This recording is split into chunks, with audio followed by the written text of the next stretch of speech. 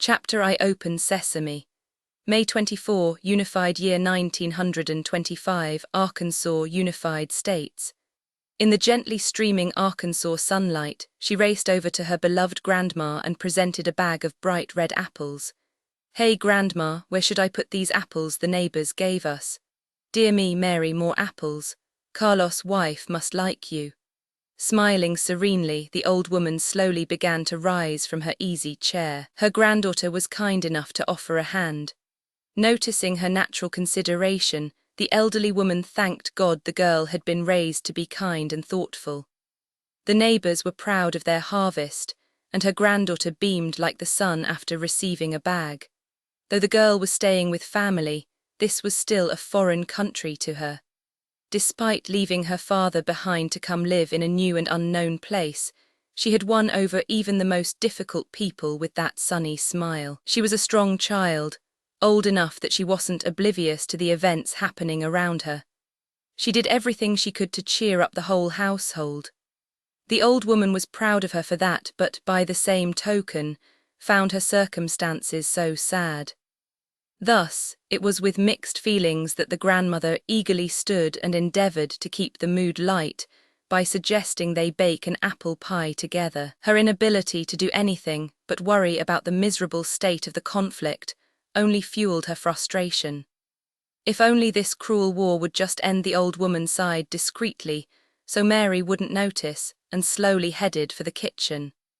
Catching a glimpse of her grieving daughter glued to the radio and newspaper in the sitting room, Mary's grandmother wiped tears from her eyes. Ever since they had received notice about the death of her son-in-law Anson, the Entente Alliance soldier who had come to ask for her daughter's hand in marriage, Mary's mother had seemed listless, like her mind was elsewhere. Anson had been a stubborn man, and the two of them had come to blows more than once, but for some reason in the end, they got along just fine. Now, the photograph of the happy couple merely served as a reminder that Anson was gone. The old woman could only lament her thoughtlessness in neglecting to put it away. She knew that due to the physical distance between the Unified States and the Entente Alliance, as well as the immense confusion at the scene of the fighting, news wouldn't arrive very quickly. But at some point, she must have let her guard down. She was anxious for news of the war, but she never imagined that Anson would be killed. And that was why she still kept recalling the day the death notice arrived and how stunned she had been. A notice. For us, it came on a tranquil, sunny day exactly like this one. The old woman's daughter had finally started to smile again, seeming to have relaxed after returning to her hometown, while her granddaughter rushed around the foreign land giddy with curiosity. The old woman watched over them with a smile. The bad news struck right as she was inviting the girls in for 3 o'clock tea. Suddenly, a car flying the Entente Alliance flag pulled up, and an official from the embassy climbed out. When her daughter went to greet the man in her place to spare her bad back, the old woman regretted that she didn't speak up and say, "Let me go. I'd like to talk with a visitor now and then too." If she had, she could have even taken the envelope he offered with a strained expression, his hands shaking, and hidden it away somewhere. Oh God, no. But instead, when she and Mary heard the screams and paused their tea preparations to rush for the doorway, they saw her daughter crumpled on the ground in tears and men in black whose faces said they couldn't bear to stand there any longer. In retrospect, the old woman felt like a fool for blithely making tea at that moment. Solemnly silent visitors in black, they were basically dressed for mourning, weren't they? The reason for their visit should have been obvious. Death notice. She hadn't even considered the possibility when she pulled the paper from her daughter's trembling hands, but the moment she read the single line printed on the front, time froze. Her daughter still hadn't recovered from the shock. Not only that, time is probably still frozen for her at exactly that moment. After that, her daughter began listening obsessively to news broadcasts about the war, answering both Mary's encouragements and the old woman's consolations with the same hollow smile. Tidying up the utensils in the kitchen, the old woman would think to herself how the war would surely end at some point. Apparently, from what she heard in the news, the empire was retreating. She wasn't exactly sure what was going on, Butavrione whispered that the war seemed like it would end soon, so that's what she wished for. All she could do was hope.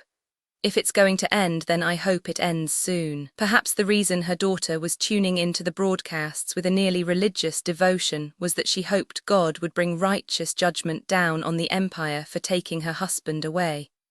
Of course, revenge would only be empty and sad. At her age, the old woman knew that sorrows of the past could eventually be overcome.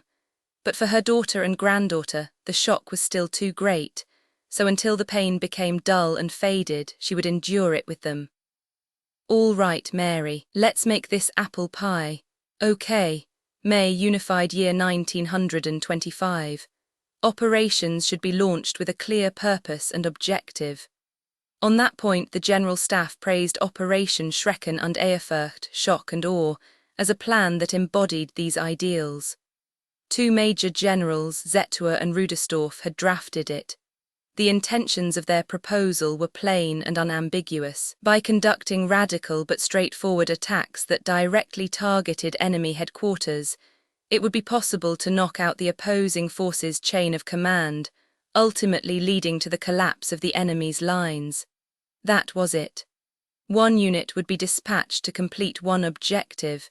It possessed the simple logic of 2 + 2 = 4.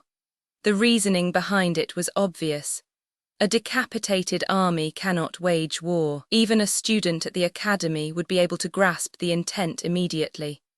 After all, the strategy amounted to slicing off the enemy's head, neutralizing the command capabilities that were critical for a modern army.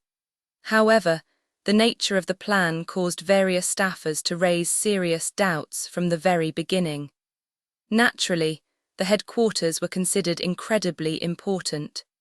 Any army would establish their field command in friendly territory far beyond the reach of their enemies. Common sense dictated that the Republic's headquarters on the Rhine front would be heavily defended. This foregone conclusion was confirmed with a reconnaissance in force at the cost of a great many lives. Unless they could find a way past the enemy's dense interception screen and deal with any forces scrambled for defense, there was little hope of success. The majority of the General Staff had taken that into account and judged that if they were wholly prepared to dispassionately sustain losses in order to achieve a breakthrough, they would lose an entire brigade of aerial mages in the process. So when the aim and execution of Operation Schrecken und Ehrfurcht were revealed, many staffers thought that anyone who would give such orders had to be crazy. There were even those who openly opposed the operation, claiming it was a joke that would accomplish nothing but recklessly send soldiers to their deaths. Of course, none of the realists on staff objected to the operation's intended purpose. If it was possible to destroy the enemy chain of command by penetrating their lines and storming their headquarters, it didn't matter what sacrifices needed to be made. Assuming a reasonable chance of success, any number of casualties was acceptable. Despite the appeal of undertaking bold ventures with no regard for the price, the staffers rejected the proposal due to the slim chances involved. Wagering their valuable troops on an operation with such a small probability of success was an unthinkable outrage under ordinary circumstances. If chances were good, then sure, some losses could be ignored. Did it matter how high the returns would be if the likelihood of victory was impossibly low? Was this the operation they were pinning the success of the breakthrough on? If that was truly the case, every officer would have been forced to bitterly admit that they were done for.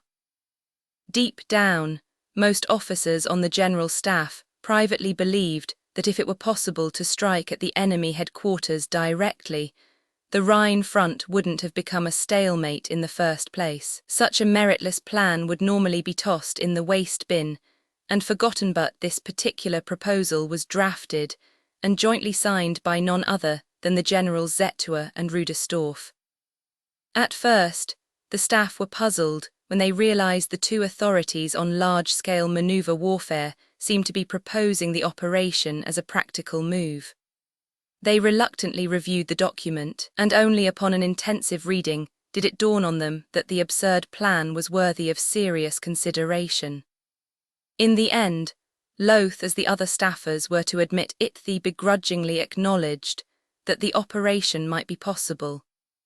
It all depended on committing the veteran 203rd Aerial Mage Battalion, led by Major Tanya von de Guritschaf, whose alias was in the process of shifting from the elegant white silver to the more awe-striking and fearsome rusted silver. They would also require supplemental acceleration devices that allowed the user to climb to altitudes where interception was impossible, and gave them the speed to outrun any pursuers. On paper, at least, the specs of the supplemental acceleration device, combined with the unit's accumulated achievements, made the proposal attractive enough to warrant discussion. But even with all those cards assembled, the planners still hesitated. Zetua and Rudersdorf were suggesting, of all things, to dovetail Schrecken und Ehrfurcht, shock and awe, with their next major plan, Operation Lockpick. Claiming that there was no hope of pulling off Operation Lockpick without the success of Operation Schrecken und Ehrfurcht invited particularly intense debate. It was no small dispute. After all, having made their wager on Operation Lockpick, the General Staff had already crossed the dangerous bridge of withdrawing troops from the Rhine front, a move that would normally be unthinkable. They were long past the Rubicon. It wasn't easy for them to maintain composure while listening to claims that their initial wager was now at the mercy of this gamble of an operation. A fountain of objections erupted internally, and the debates that raged both in and out of conference rooms split the General Staff right in half. Calling the plan controversial didn't do it justice, with officers grabbing one another by the lapels in fierce disagreement and cursing their peers as stubborn fools. The state of affairs was wild enough that it was more like a wrestling match than anything. It was plain to see how chaotic the internal strife had grown after multiple officers were officially reported to have taken a tumble. But in the end, the General Staff decided that the fundamental aim of attacking the enemy headquarters directly had a lot of promise. After all, even if they didn't manage to take it out completely, the attempt alone would still cause a great deal of confusion. It might be a quixotic one-way charge, but the Republican Army would need to seriously take into account the threat of a capable aerial mage unit conducting a raid ever after, and that was huge. They could expect this result even if the attack failed. In other words, if the Imperial Army carried out just a single decapitation strike, the Republicans would have to be constantly on guard against another. They would have to station more of their precious few forces in the rear to guard the critical Rhine front headquarters. It was a reasonable interpretation of the situation. Even in the sense of trying is better than not, making a real effort didn't seem like a poor idea either. At the very least, they would tie up additional enemy troops in the rear. Some of the officers even added another thought in the back of their minds. Major von de Guritschaf might actually be able to wring out even better results. That said, no one could deny it was a risky operation. At worst, they would be sending their elite troops on a futile mission and could lose every single one.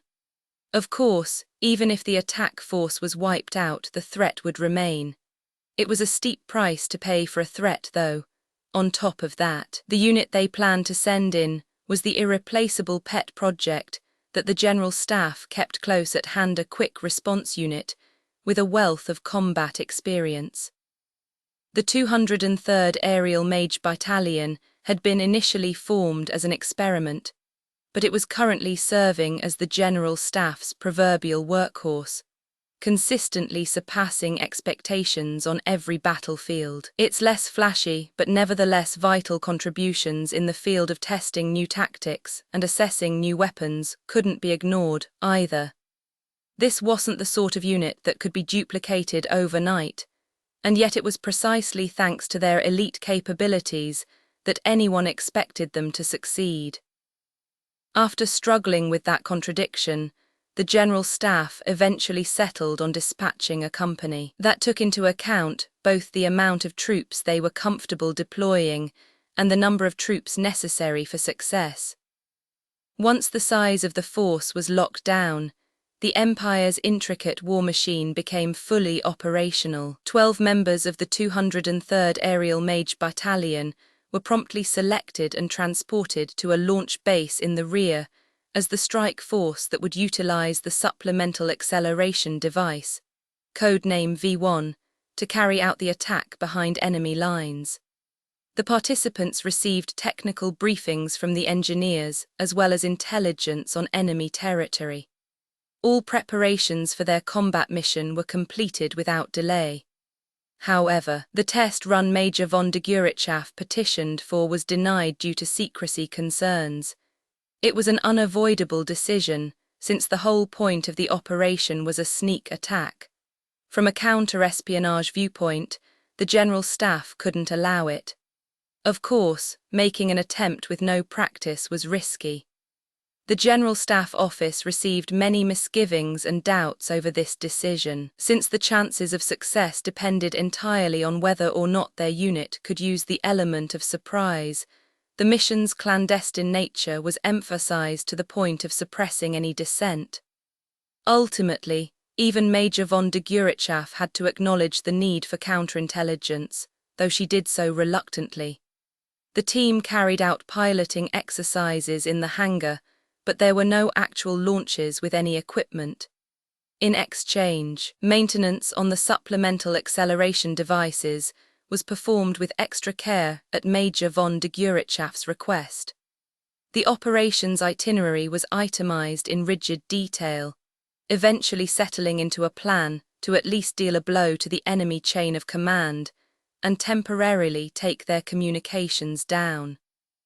Immediately following the raid on enemy headquarters, the strike force would head north where a friendly submarine or ship would retrieve them. The General Staff debate ended with all participants more or less in agreement. The V1 unit was given notice, and X-Day arrived on May 25. You can still see the shocking results today. From the Commonwealth Army's War History compilation Division's History of the Rhine Front Volume 3. May 25, Unified Year 1925, Imperial Army Secret V1 Launch Base. Major Tanya von der Guritschaff stands resolutely on the runway at the airfield, watching the sun rise over the horizon with a gaze so unwholesome it could send even dead fish scattering, as she utters a stunned Guten Morgen in her head. The orders she received have instructed her to lead a select company in a direct attack on enemy headquarters to cut off the head of their army. In other words, decapitating their forces with a surgical strike. As if the outrageous order itself isn't depressing enough, the method she needs to use is even worse. Penetrating the enemy's defense by conventional means can't be done. Apparently the brass understands that much. So for one reason or another, they've decided their only option is to adopt a radical approach, and what they came up with is a guided missile. The problem is that the guidance system is done on board and by hand. To put it plainly, they are telling her to become a human rocket and charge in. If Tanya didn't have a reputation to worry about, she would be cradling her head right about now and shouting, "How did this happen?" Logically, Tanya understands that the operation she's about to carry out is not just a reckless gamble. There's no doubt that a reasonable chance of success exists. Once the plan was laid out in detail, the strategic practicality became clear. The law of progress demands revolutionary advances fostered through vigilant skepticism of common sense as a potential for bias and consistent challenges to the paradigm. Given that, Tanya understands that from a military perspective, her moodiness could be considered irrational. But from another rational viewpoint, waging war in the first place is a tremendous waste. Of course, there's no denying that the virtually meaningless exhaustion of every resource should be kept to a minimum. In a conflict, cutting costs wherever possible is necessary, logical. All the data indicates that preservation measures must be taken. The numbers also suggest that it's necessary to secure an alternative source of supply to make up for inevitable losses. Unless the Empire seizes the Republic's assets in the terms for peace or something, Tanya's nation will collapse under the weight of its ever-increasing war expenditures. It's plain to see that the brass intends to wring reparations from the Republic. In a debate, it's reasonable to employ statistical data to back up common sense or outwit it. Tanya can't deny that on moral or emotional grounds. Of course, statistics lie, but they are the best kind of lies. Statistically, no one expects someone with a savings account and life insurance to be a suicide bomber. If anything, a banker would actually like to maintain a long relationship with such a customer. Which is precisely why a practical, cunning terrorist could potentially duck surveillance by opening a savings account and purchasing life insurance. In other words, anything can be good depending on how you use it. Given all this, Tanya is fully aware how foolish it is to moodily declare, "That's impossible" or "it can't be done." She is more than willing to undergo a healthy dose of introspection about her personal conclusions before disagreeing with others. Nevertheless, she finds herself repeating the same unsolvable question to herself as she gazes with the eyes of a dead fish at the gigantic object in front of her. How did this happen? What mad scientist had the ability to convince the army to approve of such an insane idea? A company will be launched via human-guided missiles, codename V1. You'd have to be possessed to rationalize a plan like this to the point where Zetwa and Ruderstorff would approve it must have been him. Most Imperial Army engineers are constantly off in their own worlds, but Shujal is something else entirely. Go to hell, Shujal, you piece of shit. Tanya feels like screaming when she recalls the man. I should have killed him during those activation tests with a stray formula or a computation orb accident. Even if he is a psychologically contaminated, pitiful puppet of being Zor-Ratha, because of that Somion should have killed him sooner, back when he still retained some human dignity. The reason why why Tanya gets carried away by her emotions and want rest, until she's shot Shujal to death any number of times in her mind is simple. She's the commander of a battalion on the verge of falling apart due to the numerous casualties sustained in the course of rearguard duty. But the moment the unit finally made it back to a friendly base in the rear, they received a new operation along with newly developed equipment for it. She was so excited to see what kind of hospitality would be offered to them upon their return. But instead, events went in the exact opposite direction that she was hoping for. And worst of all, now Thea being sent to a dangerous battlefield inside a sketchy weapon. Major Tanya von de Guritschaf knows herself well enough to realize she isn't the type to enjoy blasting off in a giant rocket. Frankly, she's sick and tired of dangerous missions. And that's only natural, after being forced to carry out operation after ludicrous operation to help offset the risks simply because the plans are theoretically possible. As Heinrich's principles state, any accident that is liable to happen will. There's no telling when one of these dangerous missions will end in a horrific mishap, and I don't want to keep going till I find out.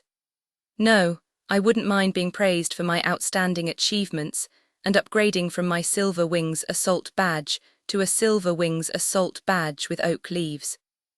Actually, I have been recommended for the Platinum Cross with golden swords, although informally, so at the very least, I can't deny that the risks are properly recognized. Therein lies Tanya's agonizing internal conflict. A person of the modern world cannot forsake their duties without cause when they are held in such high esteem and receive medals for their contributions. To do so would be a betrayal of contract and trust, very things that make me who I am. Betraying your own dignity is essentially a form of suicide. In a situation where an emergency evacuation is out of the question, Tanya's only practical choice is to loyally follow orders. I have to do it. If I have to do it, then I have to succeed. Standing on the runway glaring in the direction of the Republic, Tanya repeats those words like it's her duty. She is so wrapped up in her own world that she doesn't notice someone has walked up next to her until they start speaking. Unaware of the intense stare coming from nearby, she repeats herself, mustering her will and fighting spirit. I have to do it. I just have to do it. I can't mess up this mission. I'm going to live and hammer the righteousness of the market economy into that piece of trash being X. Then I'll laugh as I shatter every last idol I can get my hands on. No matter what happens, I can't die before that. Major von de Guritschaf, sorry to interrupt you, but do you have a moment? Her conditioned reflexes clear all other thoughts from Tanya's head when she notices the voice. Ah, excuse me. Of course, Colonel von Lergen, what is it? Suddenly realizing she hasn't greeted him properly, Tanya takes a step back and extends her hand to the brim of her cap in a picture-perfect salute. As she thinks about ways to smooth over the situation, the gears of her brain go into overdrive, trying to remember if she has let something slip that she shouldn't have. She only murmured 2 things on the runway. It's probably too much to ask for any eavesdroppers to think Tanya's feeling very motivated, but there shouldn't be much problem with talking to herself about needing to carry out her mission. But that only means her muttering won't be taken badly on its own. It dawns on her in the next instant that, depending on the context, what she said could have grave consequences. No, you are, rather for you. Huh. At the moment, Lieutenant Colonel von Lergen seems a bit bizarrely lost for words. This seems like the worst-case scenario. No matter how tightly the man clings to optimism, he's no fool. One wrong move here, and a report could be sent to the General Staff Office claiming her ability to carry out the operation is in doubt, revealing her motivation is lacking even if it doesn't go as far as to say she's disobeying orders. Lergen is undoubtedly someone who could submit such a report. What will happen if Colonel von Lergen reports that he's skeptical about my will to fight? All the discretion and freedom Tanya currently enjoys is granted on General von Zetter's say-so. If it comes to light that someone feels lukewarm, never mind, outright critical about a plan he and General von Rudersdorf put so much effort into, who knows what might happen? It's just rare to see you seeming so reluctant. Choosing his words with a bit of a wince on his face, he trains his gaze on Tanya and continues grumbling. It's you we're talking about, so there must be some reason for your hesitation. A vampire who's just been stabbed through the heart with a stake would probably feel like this. Ah, I see. No, I was just wondering something.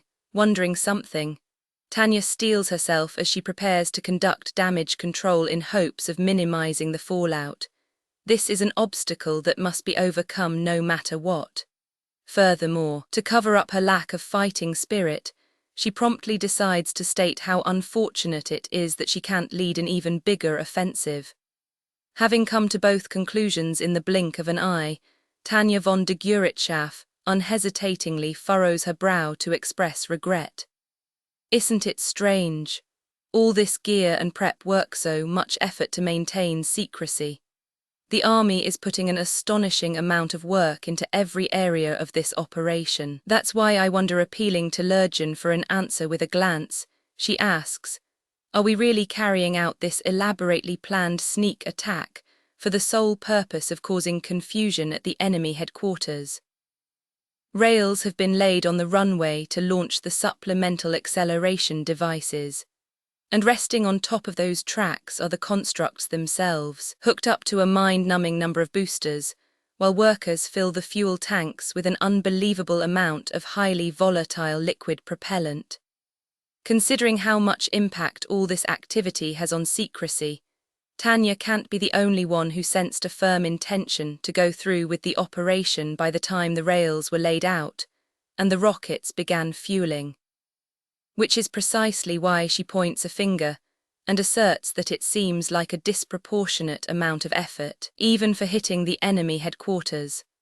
I don't believe it's a mistake to assume that striking at the enemy headquarters will require a great deal of advance preparation. Colonel von Lergen's gruff response is what she expected. Tanya doesn't object to the necessity of extensive preparations. You're correct, Colonel. but it almost feels as though it should at least serve as the opening salvo of a greater battle. Tanya suggests that they could pursue wider objectives while implying serious doubts regarding the cost-effectiveness of the current plan. Of course, she understands the technical reasons why it's difficult to cancel a launch once the rockets are filled with their highly volatile fuel. Nevertheless, she makes her point in earnest.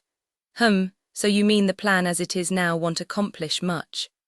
More that we're missing out on a chance to do something bigger. I'm not saying that attacking enemy headquarters will have no effect, but Tanya casually evades the trap Colonel von Lergen set for her. Skepticism on this point could be seen as an attempt to shirk her duties by calling the effectiveness into question. Yes, he must be testing her to see if she's using a plausible excuse to cover up the fact that she lacks the will to fight. In response, Tanya boldly plays the unabashed patriot, highlighting that it would be a waste of an opportunity. She suggests that the mission should be paired with some other endeavor. This strike is fundamentally different from hunting down a one-shot lighter carrying a certain admiral on an innocent inspection tour. As long as the target is immobile, we should be choosing the most advantageous timing. From my perspective, sir, it's like doing all this careful prep just to shoot off a couple fireworks. The cost performance is rather, but having said that much, Tanya gets a strange feeling and trails off. Yes, this is very weird. Major, momentarily pushing Colonel von Lergen's questioning look out of her thoughts, she ruminates on the word that flitted across her mind and confirms the strange feeling. The cost-effectiveness is suspiciously bad. Would they really invest so much to achieve this single objective? Is this the sort of operation General von Zetua would propose with his cool-headed thoughts on attrition warfare? On top of that, the participation of General von Rudestorff is also odd. This is an unorthodox operation that relies on cunning, so why is the bigwig maneuver warfare specialist from the General Staff involved? But causing chaos at enemy headquarters leading to a larger battle. No, they'd be put out of commission. That instant, multiple questions in Tanya's mind connect and lead her to the answer. Destroying the enemy headquarters would throw them into chaos. At that point, even a modern army devolves into little more than a mob. That is the General Staff's true objective. If General von Rudestorff capitalizes on the confusion to make a movie hell be able to break from the current trench warfare back into maneuver warfare. A modern army, even when nestled in trenches, only exists thanks to the headquarters.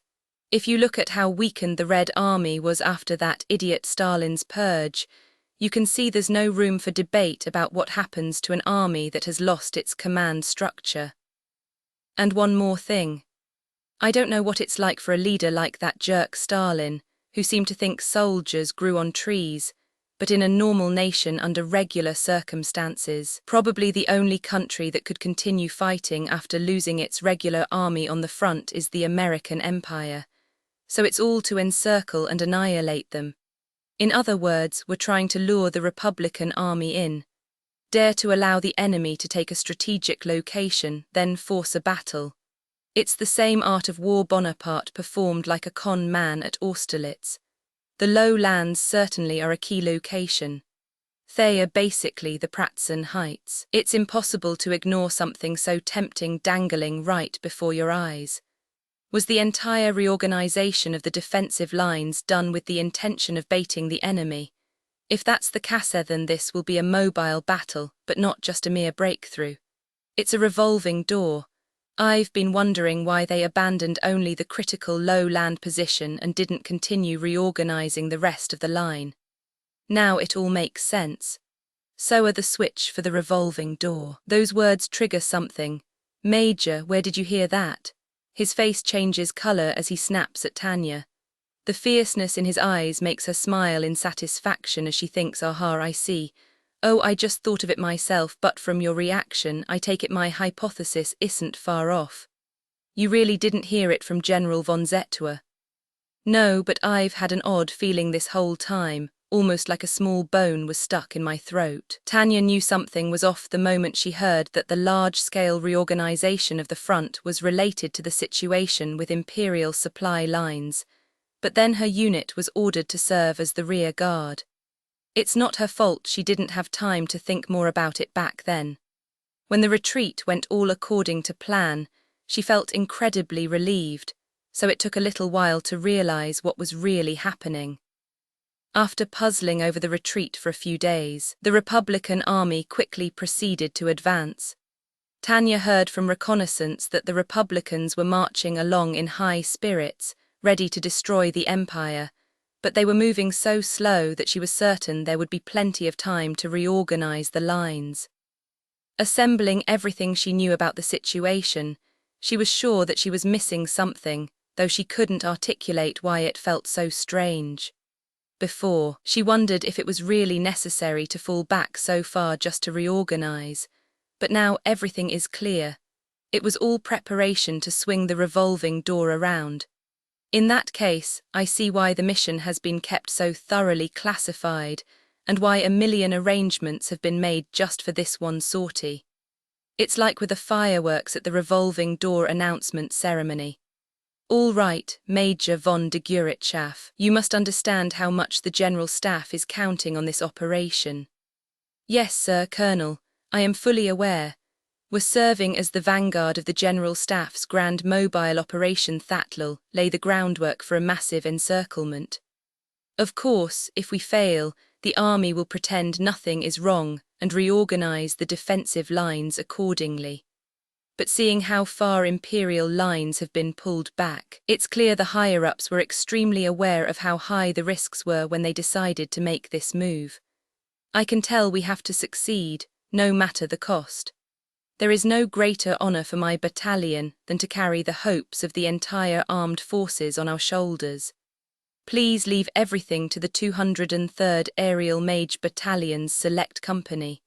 We will fulfill the General Staff's fervent wish with our martial prowess. Tanya makes her declaration while standing perfectly at attention with her head held high, the impeccable posture a product of her training. I swear we will annihilate them. As for the General Staff, I humbly ask that they wait for our good news. You haven't changed one bit, Major von de Guritschaf. All right, I wish you success. May God protect you. Although Colonel von Lergen's expression indicates he's perplexed by the somewhat philosophical vow, he manages to smile awkwardly and extend his hand. May God protect the fatherland. Then again, as long as us soldiers are around, maybe we can handle it ourselves instead. Tanya grasps the man's hand and smiles fearlessly. Humans can handle God's work instead. Though Lergen said it in a spur of the moment, it felt wonderful for her. She's practically falling in love with the turn of phrase. Well, take God's place. May God protect the fatherland. Then again, as long as us soldiers are around, maybe we can handle it ourselves instead. What a great way to put it. The only problem with it is I'll need to get rid of that damned being X somehow. But even so, the wise and proper first step, atheism, will be taken. I will save the fatherland in God's place. The enthusiasm that wells up inside her from the boast feels amazing. They are magic words that fill her with optimism and the willpower to be so accomplished that the very existence of God becomes unnecessary. In theory, storming the enemy headquarters is a logical choice. No, I would even venture to call it thoroughly rational. After all, committing significant forces to defend an important base in the rear while allotting troops to the front lines is an exceptional workload. This goes without saying, but the fact that the Republican forces will have to implement countermeasures for the future, even if we literally deal no damage at all to their headquarters, means we can already expect the attack to have considerable effect. Any soldier who hears their headquarters has come under attack would anticipate the coming trouble and bury their head in their hands. Nor has it been rare in wars of any place or era for heavy bombers to harass the bunker where the enemy commanders are holed up. In this world, majors represent a unique branch of the military. They can serve as infantry or airborne troops that possess mobility on par with helicopters. Depending on how they are deployed, They can be quite handy for penetrating deep into enemy territory. When we write a new page of history by displaying the quintessence of magic fighting power, if it's possible to put in a part about saving the fatherland in God's place, that would be the best publicity. Tanya thinks to herself, I'm just taking these lemons and making lemonade, as she tries to turn a crisis into an opportunity, foreseeing the great promotional opportunity. Granted, I'd be even happier to participate if this operation didn't entail being tied to a clump of explosives. It's important to spell this out. I've been selected to be a part of the strike team that will insert into the field strapped to a V1. Even so, that was a day Major von de Guritschaf felt exuberant after successfully finding a clear purpose to work toward. Everyone who was present that day would pass down a wondrous story, a tale about how the devil of the Rhine, rusted silver, rushed toward the enemy headquarters in the highest of spirits. Her quick, concise, pre-sortie speech would be gossiped about in whispers long afterward. Gentlemen, may the gods protect the fatherland, but only if we soldiers are on paid vacation in Valhalla. Then, in front of her subordinates who howled with laughter, witnesses said she boasted, we will save the fatherland in God's place. Render unto Caesar the things that are Caesar's. Men, it is time for a war waged by humans, we go to win. But history tends to pass down only one side of a story. Immediately after barking those words, she turned her back to everyone to climb nimbly up the ladder to board her V1. On her face was a disappointed look that screamed, why me? Current altitude, 800 feet, speed, 991 knots. The company made up of elites of the elite, selected from the 203rd, formerly known as the 203rd Aerial Interception Mage Battalion, smashes through the sound barrier on their attack mission in 3 Shomi. For better or worse, the operation is smoothly underway with no mechanical trouble. It's underway, but really we're just being transported, grumbles Tanya in her head. Though there are a few things they can adjust, the V1s Tanya and her company are riding are essentially rockets, not aircraft. There actually is a way to change direction, but even that's limited to a few millimeters, meaning it's only useful for slight course adjustments. This makes piloting a V1 extremely simple. After flipping the switch to turn on the engine, all that's left is to make minor corrections with the control stick. There's almost nothing the majors on board can do once they launch. In fact, the only thing we have to do is maintain our protective films and defensive shells. The stick is good for adjusting the angle of our approach, and that's about it. If we need to perform emergency evasion for some reason, the only option available is a special function that provides more acceleration. Ultimately, we're just being transported to the airspace above our destination with fuel tanks. In a way, we're like the early astronauts, a couple of people who are merely along for the ride. Well, unlike the early astronauts, we can't expect an enthusiastic reception from bouquet-bearing colleagues upon a successful landing. After all, we won't be arriving back on Earth where a support team is anxiously awaiting our return at the planned touchdown point, but in a nest of deer escargots overflowing with hostility. If we smile and cheerfully greet the startled Franoisians with a Guten Tag, we're bound to get lead bullets in return. Which is why Tanya's unit visiting from the Empire will politely knock on the door first. The plan is to detach from the V1s, full of hydrazine and boron additives, then use them as door knockers to land the first blow. Rocket shells traveling faster than sound will crash into their respective targets. It goes without saying that they carry quite a lot of energy with them. Our scientists have guaranteed that these are the best door knockers in all of human history. They'll jolt you awake no matter how deep your subterranean bunker is. I'm sure our visit will be very surprising, what with us knocking so hard, but this is a gentlemanly two-part operation where our mage detachment will carry out our attack afterward. In other words, whoever thought up this plan is awfully wicked. That's the best praise anyone can give an officer on the general staff, but as one of the people strapped to a rocket filled with doom, I want to cry. We don't even need to take fire, like a one-shot lighter. An external explosion would be enough to do us in. Well, this is the tragedy of war. We probably should cry. The fate awaiting both those of us forced to attack and the people we're hunting is to spill blood from our mouths in a fight to the death. By now, everyone on the battlefield is a victim of the tear-inducing tragedy of war. Despite being a soldier forced to fight, Tanya von der Guritschaft declares that peace is sacred. It's much better for soldiers to putter around idly in a peaceful world. If soldiers are sweating and bleeding in earnest, it means the nation forgot to either wear its diaper or keep a guard dog. Though this situation is spinning out of control, Major Tanya von der Guritschaft sadly swallows her sighs and complaints as she reminds herself that she must push forward with her duty. I'm currently a soldier, which means I must fulfill my military obligations. And in these modern times, a well-disciplined unit is not allowed to be late. To console herself, Tanya muses, at least if history makes a note of this, it should also mention atheism on the battlefield. This is a great chance for me to carve my beliefs into the history books. If there's a chance to leave behind words that disparage God, then Tanya has no choice but to perform some outrageous promotional stunts today. After all, there's no such thing as bad PR. Well, I guess the difference here is that instead of message boards lighting up in a flame war, it'll be organic matter going up in literal flames. Even if the varieties of flames are different, they achieve the same effect, so maybe I don't have to worry about it too much. Time for work. Tanya checks the time and reviews her plans. No, there's no time left to waste grumbling. According to the schedule, it's almost time to prep for the strike, so Tanya switches gears and quickly confirms the steps she needs to take. Mid-course speed is normal. The afterburner settings for the terminal phase of the flight are also fine.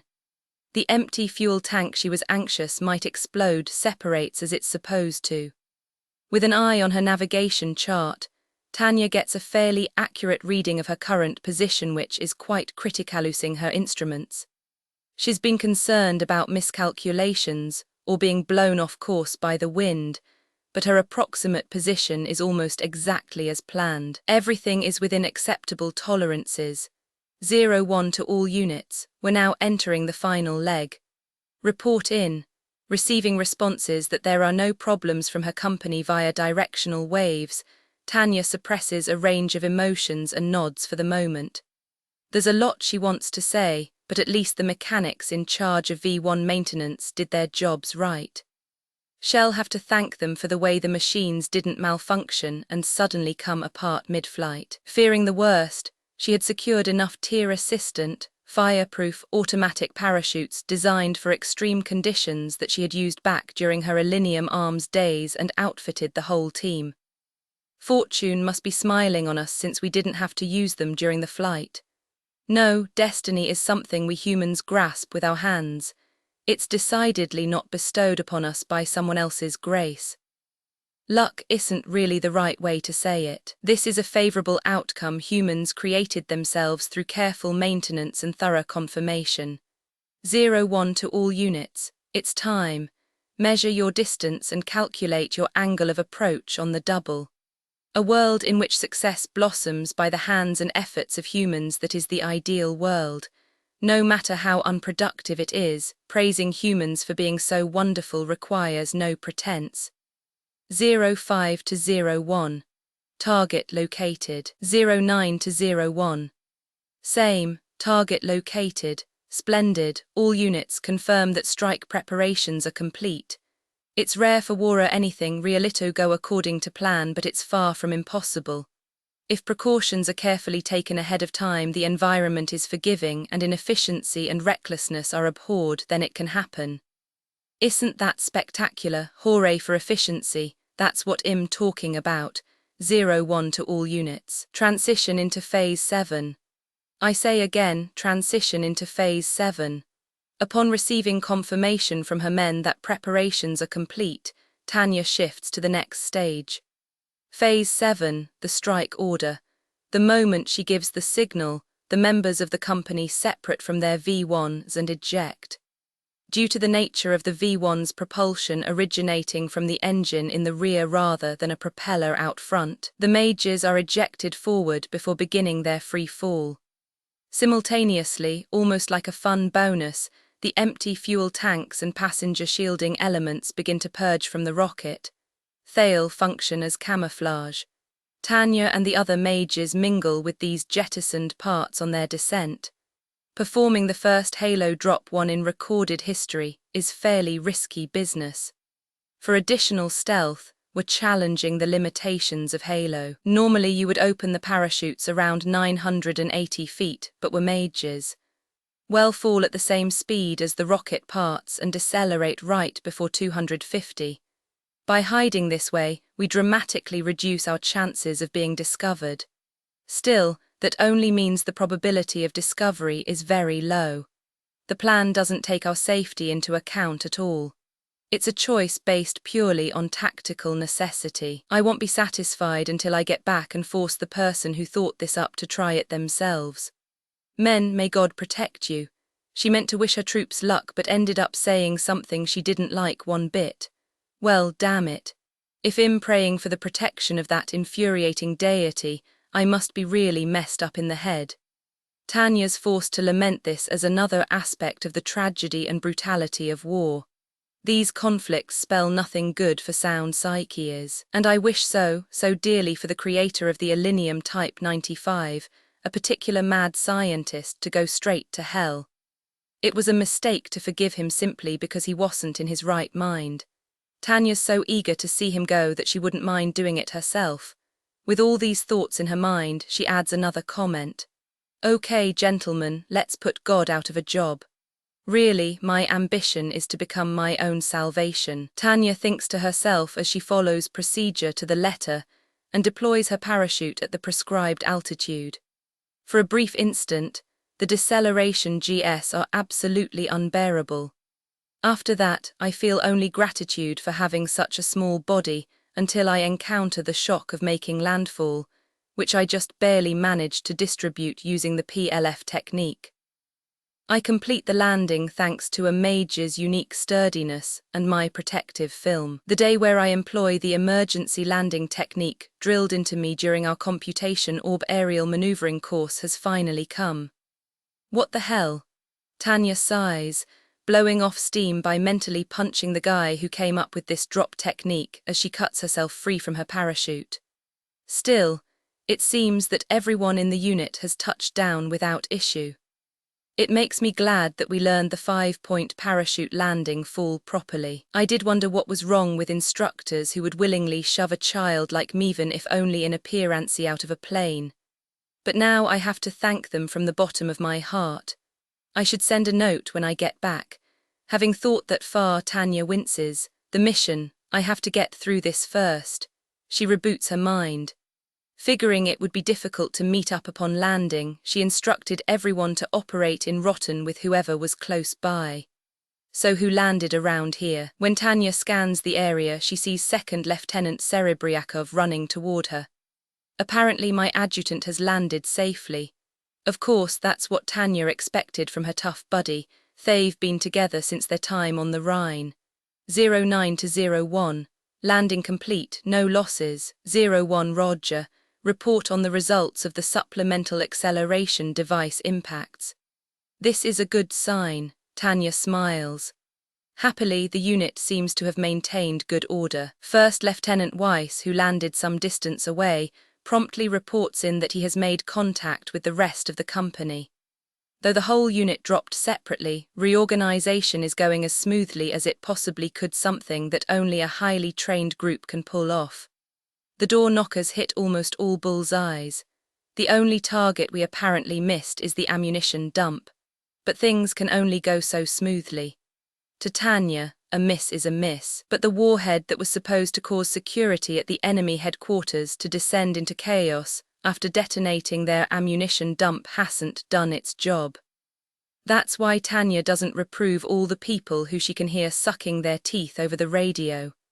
She only sighs, thinking to herself, I told them to do at least one test run. Sadly, there's nothing else she can do. Or rather, she should probably be glad that they were transported via a barely tested clump of explosives and achieved most of the planned objectives so far without losing anyone. That's why she hesitates for a brief moment, trying to think of the best way to proceed. The safe arrival of her 11 subordinates has been confirmed via a secure channel. That's certainly good news, but since we failed to blow up the huge storehouse suspected to be an ammunition dump, the enemy probably isn't too confused. Still, the defenders probably haven't realized we're preparing to attack. In conclusion, we can still recover from this. Destroying that ammunition dump is still plenty possible. We have no choice then. I'll work on taking out the ammunition dump. You guys blow away any defenders, we don't have much time, keep your eye on the schedule. 09 Roger, can I take 2 platoons? 01 sure. 07 12, come with me. 04 to 09, form up in Schwarm.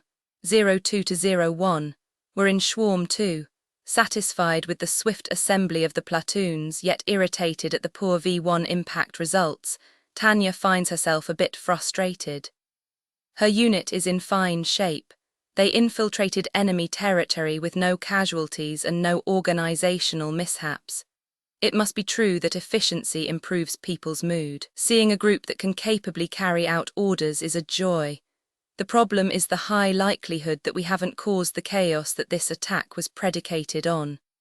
My company may be in good form, but we aren't supposed to be going up against an enemy command post with its secure defenses intact. Be ready for the assault. I'll go after the ammo dump but do everything else according to the plan. How should we divide up the objectives? 09, you take B and C. I'll do A, resigned to the high potential of taking terrible losses. Tanya chooses to carry out the raids, as if she has any other choice. According to the data they received beforehand, there are 3 possible locations for the main Republican Army headquarters facilities. They were counting on the chaos for a chance to identify their target properly. A V1 was supposed to have blown up the Republican Rhine Army Group's ammunition dump. Maybe I asked for too much. Because the people who equipped us are engineers through and through, they gave us flying objects that use leftover boron additive to light afterburners and actually accelerate into the ground instead of coasting. Would there ever be any manufacturing line problems if every industrial product functioned exactly according to the manual? Anyone who believes machines work completely according to design either has no idea what it's like in the field or is a designer in a lab who turns a blind eye. Certainly, according to its specs, the V1 has a speed of 1,000 knots during its terminal phase. And in reality, Tanya can guarantee they were going at least that fast. It was no lie when the engineers assured her that a direct hit with that much kinetic energy would smash even a pillbox to smithereens. But the engineers and designers forgot one critical thing. Yes, it's physically possible for a V1 to obliterate anything that isn't an underground shelter fortified to paranoia levels in case of nuclear war. And given those things don't exist in this world yet, that means V1s can destroy practically any hardened position. But Tanya thinks of another important condition. These results are only possible if the V1 lands a direct hit. Put another way, if it doesn't score that hit, it's just throwing away energy. Wasting so much of that extreme destructive potential is so pointless it's distressing. This issue must be due to the engineering crew's disregard for cost-effectiveness.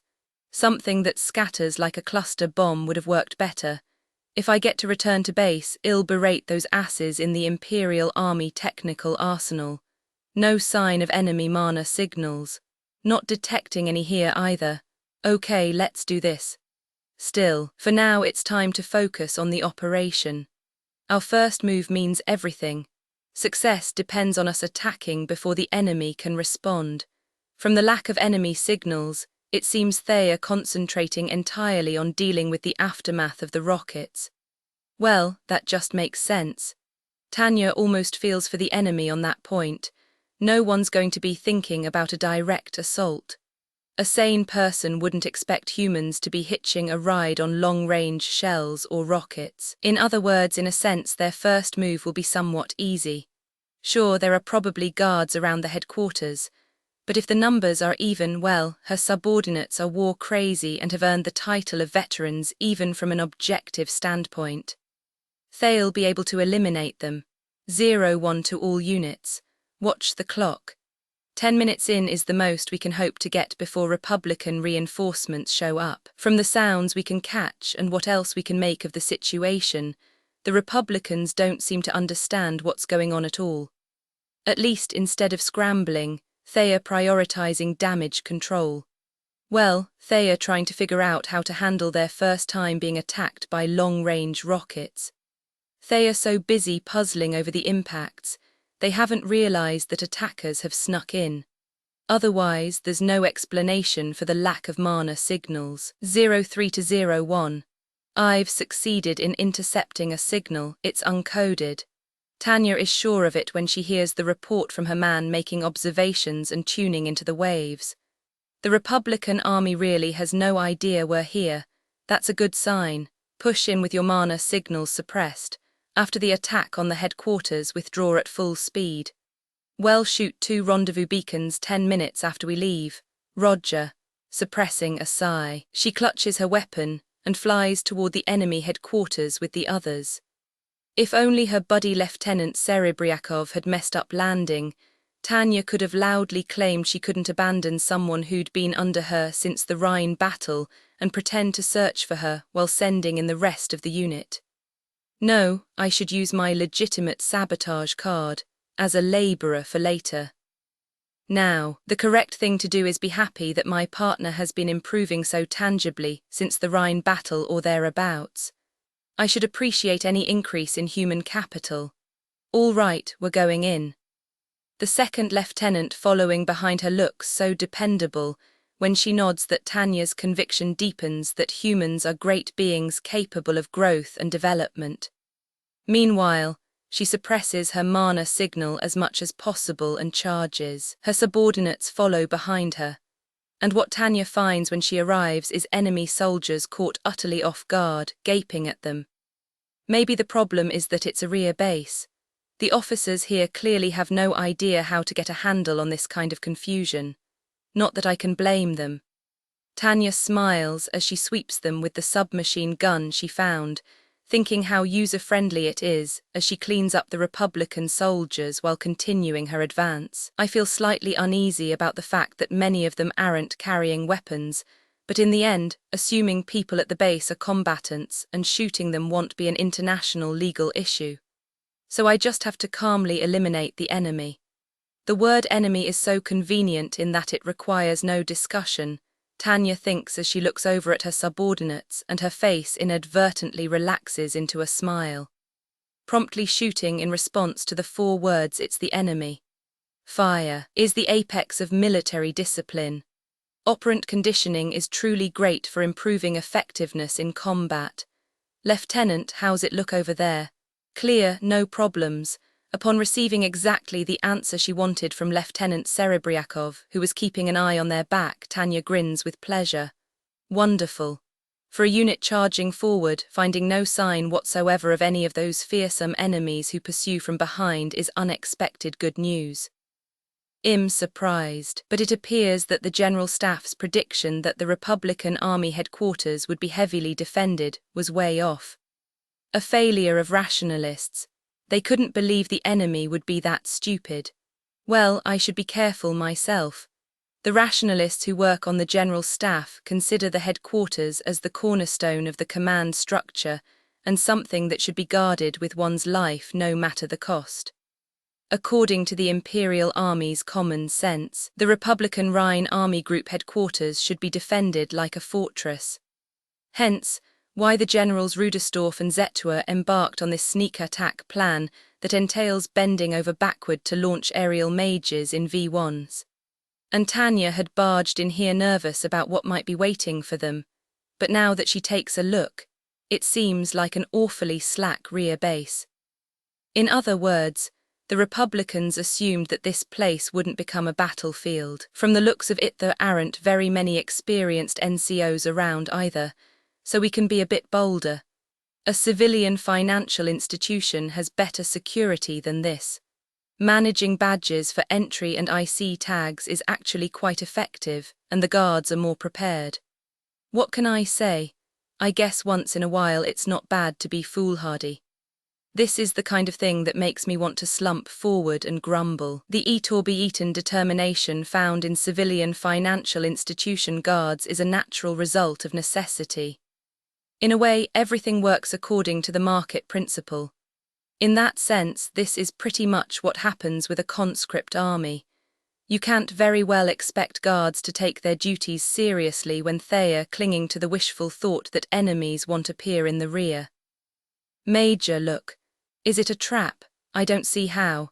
Are we in the wrong place? 4 seems like awfully few to be guarding an ammo dump.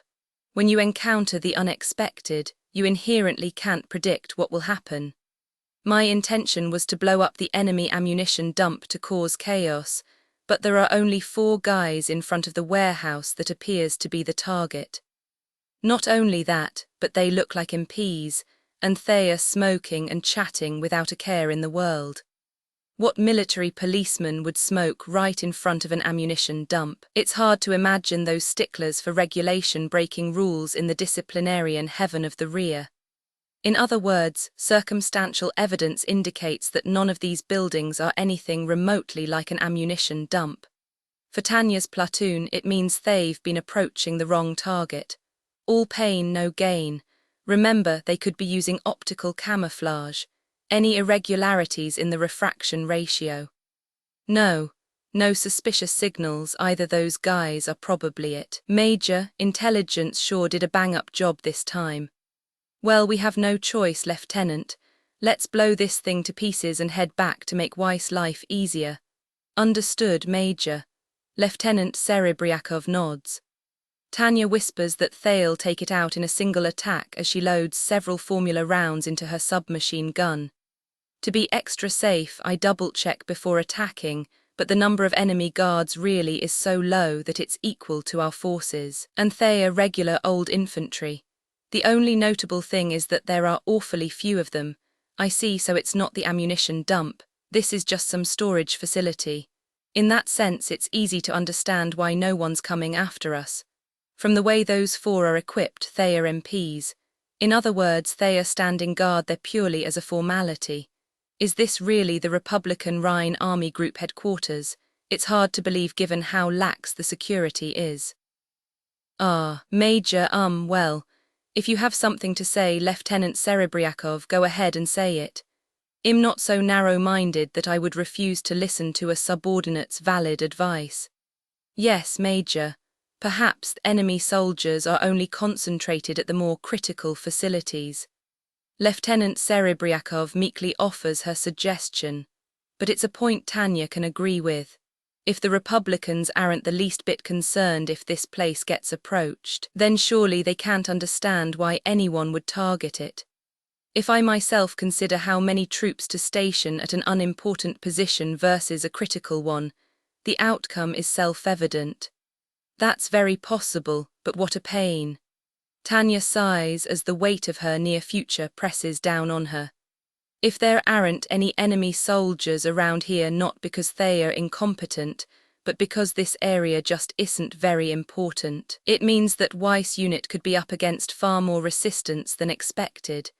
In that case, we might be unable to achieve our objectives, endure endless counterattacks, and miss our rendezvous with the submarine. None of that is good. Okay, Lieutenant, all the more reason to hurry. It's the worst possible future. No, it's a horrible outcome that we must do everything in our power to avoid. I'm not interested in getting shot down over the sea or roaming around forever. Well, eliminate them. Let's go. We clean these guys up right quick and then get back to help the others. So Major Tanya von de Gurichav makes up her mind. As long as we're here, we have to do what we came for. What's done is done, as they say. I meant to leave the dangerous act of storming in for my subordinates and act as their support, but considering the possibility of someone catching up to us from behind, maybe charging into the tiger's den isn't so bad. That said, I can't ignore the objective right in front of me. This is the designated point. Tanya's only choice is to take rapid action. Don't laugh at my bureaucratic mindset. Even if I blow this worthless facility up, it's not going to count as any sort of achievement. For that, I'd like to unleash a treasury's worth of curses on intelligence for apparently seizing on and passing along false information. At the moment, though, those gripes will do me no good, so there's no point in talking about it now. Since I have orders to destroy this place, it'll be insubordination if I don't. Tanya would like nothing better than to scream, "Eat shit." However, as a disciplined cog of a modern nation, the notion of a right to refuse doesn't exist for her. When it comes down to it, as long as Tanya has orders, it doesn't matter what else happens. She has to blast that nondescript concrete building to bits, and if she has to eliminate these 4 measly guards to do it, she doesn't feel so much as a shred of guilt. In the end, she may be the one shooting the gun, but what makes her open fire is the state's will. It's the country's power that wields the war machine. Guns don't shoot people. People shoot gunsand. It's the army, on the state's orders, that gives them those orders. So pulling the trigger launches lead bullets from the barrel as it always does, which leads to the utterly natural result of 4 fallen lumps of protein that used to be alive. Clear. Nodding in response, Tanya follows the rest of the platoon to back them up as they kick through the gate the MPs had been guarding, beginning their raid. Her subordinates advance with superb skill. They go in vigilantly despite the worthlessness of the target, which is reassuring. Tanya covers their charge with her own. She's prepared for a gunfight, and it should be easy to maneuver with her submachine gun indoors. She's already attached to the gun she swiped from that Entente Alliance officer, which she didn't expect at all. It suits her body size better than her rifle, although she's not as keen to admit to that benefit. Anyhow, Tanya and her crew should have been triumphant once they stormed the place, but instead Thea struck by disappointment. Still confused, and with nothing else to do, they shift their attention inside the building to search for a target. As expected, in a way, the building is vacant with almost no signs of use, or really just empty. It seems like it's being kept clean, but there's next to nothing in it. When Tanya sighs and says they should at least look through the records, she steps into the area that seems to have been used as an office. All the memos stuck to the wall and the calendar are relics from almost a year ago. On top of that, the cabinets and safes that should be securely locked have been left wide open. Tanya and her troops ransack the place, but everything they find indicates that this location was abandoned. Apparently, the area was closed off long ago because it was too far from the main base.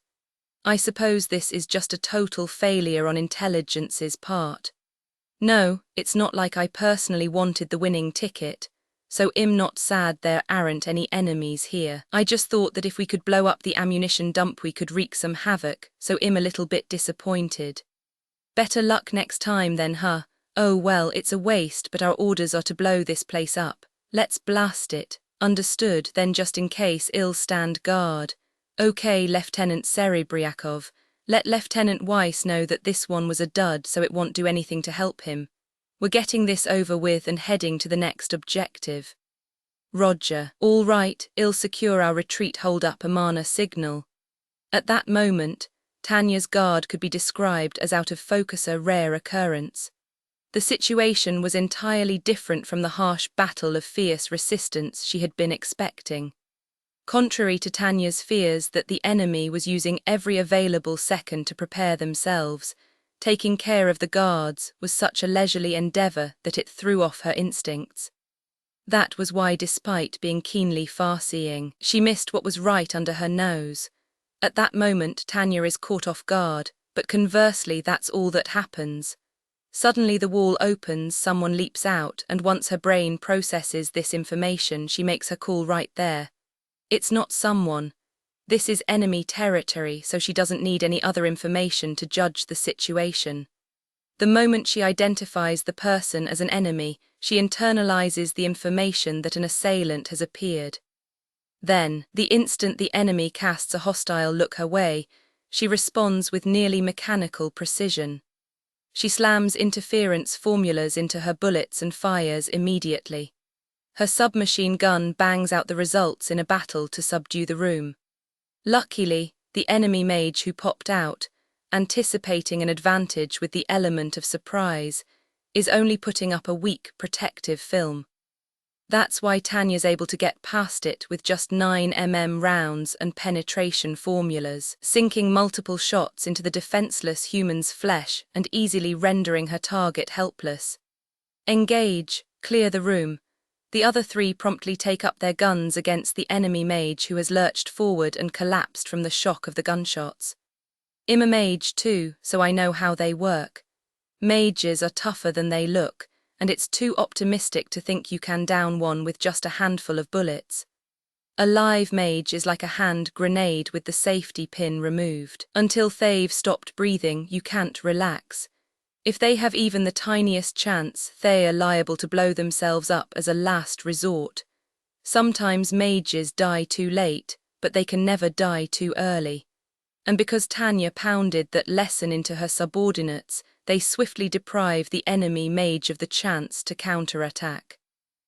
After finishing the sudden encounter battle, Tanya and her troops immediately turn their barrels on the hidden door the mage appeared from and set about inspecting it. For a moment, the worry that more soldiers might pop out grates on her nerves. But the space is so quiet all they can hear is their own slight movements and the accompanying rustling of their gear, much less any footsteps. No sign of any changes. I didn't expect it to be this deep. Having kicked aside the corpse of the enemy mage, her subordinate inspecting the door delivers the report with a click of his tongue. The door was concealed in an awfully clever way. It appears to lead underground, and it seems like it goes quite far down. How deep is it? Take a look, ma'am, let me see. Even Tanya gasps when she looks into the endless-seeming tunnel. A muzzle light can't even reach the bottom. The stairway goes unusually deep. Even if this building suffered a direct hit in a bombing or shelling, this basement would probably go unscathed. It might even be able to withstand 280mm railway gun shells. And from the way the entrance is hidden, it seems like they really took a lot of care when constructing it. If that mage hadn't burst through, we would never have known there was anything here. Considering how elaborate the setup is, I can't help but sense the maniacal preparation unique to intelligence agents. Perhaps intelligence was right, and my feeling that there was nothing here was wrong. Tanya revises her mental evaluation of the team. Of course, I still have no idea how they managed to mistake it as an ammunition dump, so I still count it as their error overall.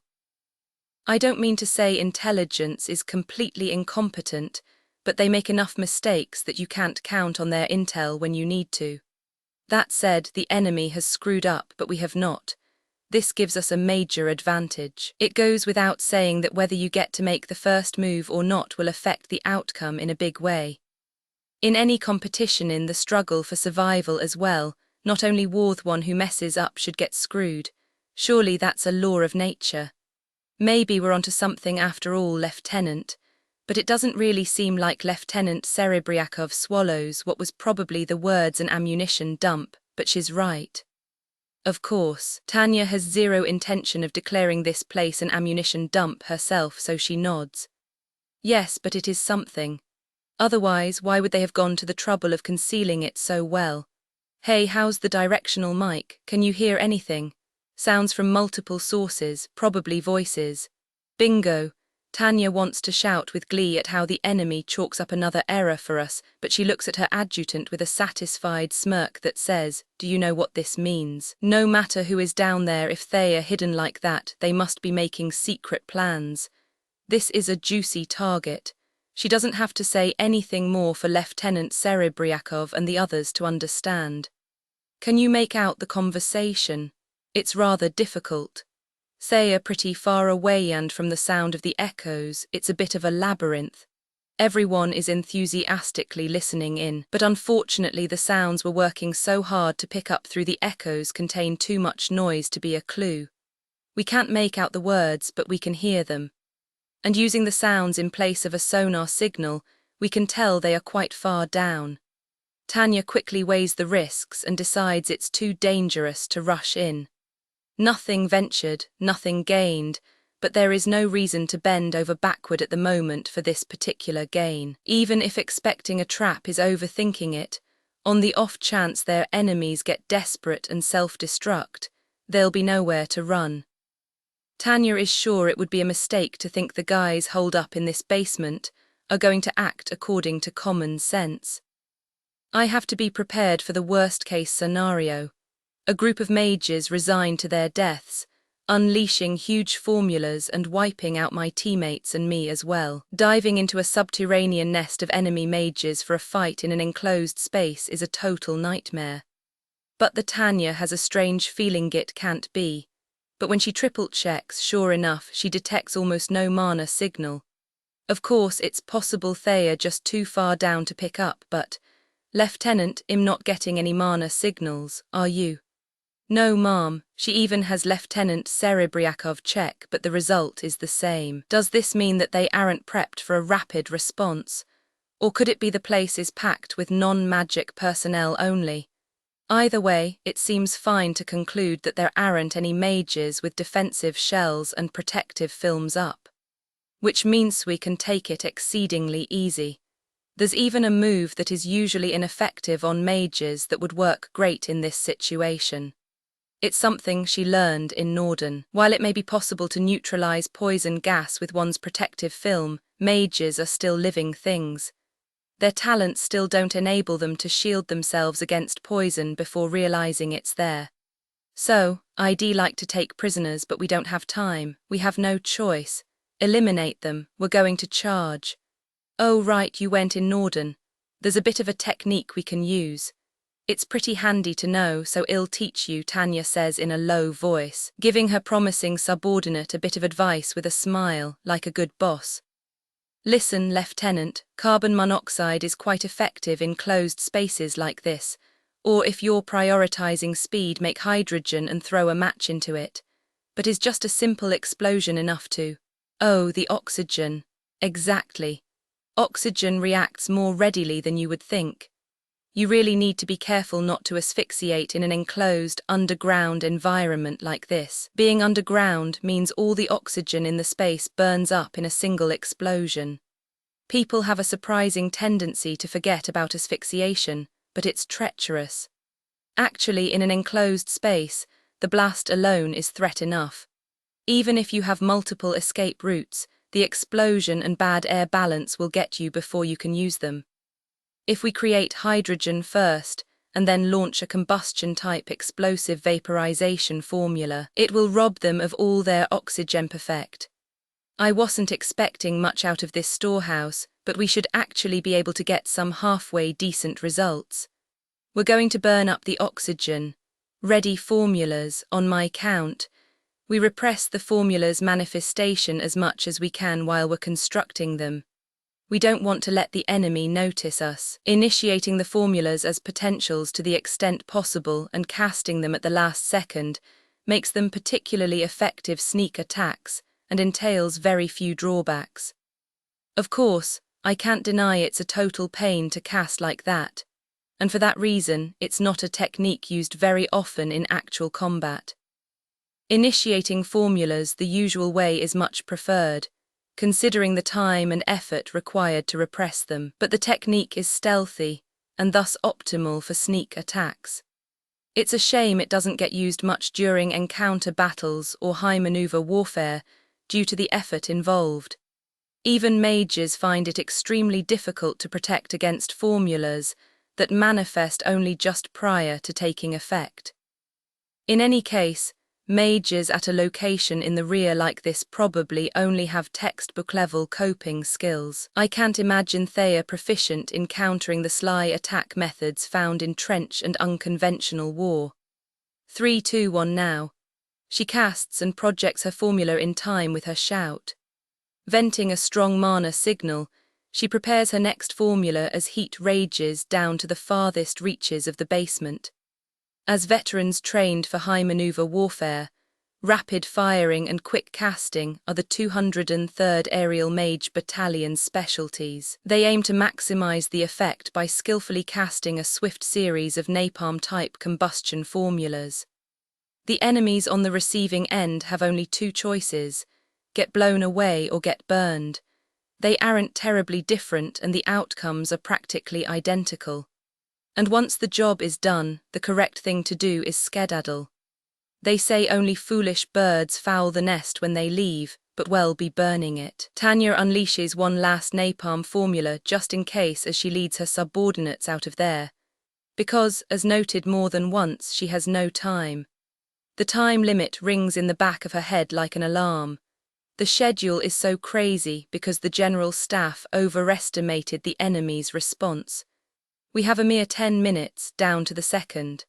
That makes the schedule to attack the headquarters extremely tight, and the 10-minute limit was set based on an estimate of how much time we would have.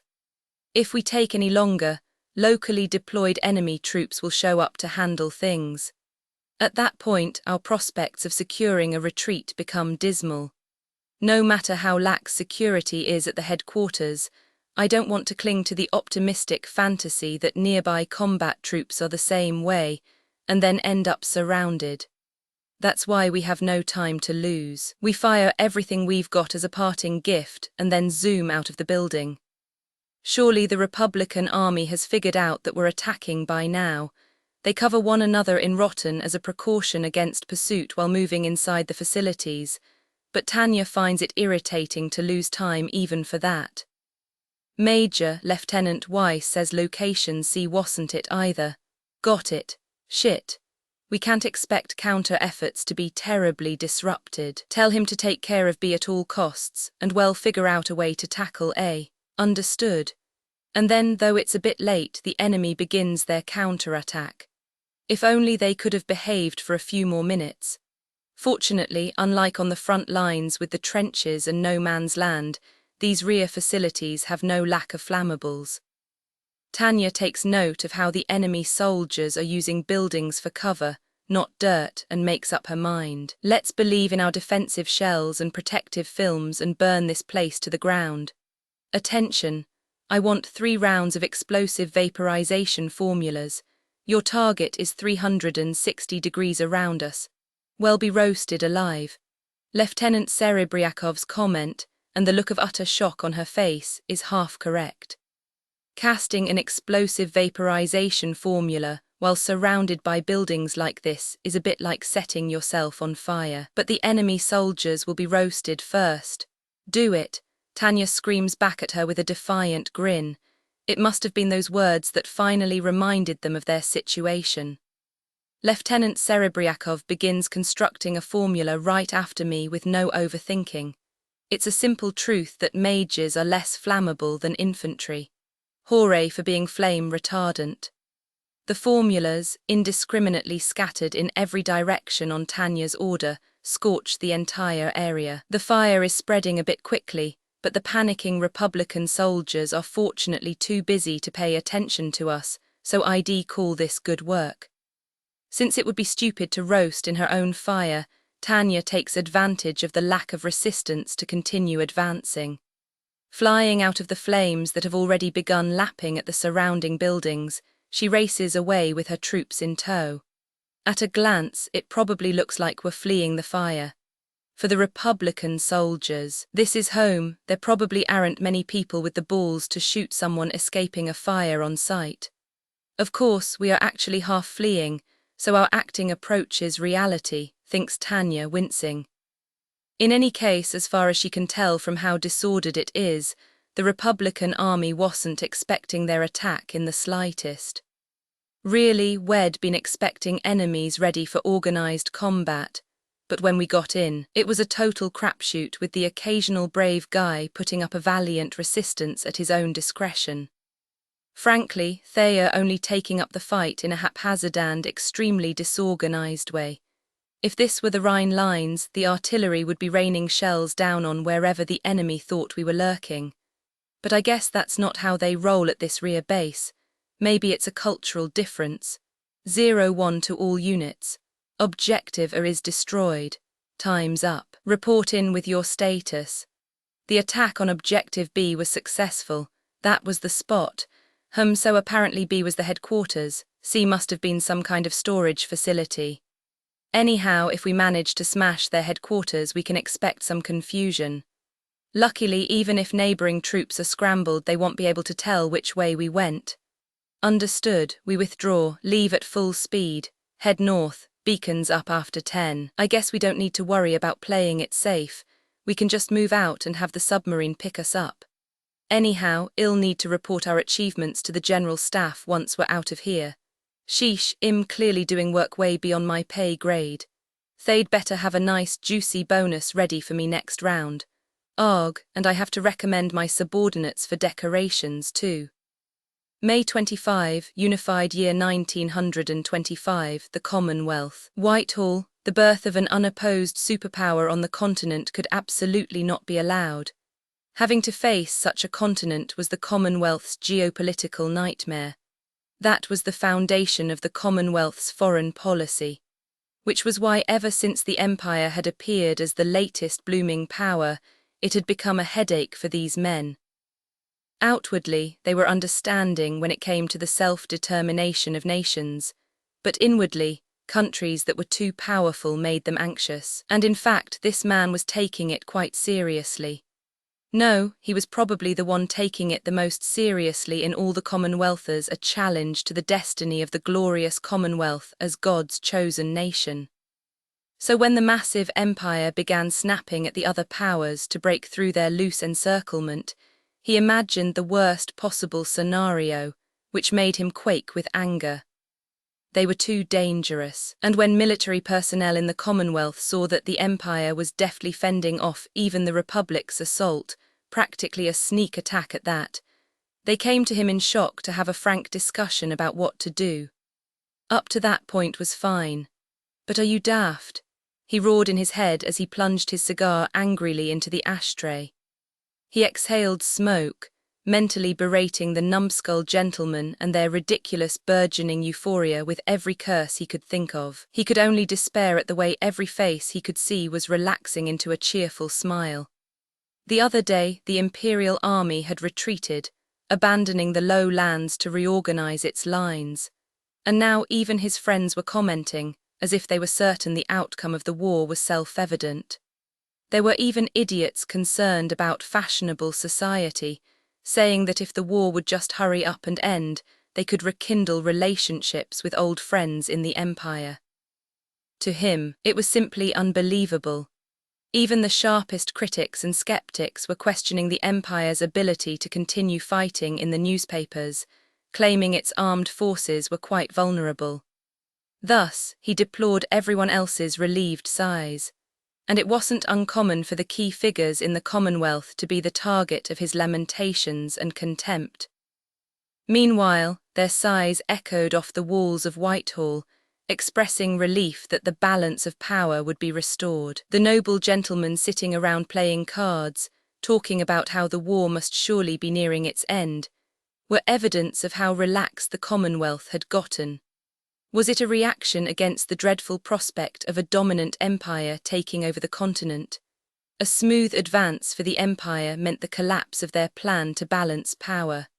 The idea of the maritime nation facing the continental power alone had recalled the nobles' worst nightmares.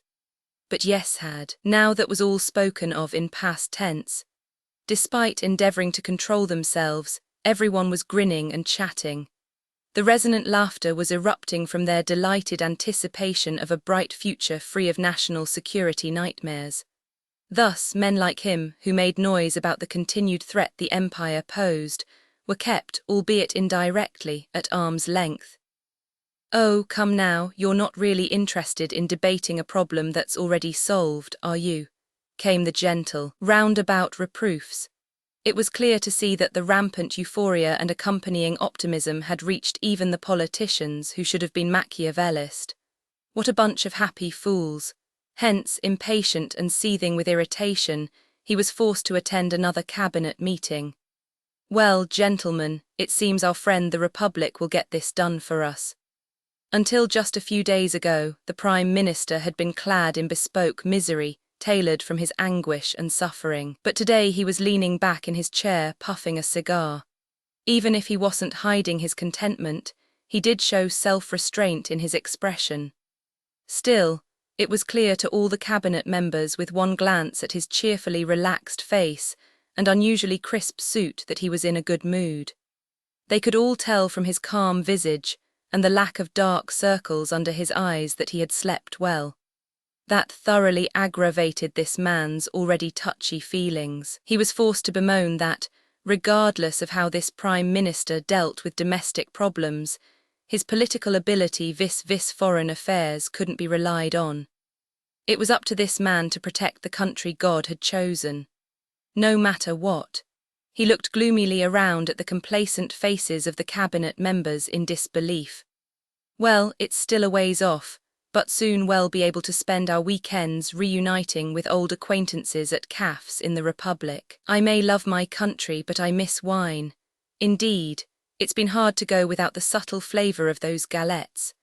Most of the cabinet ministers nodded at the murmured comment from the elderly minister sitting opposite the PM, showing that they all felt the return to normalcy was near. Only one man found their optimism difficult to fathom. To the others, however, it was a foregone conclusion. The bothersome war would soon end. When that happened, the ferries would resume running between the Commonwealth and the Republic, which was why they could have these easygoing conversations about sipping wine over galettes on the Republican coast. To put it in extreme terms, all these cabinet ministers were tasting the sweet happiness of freedom from anxiety. Hence the wherewithal to smile wryly at their country's poor food culture. Of course, no one went so far as to say the war was actually over. As relaxed as everyone looked, besides this one man, they hadn't forgotten that the Imperial Army still existed. It hadn't been wiped out yet. But once it lost the industrial base necessary to continue fighting the war, its fate was as good as sealed.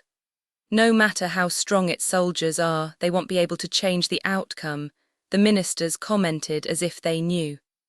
In light of that, gentlemen, and focusing on what happens post-war, our plan should be to intervene. Restoring the balance of power will come with a pile of challenges.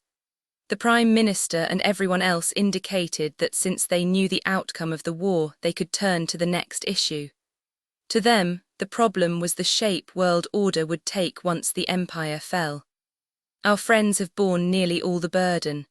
We can't very well just enjoy the fruits of their labour. We should help them out a little. We still have the problem of the Federation as well as the loan from the unified states. Couldn't we just take our improved national security situation as an opportunity to limit military expenditures?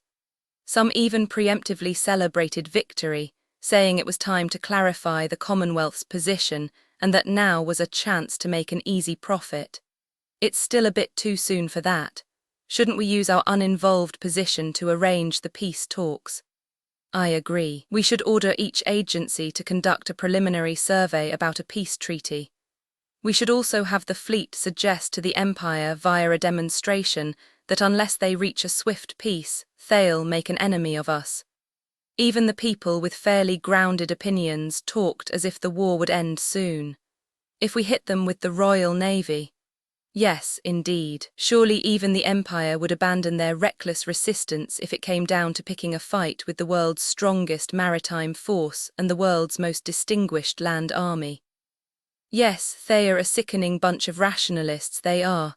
If they were able to understand what our intervention would mean, perhaps they would sign a peace treaty before we even had to join the fight. That is laughably optimistic. At that point, the man finally had no choice but to chime in, and the urge drove him to his feet. Lord Marlborough, did you have something? Excuse the interruption, Prime Minister, but shouldn't we try to get our feet on the ground? I never thought the day would come that I would have to say, L'orso la mer et tentero, praise the sea, but keep your feet firmly planted on the ground to you gentlemen.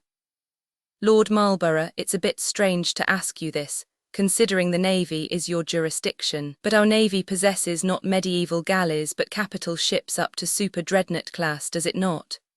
He understood the sarcastic fellow was reaching for a contextual meaning different from what he intended.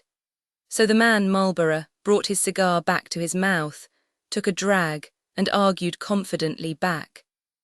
"Chancellor Lollide, I beg your pardon, but if you would kindly take the simple meaning and not get distracted by the context, we can only strike a decisive blow against the Empire with our land army.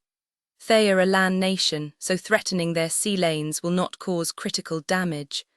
Lord Marlborough, I admit that what you're saying is correct, but even so, the Empire is in the process of losing their western industrial region. How will they fight a war once that occurs?" Sadly, his ideas were only capable of attracting agreement from a purely military viewpoint. As Lollide sarcastically pointed out, in the event that the Empire lost the western industrial region, which contained the nation's largest manufacturing base, it would lose much of its footing for continuing the war. Once that happens, surely the Empire will lay down its sword. Even if it wasn't stated explicitly, Marlborough could hear it. "If you'll allow me to speak in my capacity as Chancellor of the Exchequer, both the Empire and the Republic have virtually obliterated their finances. Just imagine them spending at the same levels for a few more months. They'll end up in the red following the end of hostilities and be stuck paying back loans for 40 years. He spoke of what should perhaps be called the biggest illusion of all, financial limitations. No matter what happens, the Empire and all the rest of the countries participating in the war will go broke." Reaching for his tea with a nonsense, Lollide must have felt, with a little bit of Commonwealth austerity, that it would be stupid to join a war in which everyone was running their finances into the red. Well, but we're going to end up joining anyhow, so it would be annoying to do so too late. For now, get ready to send the fleet out. Let's also order the army to prepare for an expedition. Marlborough couldn't understand everyone's leisurely attitude. They didn't seem to grasp the gravity of the situation or how great the glory was that awaited. Permission for preparations, as if that were the prudent move. From his point of view, it would be too late. "Excuse me if it's an order, I'll instruct the fleet to be ready, but do you really think the Empire will shamefully retreat and swallow a peace treaty? Don't tell me you gentlemen all seriously believe that." And that's why, as his bulldogish face flushed with anger, Marlborough shouted at the top of his lungs. He wanted to scream at them, "Quit joking around." At the same time, he knew that his worst-case prediction wouldn't be funny at all. The cold looks he was getting proved that they were sharing the same thought. "Prepare to deploy, you must be kidding. If anything, what comes after that will be the hardest part. Shouldn't we be talking about post-war reconstruction? Where is the money to rebuild the Entente alliance and Dasher going to come from? I'd like you to think of our gold reserve balance. No matter how city we may be, I'm not sure we can pay all those reconstruction fees. On the other hand, we don't want to get overrun by the anarchist Reds. This is such a headache. We need to take into account what the Federation is up to." From the Chancellor of the Exchequer and the Home Secretary's exchange, it sounded like everything was decided. They all but said no further debate was necessary. Of course, they had their points. They gave much more weight to the issue of how to deal with the post-war situation, because they had sincere concerns how obliterated finances and economic confusion in a country would give tremendous leeway to the communists for their schemes. "Lord Marlborough, did you have something else?" The Prime Minister's somewhat irritated tone of voice made his thoughts clear. "This issue is closed, so why are you still prattling on about it? Of course, consulting one another about post-war matters is all well and good, but I'd like you to remember that all of that will only come after we finish up what you gentlemen seem to think is a small matter. Now I hope we can begin drawing up a plan for dispatching troops. If we're dispatching troops, we should keep the Imperial Navy in mind. In other words, the Navy should send escorts alongside the land units. To put it another way, the plan is up to you, Lord Marlborough. You may draw it up as you like." The Prime Minister, sounding fed up with the whole conversation, readily gave the permission, telling the First Lord he could do as he wished with his authority. His mind was otherwise occupied with intentions to solve domestic issues, especially the serious one to the north, so he felt conflicted about having his time taken up with foreign affairs. To be frank, the predominant mood of the room was one of annoyance at the First Lord, who seemed so eager to stick their nose into war and root around for glory. That said, Lord Marlborough, I realise it's not your jurisdiction, but do you know how many infantry units we have available to send overseas? 7 divisions plus a division of cavalry. We can't deploy local defence volunteers overseas. What are you even planning to do with that few troops anyway? They can die with the Republicans, can't they? The Prime Minister made that remark with exasperation befitting the leader of a nation with its hands tied, and he was momentarily shocked by the Duke of Marlborough's resolute reply. Die with the Republicans? You're saying that's a reason to send young people to the battlefield. About the same time, however, the cabinet meeting understood the political implications. If Commonwealth soldiers formed ranks with Republican soldiers, and if at the end of their march, boots in step, they fell, if even one man from the Commonwealth fell in an imperial attack, the Commonwealth wouldn't be able to back down. Forgive me, Your Grace, but why must we bleed for the Republic? Why not let the Republican peasants till the stability of the continent and then respectfully reap their harvest? It's not as if I necessarily agree with the Home Secretary, but I'm not going to jump into a fire I am capable of putting out. And so the cabinet members furrow their brows in thought, pondering why anyone would doubt that staying out of such absurdity would best serve the Commonwealth's interests. So the biggest illusion is right after all. The war is already so huge that it's not worth the cost. It would be a waste of money.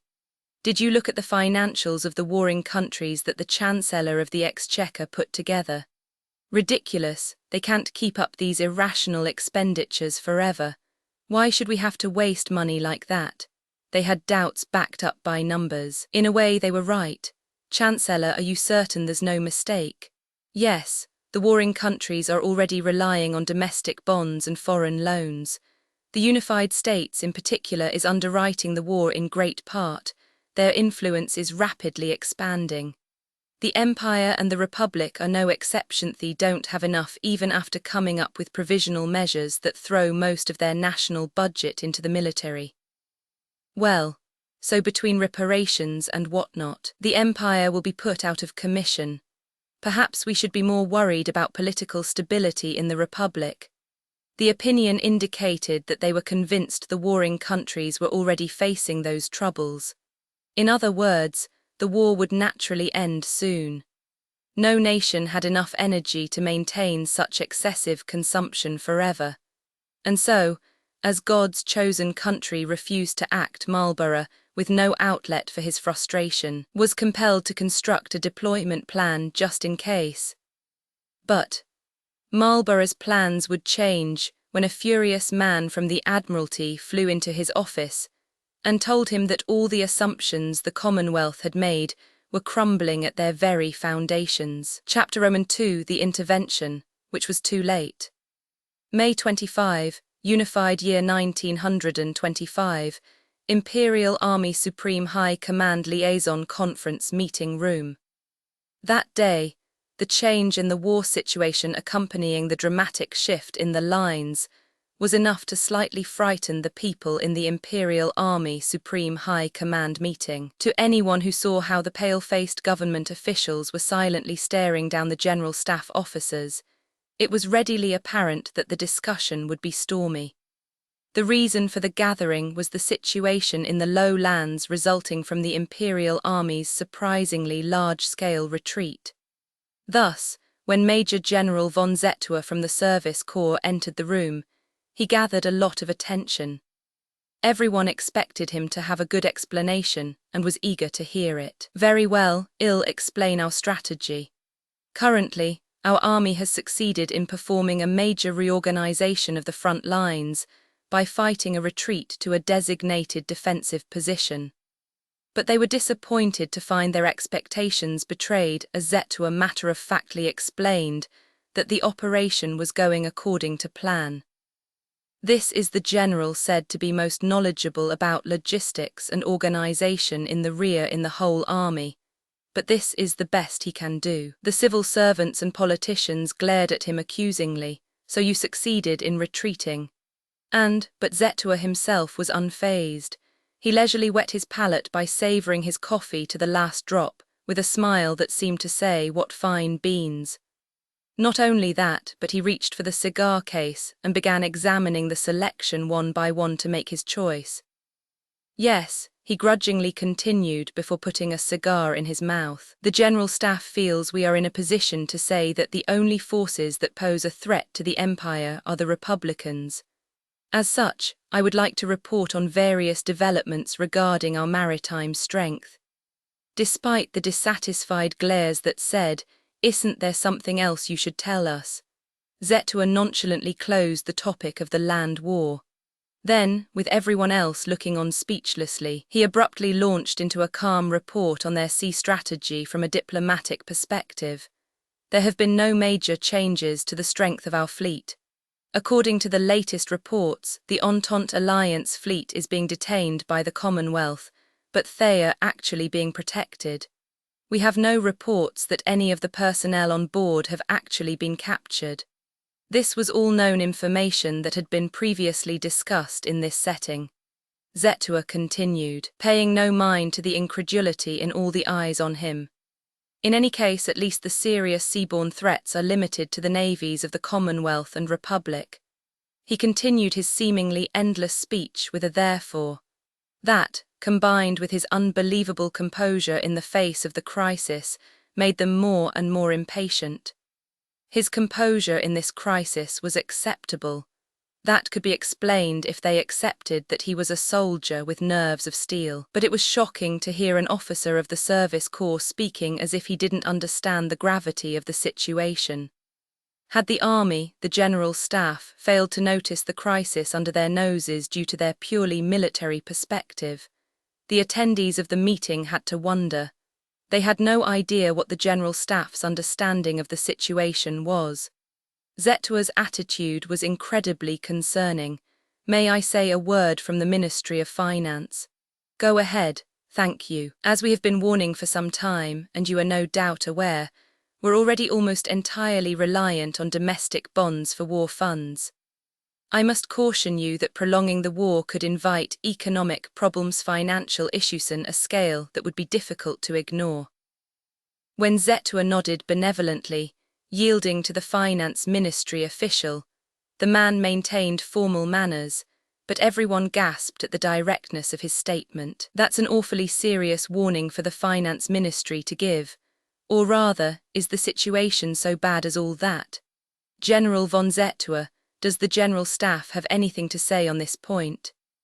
In response to your comment, allow me to say that I'm aware of the hard work and sacrifice taking place on the home front to maintain the front lines. We are tremendously grateful to the home front for its support, and we are fully engaged in our most pressing objective, the obliteration of the Republican Army. But the response they received from the General Staff's representative was so easygoing and unsubstantial that it was hard to see it as anything but equivocation. The look on his face spoke volumes. Zetua pronounced each word carefully in a low voice and made clear that his response was at an end.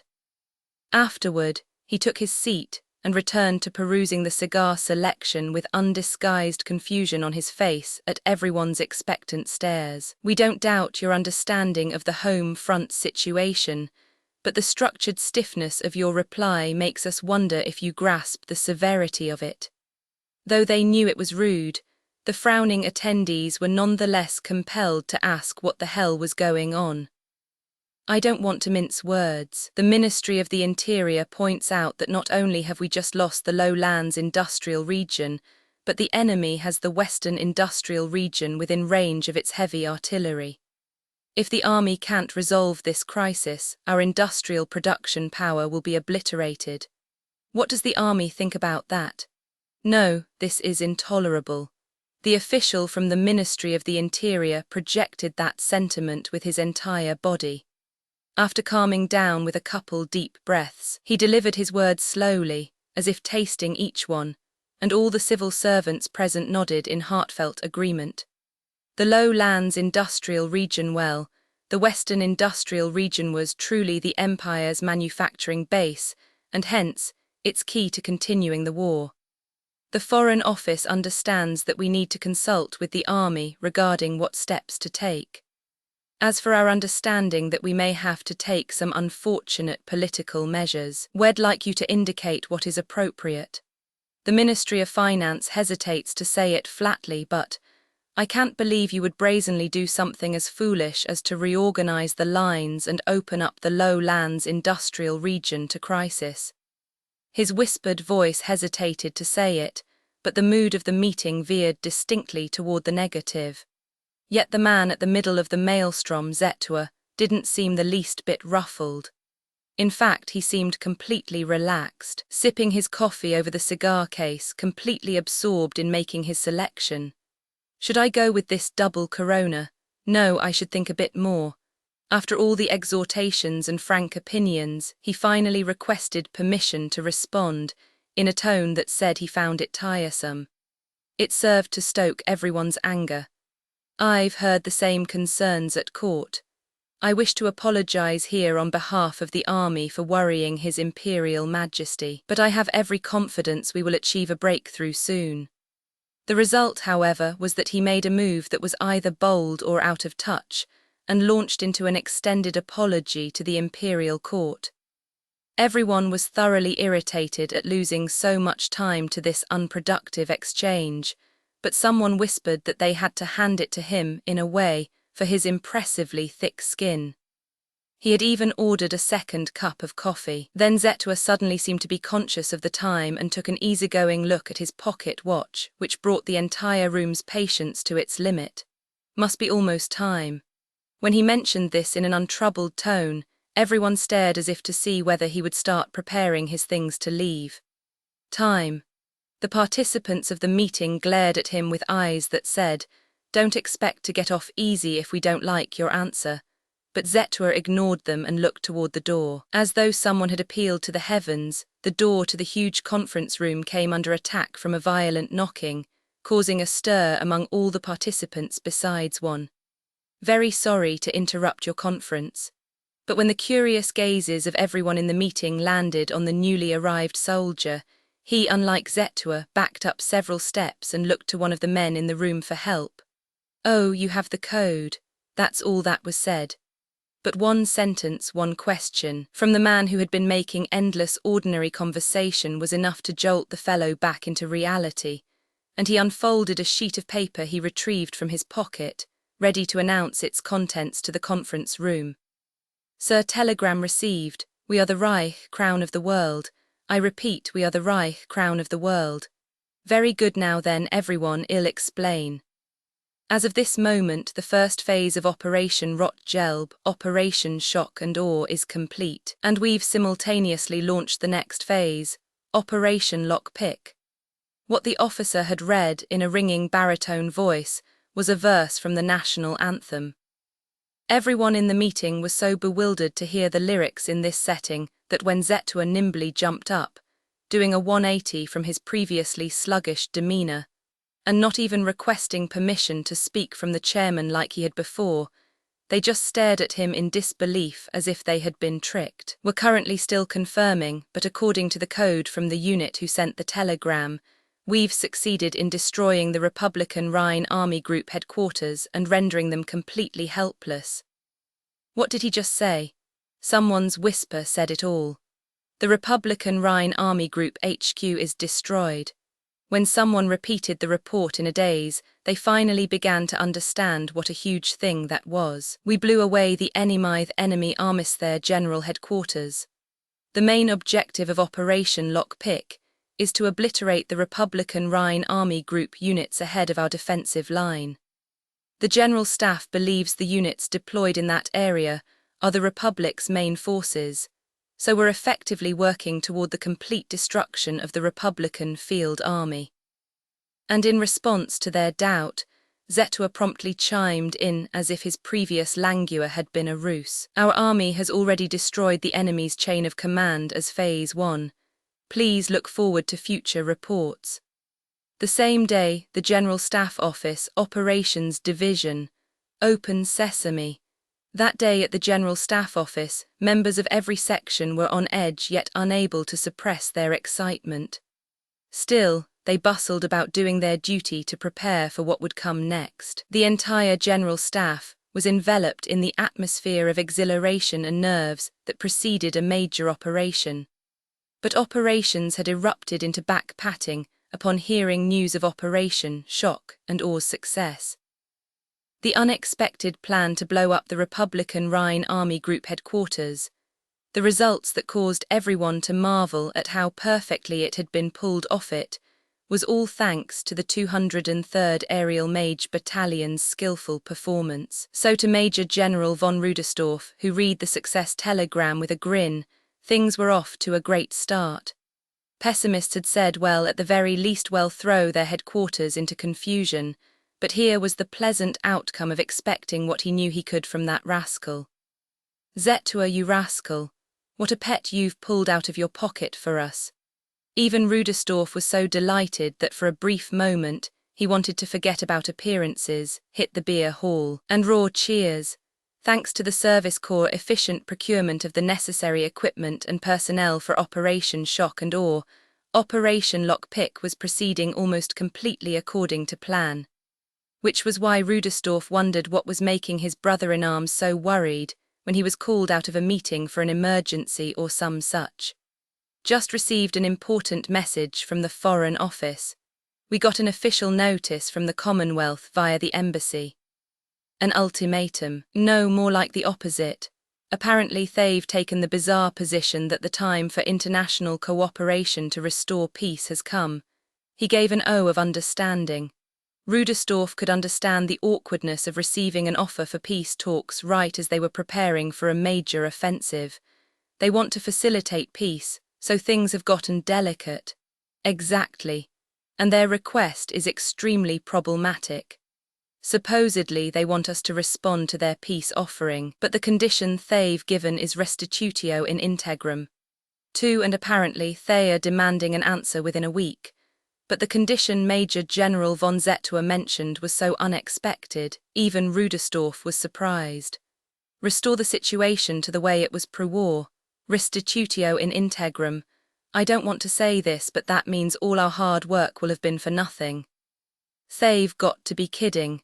Peace under those terms is out of the question. If we were going to agree to that, why would we have not once but twice eradicated threats in our region? I never want to see the borders established by the Treaty of Londinium ever again. Rüdersdorf was a bit puzzled by the strange timing of this notice from the Commonwealth, but the terms erased his confusion, and he gave his answer roughly. So they are telling us to reset our national security environment to the way it was before the conflict started. He understood that their request was based on the balance of power theory. In other words, the proposal was only what the Commonwealth wanted for itself. Of course, Rüdersdorf understood the reason of it as a diplomatic motion in the name of the country's own interest. But even bias has its limits. His look said there's no possibility that they wrote this as a joke, but the other man wore an equally perplexed expression. Which was when Rüdersdorf finally realized, that's why he had such a strange look on his face. After all, they were being offered a tone-deaf diplomatic proposal written in an absurdly self-serving tone. It was no wonder he was confused. Yes, but if we ignore them, we risk an intervention. It seems that part of the Commonwealth's fleet has already begun maneuvers. I'm currently inquiring with the High Seas Fleet as to their movements, but behind his puzzled expression was a struggle to understand the motive behind the Commonwealth's message. He had no idea what the Commonwealth authorities were thinking. The notice was dripping with egotism that made it seem like the writers were going out of their way to display what a self-serving nation they represented. But the Empire didn't know what kind of thinking went into the draft. For the Empire, it would be hard to swallow a request to return everything to the way it was before the war. The only possible reply was a no. In short, if the proposal was made with the expectation of refusal, it meant the Commonwealth wanted an excuse to attack the Empire. But then we not just send an ultimatum? Or rather, would those miserly fellows really come stick their necks into a continental war where there was nothing in it for them? No one was sure about that point. That plus the intel that part of their fleet was on the move despite their strange posture made the Commonwealth's goals more or less impossible to fathom. Those inconsistencies gave Zetu a pause, and he couldn't find a way to explain the situation well, even to himself. At least for now, we haven't confirmed the mobilization of any land troops. So maybe it's just diplomatic posturing. There hasn't been an ultimatum, right? No, we haven't received anything like that. No sign of mobilization either. What is the Commonwealth after making a proposal like this? Could the root lie in their domestic situation? If you think of it as a way to get around Parliament and evade the demands of their internal politics, it starts to make sense. That seemed to be the consensus in the meeting of the Supreme High Command too. Anyhow, nothing good will come of worrying about it. We just need to do our duty so the die is cast, huh? No, I suppose we crossed the Rubicon the moment we made the low lands bait. But in the end, even if they were confused, both Zetua and Rudersdorf knew the Empire didn't have many options left at that point. In which case their job was to simply choose the best one for the current situation. They understood the folly of getting distracted by external noise and losing sight of their duty. They were soldiers and officers of the Imperial Army General Staff. Their job was to push ahead, so there was nothing else they needed to do. That's right. Hesitation would be the Reich's downfall. We can only press on. In order to catch the Republican army in their revolving door, they had carried out a reorganization of the lines despite significant opposition. The bait was something the enemy couldn't resist. Hence why they flourished the red cape of the Western Industrial Region in front of the enraged bull of the Republic to lure it to the killing grounds. If they didn't slay the bull with one strike, they would be the ones to get gored to death. Even if the Commonwealth joins the war, how many divisions does it have in the first place? Probably less than 10 it can deploy, right? According to Rudersdorf's thinking, it couldn't have much effect on the Rhine front even if it did come to intervene, so he didn't see anything to worry about. All we have is estimates, but 7 or 8 divisions, plus a division or 2 of cavalry, plus a few brigades. Oh, and they also have some degree of air force capable of striking land targets. If that's all, frankly, they aren't much of a threat. If they attack, all we have to do is call a police officer and have them arrested on suspicion of violating immigration law. Honestly, in numerical terms, the Principality of Dasha's army posed a bigger threat. The Commonwealth was an island nation. It was hard for the Empire to get to them, but the opposite was also true. If such a country wanted to interfere, it would have to transport troops by sea. Suppose those troops did come, that long way on the water scale of the Commonwealth's standing army was simply not big enough to be a serious threat. Even a generous estimate of their available troops gave them 10 divisions. The Commonwealth's infantry units could operate as a threat only on the tactical level. On the Rhine front, where well over 100 divisions were clashing, 10 wasn't nothing. Butete was still only 10. That wasn't enough to be a threat on the operational level, much less the strategic level. Certainly in the case of the land army that's true, but the power gap between our navies is indisputable. It would be a headache if they put a blockade on us. Whoa, are you serious, Zetua? If they could just keep a blockade going, that would be a surprise. I don't know how long you want to keep fighting this war, but I want to end it. I'm sick of getting complaints about ersatz coffee. In truth, the Commonwealth was still a troublesome power. There was no way to attack them without getting past the Royal Navy they were so proud of. Of course, the Imperial Navy was ashamed of it, but although it could fight as well as or better than the Republican Navy, the outcome of a battle against the Commonwealth's Navy would be a toss-up at best, even if it brought all its warships to bear on the Commonwealth's navy, even just the home fleet. If the Commonwealth pulled ships from its Channel Fleet or the forces it had dispatched to other locations, that would be enough to make the Imperial Navy inferior. On the other hand, that was it. Without a finishing move, they could stare each other down as much as they wanted, but they would arrive at nothing but an endless stalemate. Let's get it over with. Yes, I'd certainly like to end the war sooner rather than later. So you want to go through with that plan? Exactly. Which is why I need to ask you about the logistics, Zetua. Can't you do something to make that advance possible? Rudestorff, the one who had mustered all of his know-how to draft the plan for the operation, was confident that glory and victory were within the Imperial Army's grasp. To him, the war against the Republic was like a foot race, and all that was left was to run unhindered through the tape at the finish line. The question was whether they could keep their strength up long enough to make it. General von Rudestorff, I had some of my staff make an estimate. East of the Rhine lines I can promise whatever you need, but if we're going as far as Parisii, we'll have to overcome the significant obstacle of distance. I can't guarantee you more than 8 shells a day. That's awfully stingy. Furthermore, that number includes only shells under 155 mm, and we can just barely maintain that amount for a short period of time under optimal conditions. Our supply lines are nearing their limits. No heavy artillery and only 8 shells per gun. You've got to be kidding me. The number Zetua gave was so outrageous that Rudestorff glared at him, paying no heed to the staffers in the area looking their way in shock. There's no way to fight a war with that allotment of shells. The words were on the tip of his tongue. If we can't use enemy railroads, then we're forced to rely on horses and trucks. I explained the circumstances already. We've requisitioned everything we can from our regional army groups in the 2 occupied territories, but it's nowhere near enough. I understand how hard the service corps is working, but getting hit with numerical reality is harsh. Under these circumstances we could be done for if it turns into an artillery battle, if we can't get at least 44 shells per gun per day. There aren't enough horses, we're also hopelessly low on hay. Even if we wanted to get it on the ground, it's not the right season. Neither is there enough time to have field engineers lay narrow-gauge rail in no man's land. We'll be running our horses into the ground to get even those 8 shells and food to the front lines. Rudestorff abruptly swallowed his next words.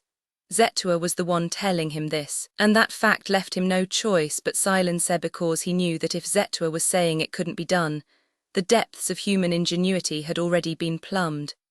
If the job was left up to anyone else, they probably wouldn't be able to deliver even half of what Zetua had promised. My friend, I'll be frank, I agree with your plan for the operation as such. I don't intend to withhold any support I can give. I did my very best, and my very best is that number. Please understand that this is the limit of what we are capable of. All right. Then how long can we operate under those terms? Thus, accepting the extreme unpleasantness of their harsh reality, Rudestorff asked where the line was. If that slim amount of supplies could be provided for a short amount of time, then how long exactly? 2 weeks. If we don't get too worn down, then maybe another 2 weeks from there, but after that everyone should pray to God in whatever way they believe in. Rudestorff thought the time limit was harsh, but he did manage to find one ray of hopeful light in it. If they could succeed in taking out the enemy's main forces, if they ripped up the enemy's ability to fight back by the roots, they would be having the ceremony to occupy Parisii's palace before the next month was out. In other words, I need you to understand that if we get bogged down in trench warfare, our supply lines will become paralyzed. Our army is specialized for mobility along interior lines. Zetua's grievances clearly indicated areas the Imperial Army needed to improve. Providing logistical support for operations that go beyond our organizational plan, such as sending troops onto foreign soil, is a nightmare. If you could manage to pull horse fodder and railways out of thin air, we might be able to do the impossible. As it is, though, we're just barely managing to make penguins fly, so please understand. Fine, well, make an unstoppable advance. You sure talk like a textbook, though. But when push comes to shove, you can provide the minimum supplies for the advancing troops, right? The only direction to go was forward, and he believed that the service corps that Zetua could get them the bare minimum of what they needed to do so.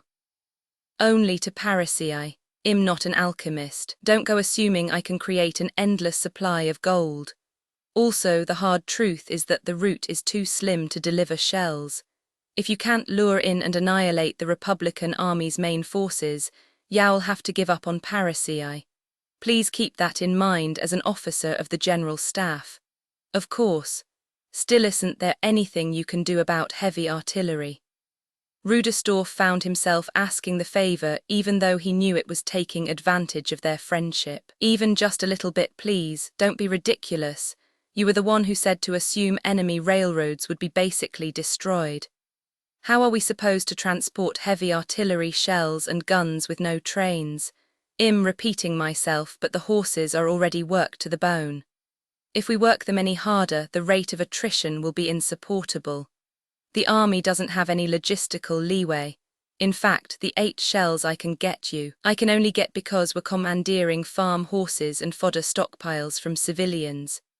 And furthermore, Zetua glared at Rudestorff, annoyed as he went on in a low voice. Practically all our heavy artillery is camouflaged in place in the low lands. So no more crying for the moon. Having personally requested the concentrated placement of those guns, Rudestorff couldn't very well ask his friend to somehow come up with more. I know. I guess there's nothing we can do. We'll have to work on improving artillery mobility. You mean the mechanized artillery idea? Yeah, with the trench war we've had to be focused on existing guns. This'll be a good opportunity. Let's talk to Kluku weapons.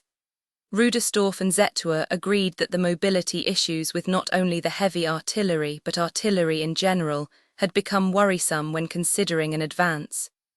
In trench warfare, guns with limited mobility could withstand a degree of counter-battery fire by holing up inside their positions and bunkers. But in a field battle, it was extremely difficult to rapidly change their positions. The current reality was that their firepower was often late to critical engagements. If the guns couldn't advance after the army broke through the trenches, the infantry had to fight without artillery support. Even if they provided Mage or Air Force support, they couldn't expect the same level of firepower as from the big guns. Still, Zetua repeated, but don't forget. This is all only if the revolving door goes around like it's supposed to. So Rudestorff nodded confidently. Leave it to me. Open sesame. Those were magic words. Rudestorff was secretly very pleased with his very appropriate key phrase for Operation Lockpick. They would literally blow up the trenches where they had been piling up corpses in vain. As neither side could break through, they would pry open the Republic's stubborn defenses. I see you still have devastatingly bad taste in catchphrases. It's way better than getting all pedantic, isn't it? Above all, it's easy to understand. Rudestorff did worry about the fact that those outside operations didn't seem to care for it much. Still, he thumped his chest with his fist to say, "You can count on me." Well, Renaissance isn't bad either. This is ancient wisdom. Tunneling had been used to break castle walls in the ages before there were cannons. Now was the time to employ that knowledge once again. Let's teach those arrogant Republicans not to scoff at ancient ideas. Just the thought of it made Rudestorff happy. What's most important is the principle of the revolving door. Now, which side will history put the weight on? Both. It'll be a historically huge encirclement. Now then, gentlemen, let's end this war. The lowlands had become a vacuum when they let the Imperial Army withdraw. While the left wing of the Republic's Eastern Army Group advanced to push their front lines up, the units of the right wing were still facing off against the left wing of the Imperial Army, and they were all sick of the deadlock. As far as they could tell, all the radio and official reports covered was the pursuit of the enemy on the lowlands front. Meanwhile, their daily lives were filled with the monotony of quiet lines. In the forwardmost trench, they were anxious about little scuffles in no man's land and snipers. In the reserve trench a ways back, soldiers sulked about the unchanging menu, engaging in futile arguments with the logistics man. And even their frontline HQ was envious of the fortune of the lowland troops. Its officers, beset by irritation and embarrassing impatience, sat around in meetings with nothing to say. No one was having a very good time of it. To make matters worse, it was being whispered that the Commonwealth was intervening, mediating, or possibly even joining the war as an ally. and they heard that the battle to annihilate the Empire was nearly at hand. It didn't feel very good to be so far from the action at a time like that.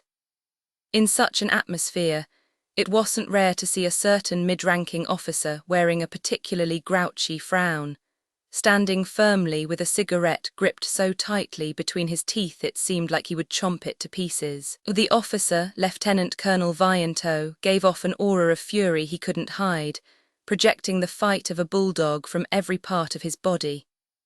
He wasn't allowed an outlet for that energy, for some incomprehensible reason, and it had him seething with anger. He fiercely protested the assignment of the few mages who narrowly escaped from Aren to the colonies for reorganization, but he was blocked by red tape, which made him furious just thinking about it, and the higher-ups who evaded taking indirect responsibility for the tragedy in Aren. I swear these assholes have no goddamn clue. Vianto was so mad the bitterness of the cigarette he had crushed in his mouth didn't even register to him. Seized by violent emotion, he drove his fist into the wall.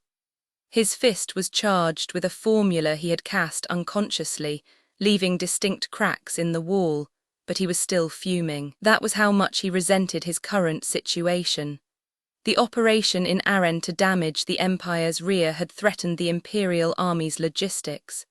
That was true, so he could understand why the brass talked about the Imperial Army's retreat as an outcome of that. But they were supposed to pursue the enemy once they retreated. If they had gone after the Empire's forces, surely they could have achieved something, perhaps even something as fanciful as an Imperial surrender. But instead, the enemy got away, and Republican troops moved in to take the land left behind like beggars accepting pity, which the brass then proclaimed as a victory.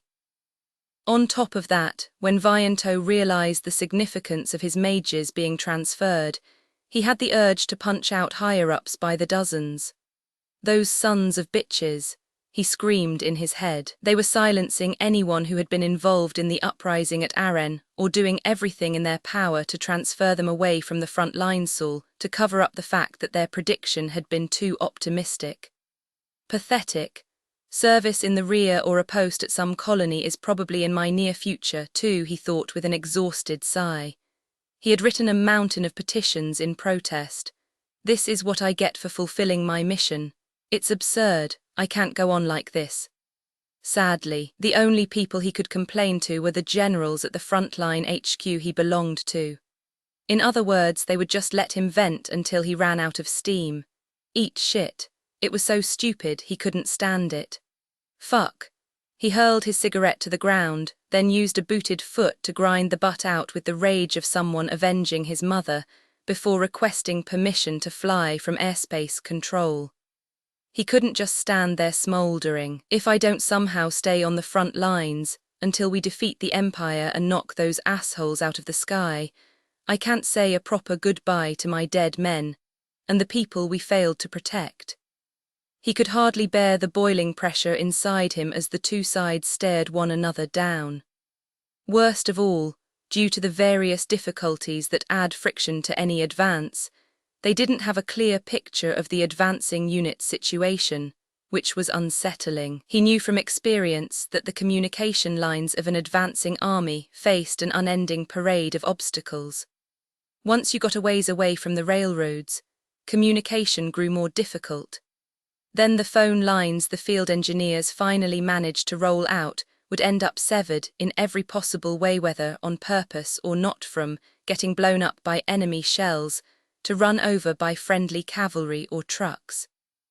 The enemy, being the enemy, would emit jamming signals at full power, so allies would increase their output as well, but that only created all manner of confusion. For instance, it became more difficult to pick up other unit signals. So Vianto thought he would go see for himself what was going on. Luckily, perhaps, his excuse that he was special ops going to get a handle on enemy movements workedly needed the intel and flight permission was surprisingly easy to get. Since he was going anyhow, and they didn't have regular contact with the front lines, he was asked to perform unofficial officer reconnaissance and messenger duties. On top of Thatcherly, out of genuine goodwill, but still got saddled with a trunk filled with all sorts of alcohol and tobacco, scraped together by everyone from the staff officers to the NCOs, with a please give this to the officers suffering on the front lines. At this rate, thought Vianto, laden with a mountain of notes, no different from a messenger pigeon or a cigarette dog, but he knew the significance of the things he'd been trusted with. There was emotion behind the requests, and knowledge that these items were needed on the forwardmost lines. This way of spending his time was a zillion times more meaningful than wasting it on the bureaucrats and their stupid regulations. More than anything, Vianto personally knew how comforting it would be for the officers struggling on the front to receive tidings and luxury items from the rear.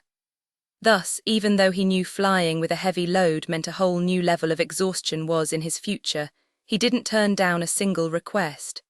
This is Vianto, call sign Whiskey Dog, requesting permission to take off from CP.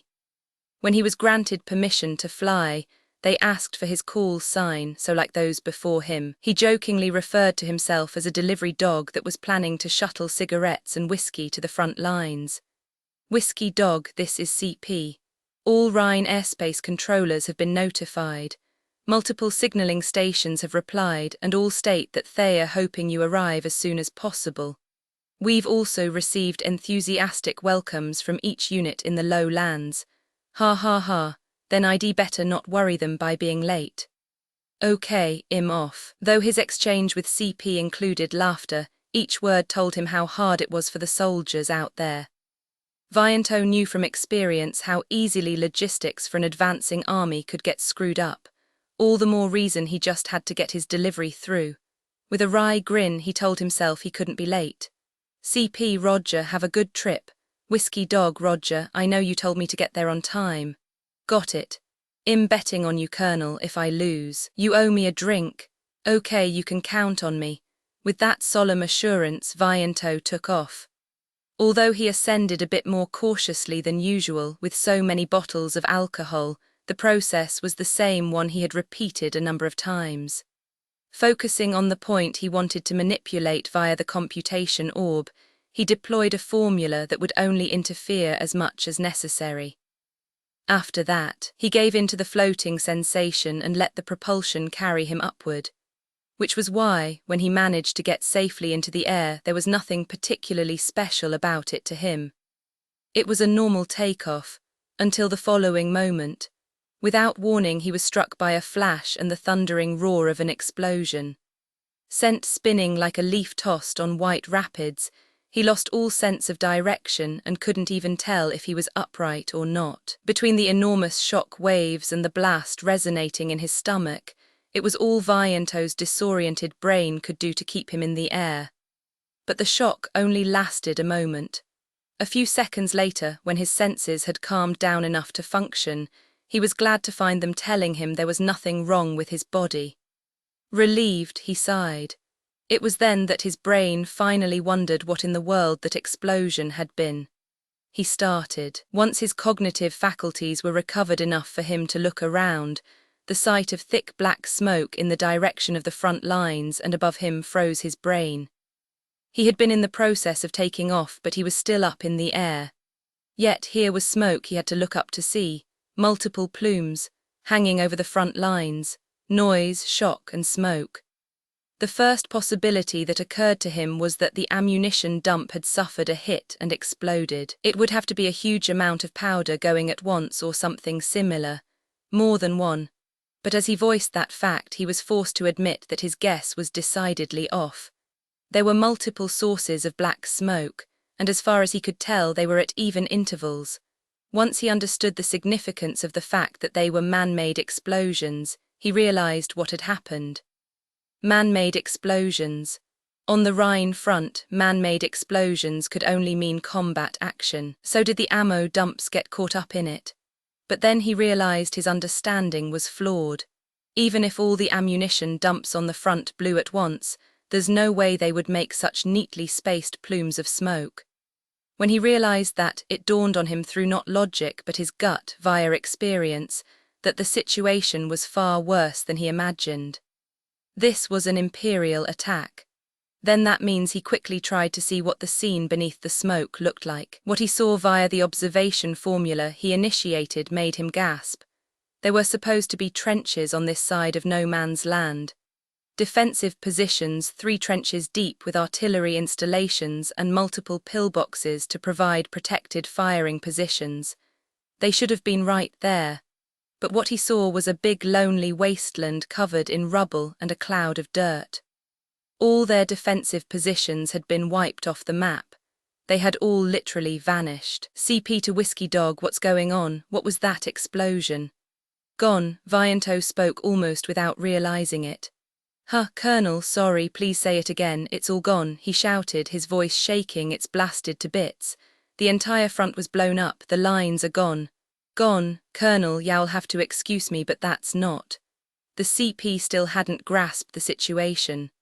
Annoyed by the radio operator's laid-back attitude, Vianto focused via his observation formula on a moving group, and in the next moment he was practically straining his vocal cords, screaming a warning to all units. NGH, enemy spotted, a composite group of armored units and mechanized infantry. The scale is Thea everywhere. What? For a moment CP was speechless. W warn the front lines, the radio operator added as if he'd finally remembered. At that moment the normal instructions, the need to warn the lines, made Vianto feel strangely off somehow. Why do I feel weird? He asked himself. Oh, a wry grin spread across his exhausted face. I don't need to send a warning anymore. There's no one left to warn, Whiskey Dog to CP.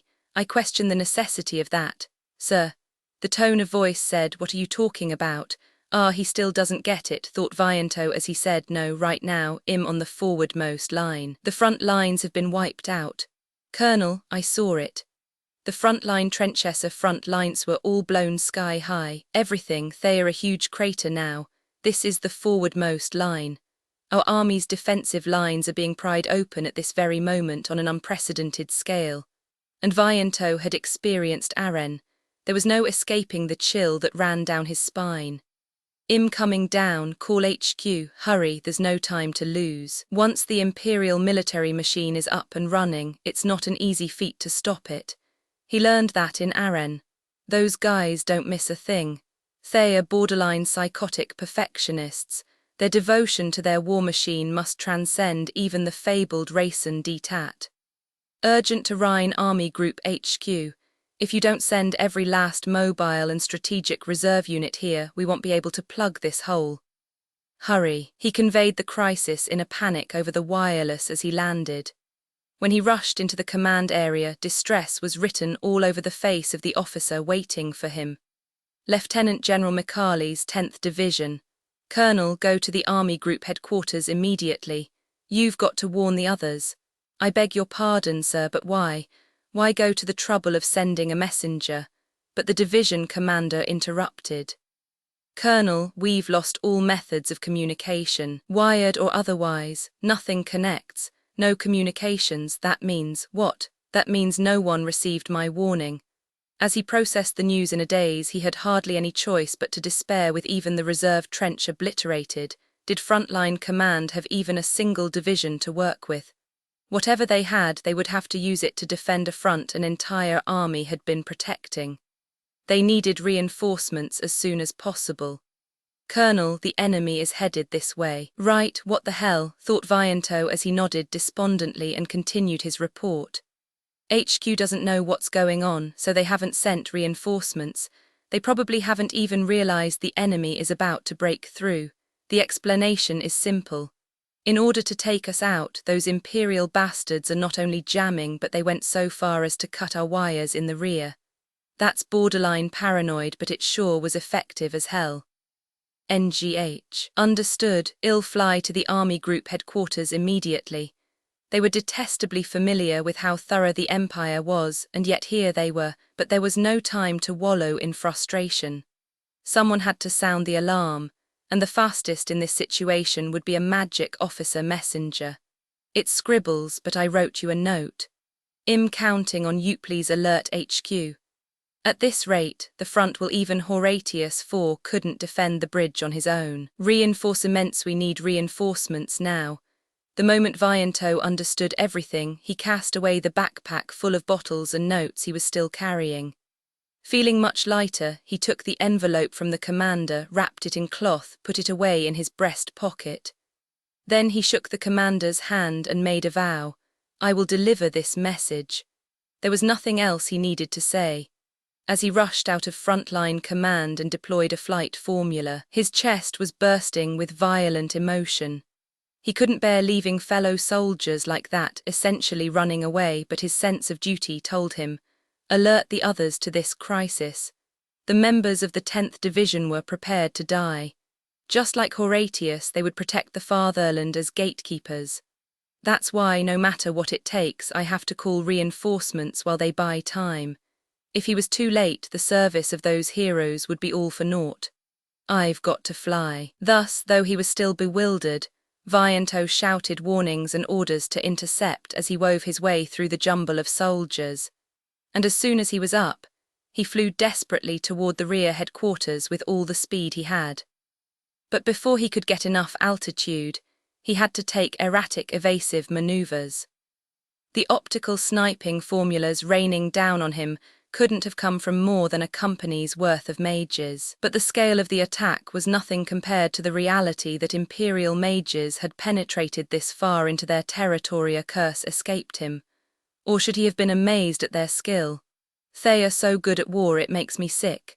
NGH. Shit, you rotten potato bastards. He spat as he deployed a series of optical deception formulas not to repulse the enemy, but to help him get away. At the same time, he needed to avoid pursuit, so though his consciousness was threatening to fade, he willed it to stay bound to this world and whipped his agonized lungs, ascending to 500.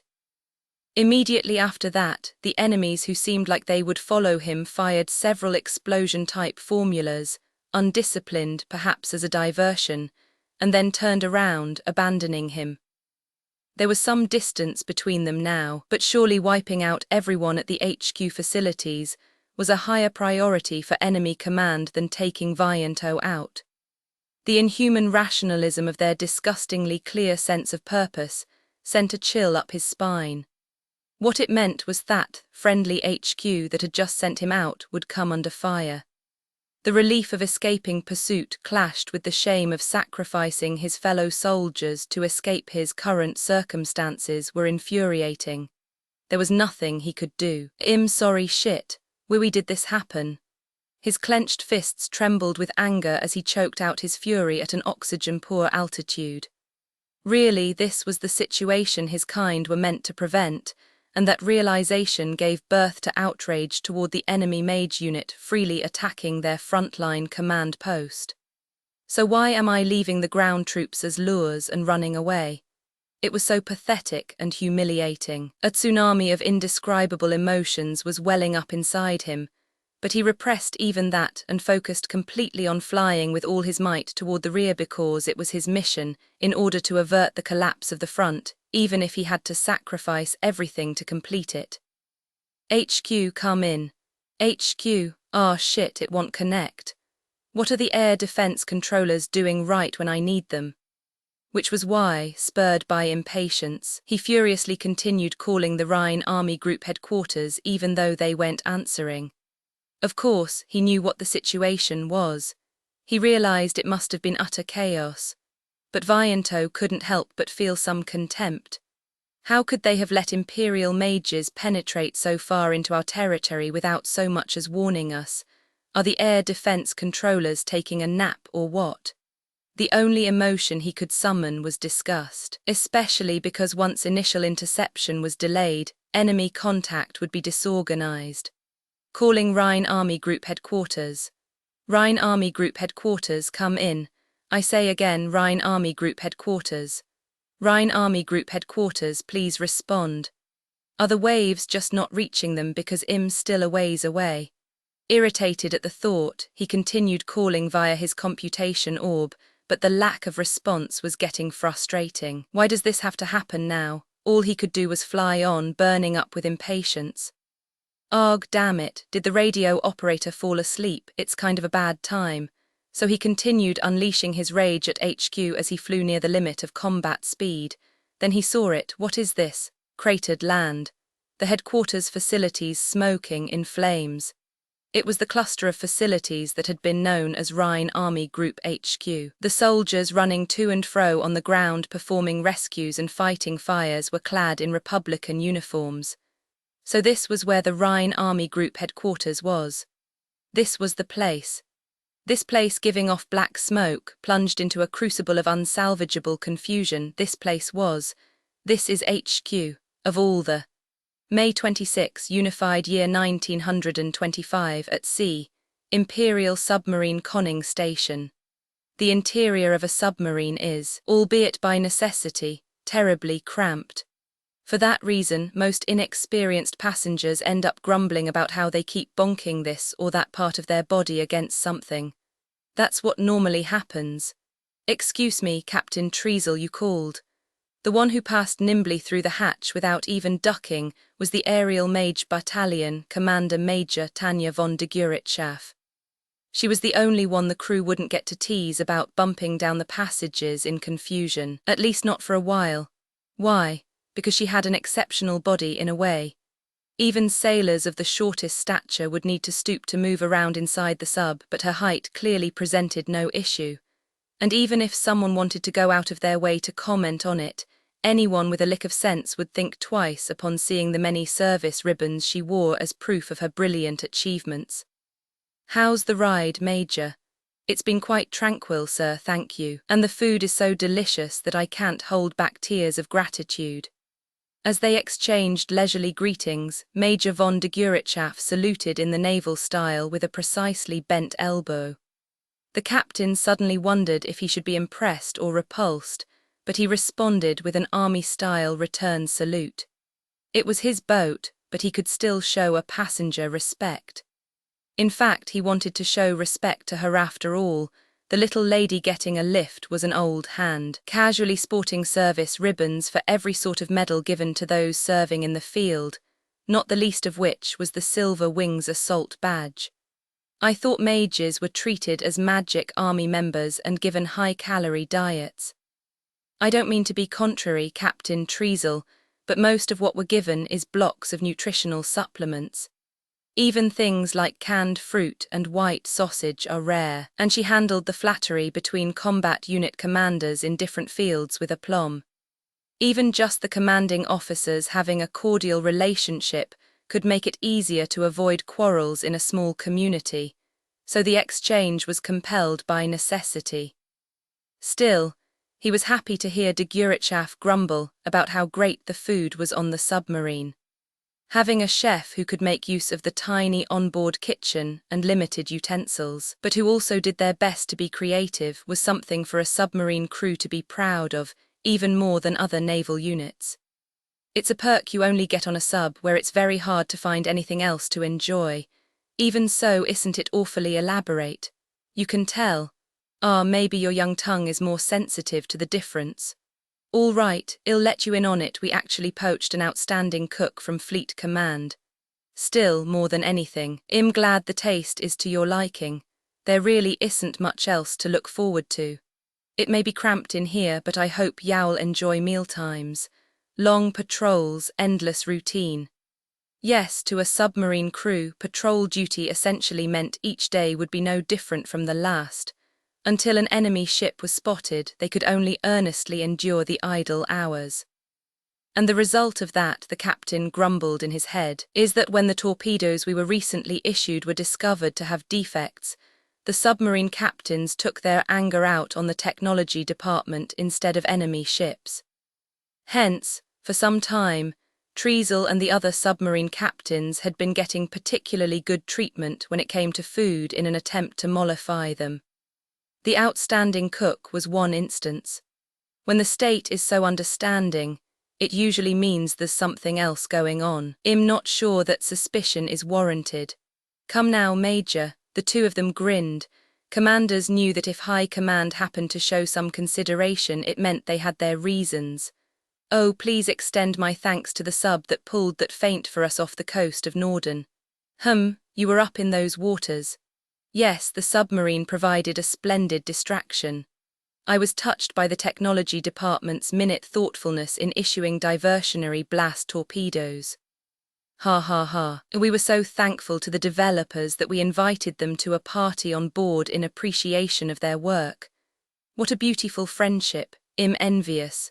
Though de Guritschaf was joking around more than usual, her tone contained some slight resignation.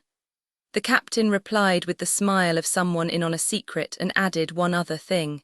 Yes, it's just as you say. Oh dear, I almost forgot. Sir, we received a message just a bit ago. Operation Lockpick is underway. Excuse me while I take a look. The smirky vibe of their conversation up to that point was gone. De Guritschaf took the telegram and ran her eyes intently over it, nodded once, reread it, and then smiled in satisfaction. Wonderful. Now the revolving door will work. It must have been subconscious, but with her eyes alight like those of a predator cornering its prey, she looked insane. Ah, so that's why. That's why this young girl was given an alias White Silver. Cut off the rear and encircle them for a perfect annihilation. This will be the ideal mobile encirclement battle, one that ends in obliteration. What truly, truly wonderful news. With this, the fate of the Rhine front is decided. She exhaled. This is just great. It was the sigh of a beast that had its prey right where it wanted it. But if she didn't have that mentality, there was no way she would have been given an elite aerial mage battalion at such a young age. Yes, I'm a bit jealous. The General Staff told us to keep patrolling, but they ordered you to go immediately to participate in the decisive battle in the low lands. We're currently heading east, quite a ways off the patrol line. Well, surface before dawn, fully prepared for you to take off. Chosen specifically by the General Staff to return, sent on a special operation ahead of Operation Lockpick. Seemed she and her unit were exceptional in all sorts of ways. Thank you, Captain. Allow me to wish you everlasting luck in battle. We've all been very honored to assist you. I wish you luck as well. Thus, as an Imperial soldier, Treacle was proud that his boat had been able to lend a hand to such a unit. Everyone did the job they were meant to do. As such, de Guritschaf was a fellow soldier he could be proud, which was why he extended his hand in utmost seriousness to wish her well. Even if her hand was as small as his daughter's, this was a handshake with a fellow soldier.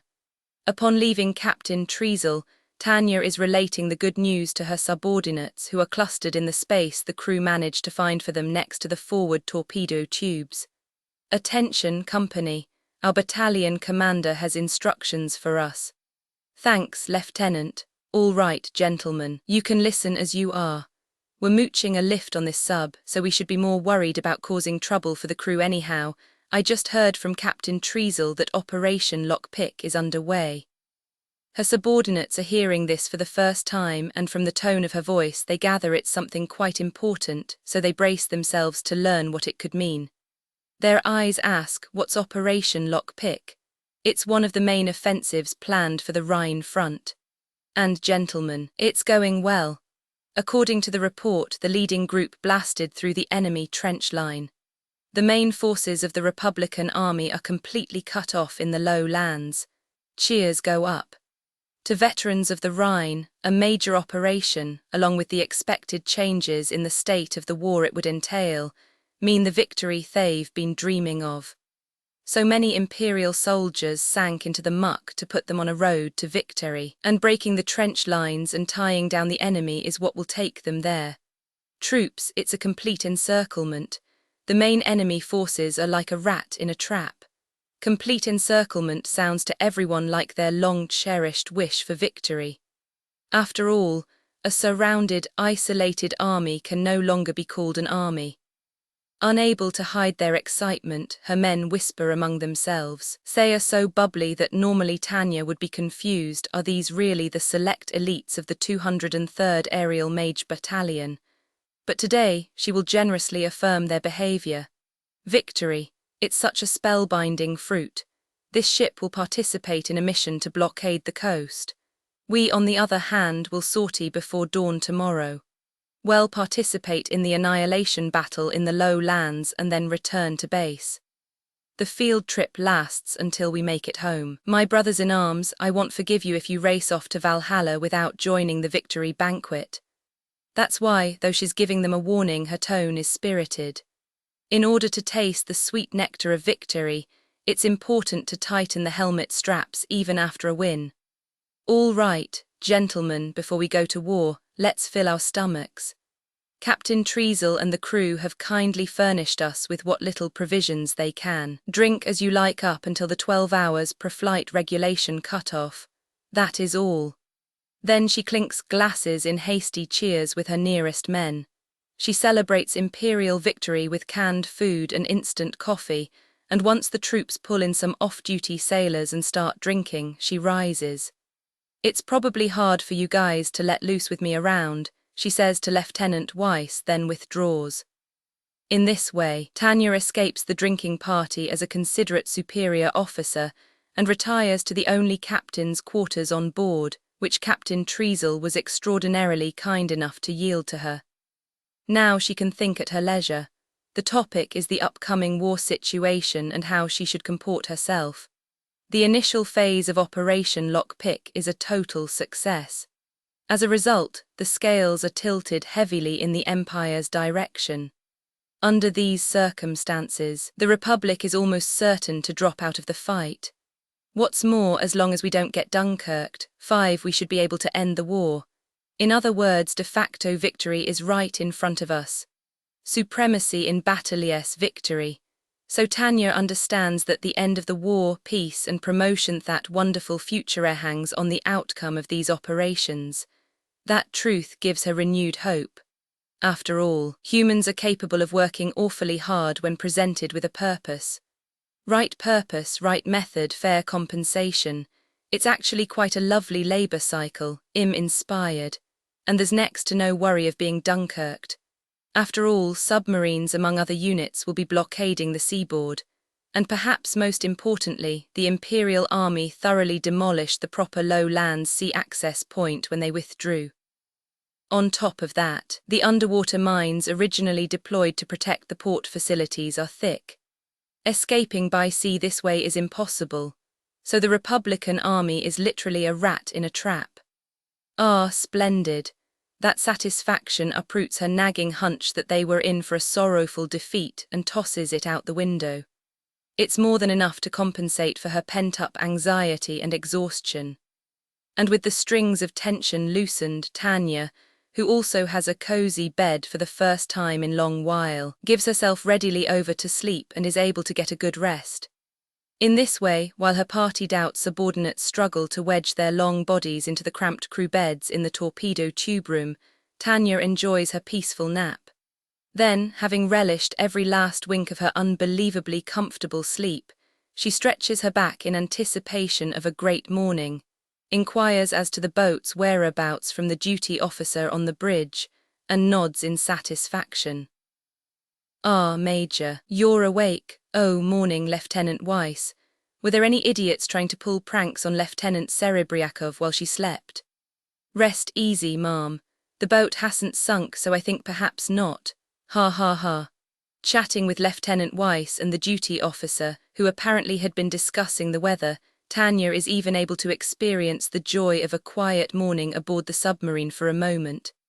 She's on a perpetual battlefield like you, Major. If any numbskulls had attacked her while she was sleeping, I'm sure the hull would have been breached. I'll agree to disagree. We can't start the morning off with a pointless debate. What's our situation? The ability to have trivial conversations can't be underestimated. Especially in extreme circumstances, soldiers who can't crack a smile will be useless before long. On that point, Tanya is impressed by the sense that life goes on even in the belly of this submarine, proof of humanity's greatness, but she remembers their important duties and obligations and cuts the frivolous conversation short. I woke everyone up. They must be sober by now. I'm sure they're in better shape than during our endurance training. Very good. If anyone collapses due to a hangover, we'll have to throw them into the sea to ice their head.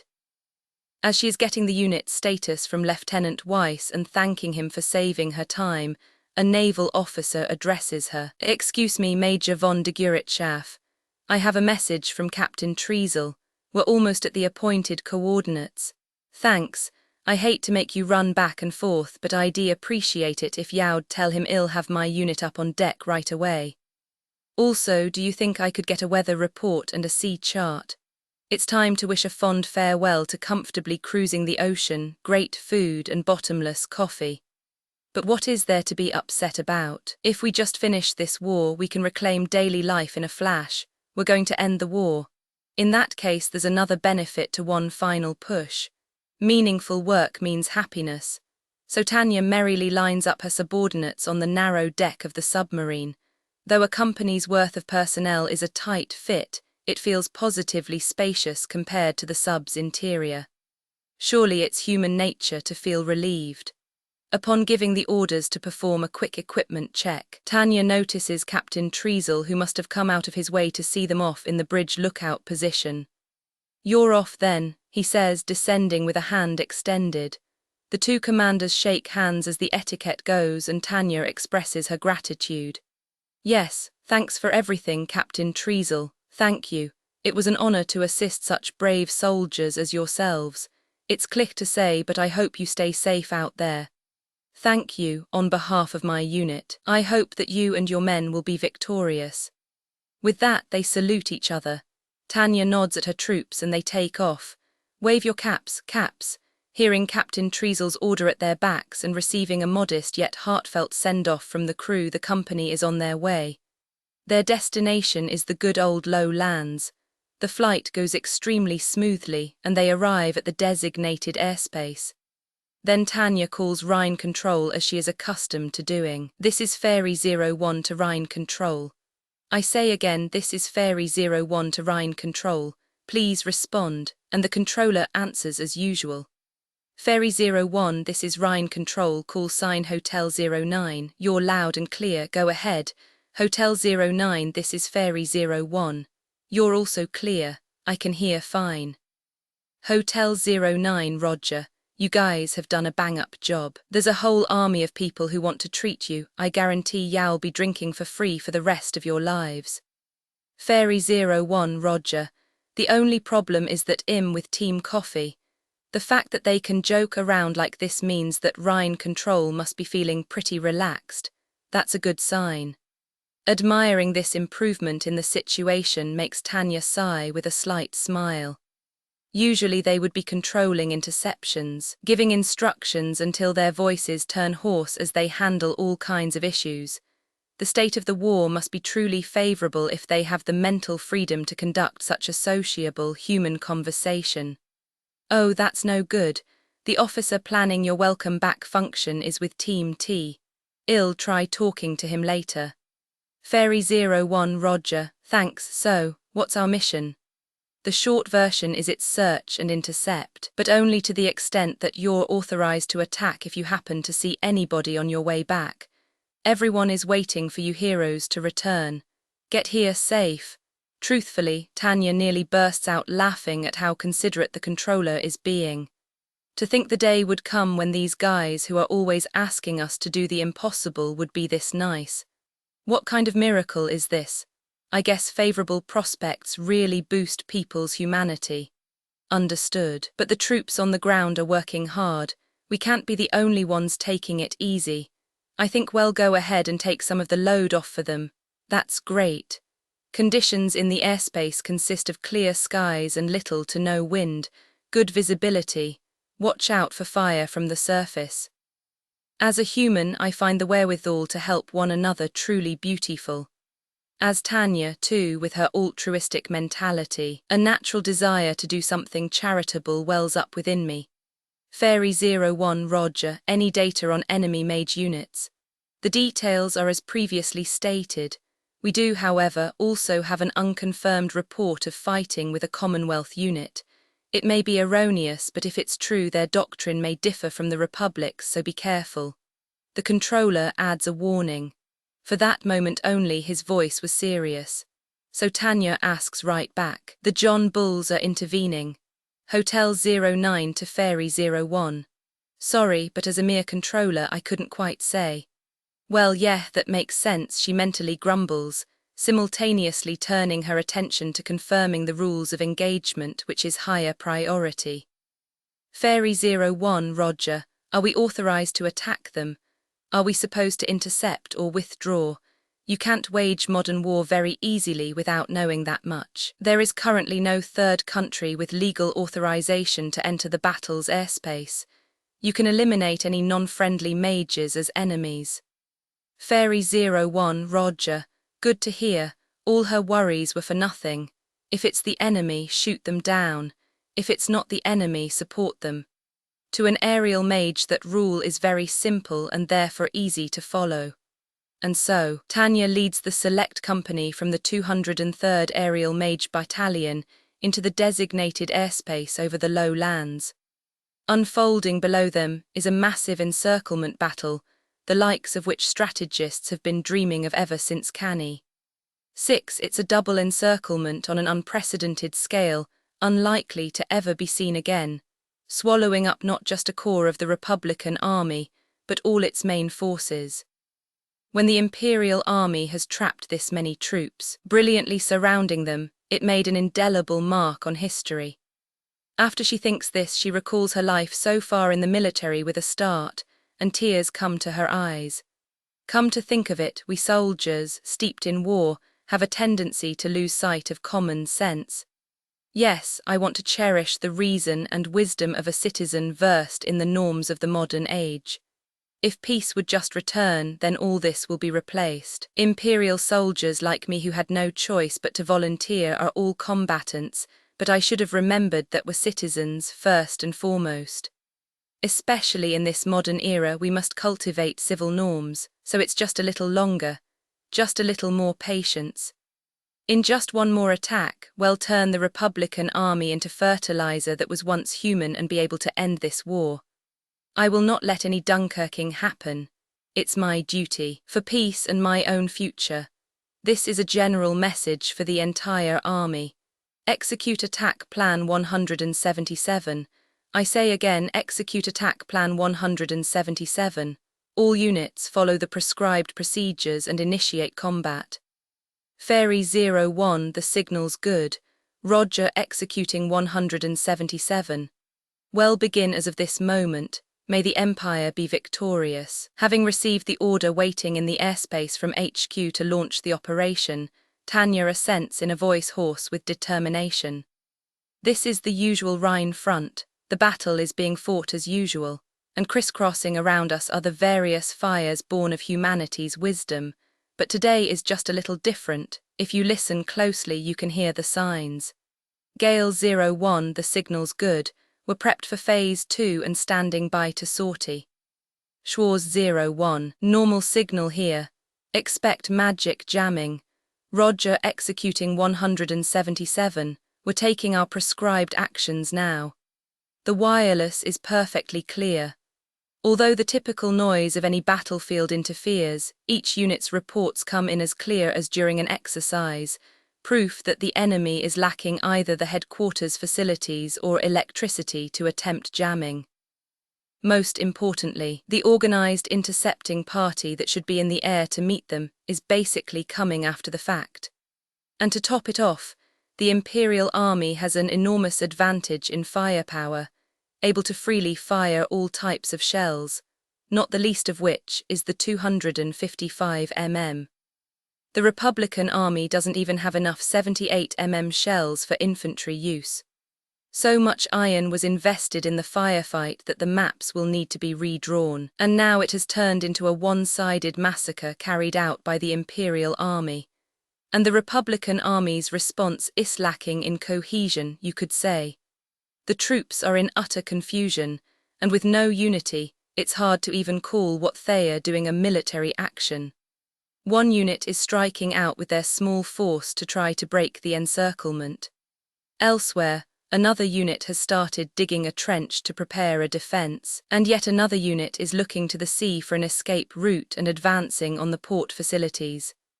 They've thought of every possible solution, and since the structure of their army has disintegrated, they are trying them all at once.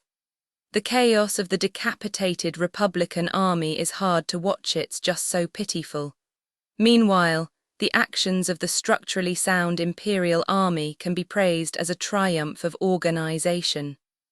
First, the Imperial troops have already cut off the Republican Army's supply lines to the main forces and have them under control for the most part.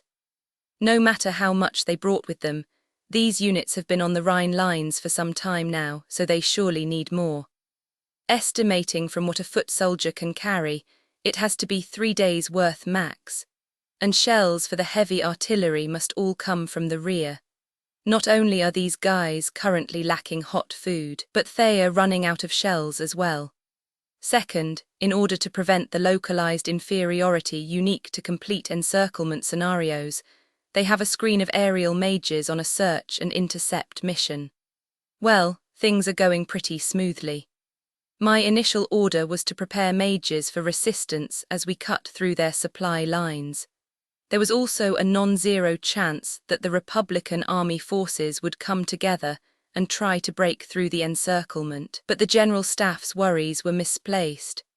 Just as the Imperial Army was ready for a counterattack, the Republican Army units were all following their individual commanders, doing different things. And that's how they lost the slim chance they had. Now is the time for Tanya to knock the weakened Republicans senseless and snag a promotion. Her troops may have been partying on the submarine the night before, but they are vets who performed to their full ability even over 48 straight hours of recon in enemy territory. It doesn't seem necessary to micromanage them. Ferry to CP, there's no interception. I say again, there's no interception. We're headed for the designated sector. The enemy is practically done for if this is all the resistance they can muster. Normally, there'd be a hail of anti-air fire flying at us, but now they are only shooting a handful of shells. Even though visibility is good, the rate of fire is so sad it can't even be called sporadic. Apparently, they are really that low on ammunition. It was so simple. I can't believe how easy it was to enter this airspace. It's an awfully meager welcome. I almost want to ask if this is the same Republican Army we were fighting not so long ago. There should be mages or fighter planes to intercept us, but there's nothing. Thanks to that, our anti-surface strikes are as successful as they are during exercises.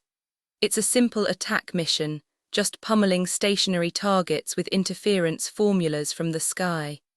It's an easier mission than attending evening work functions.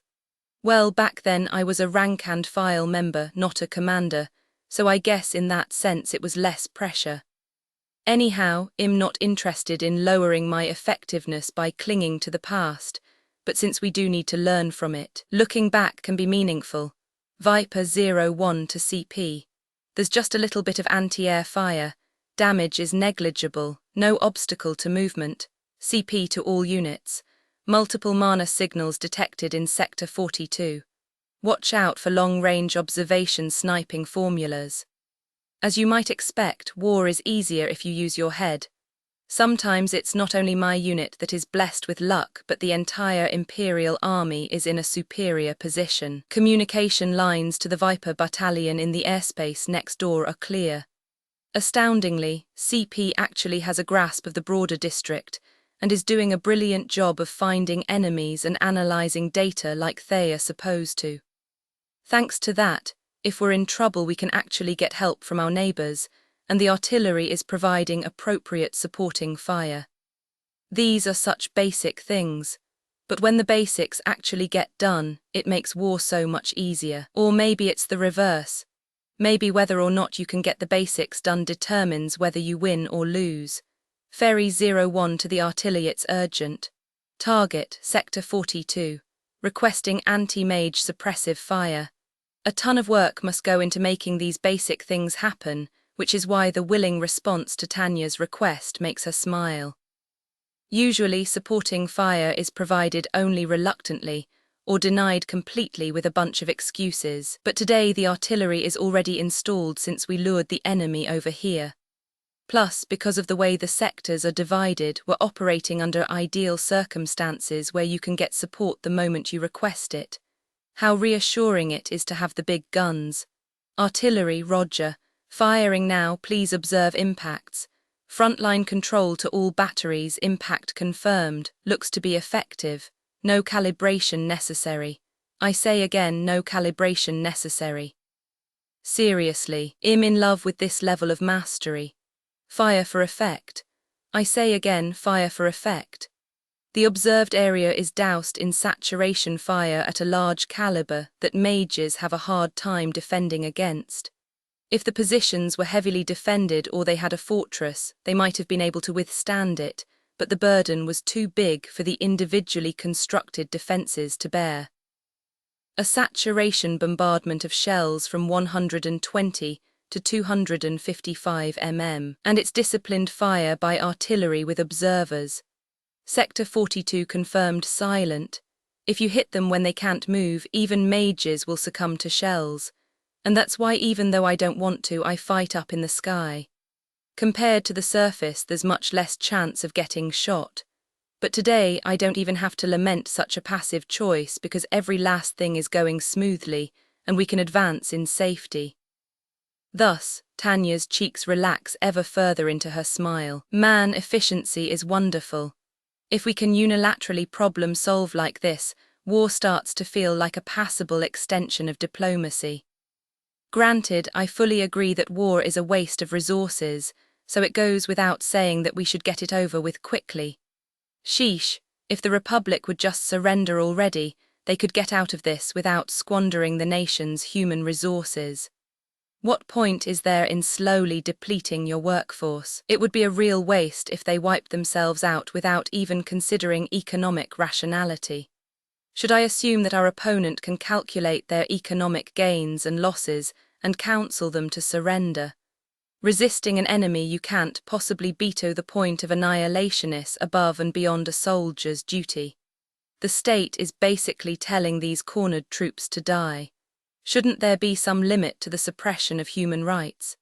I'm sure states have their logic, but there's no reason individuals should have to sacrifice themselves to it. At this point, the state is expecting way more of individuals with rights than it should be able to. A soldier's duty is to fight. I have no objections to serving for national defense, but it shouldn't be anyone's duty to get obliterated. All first echelons begin your operations.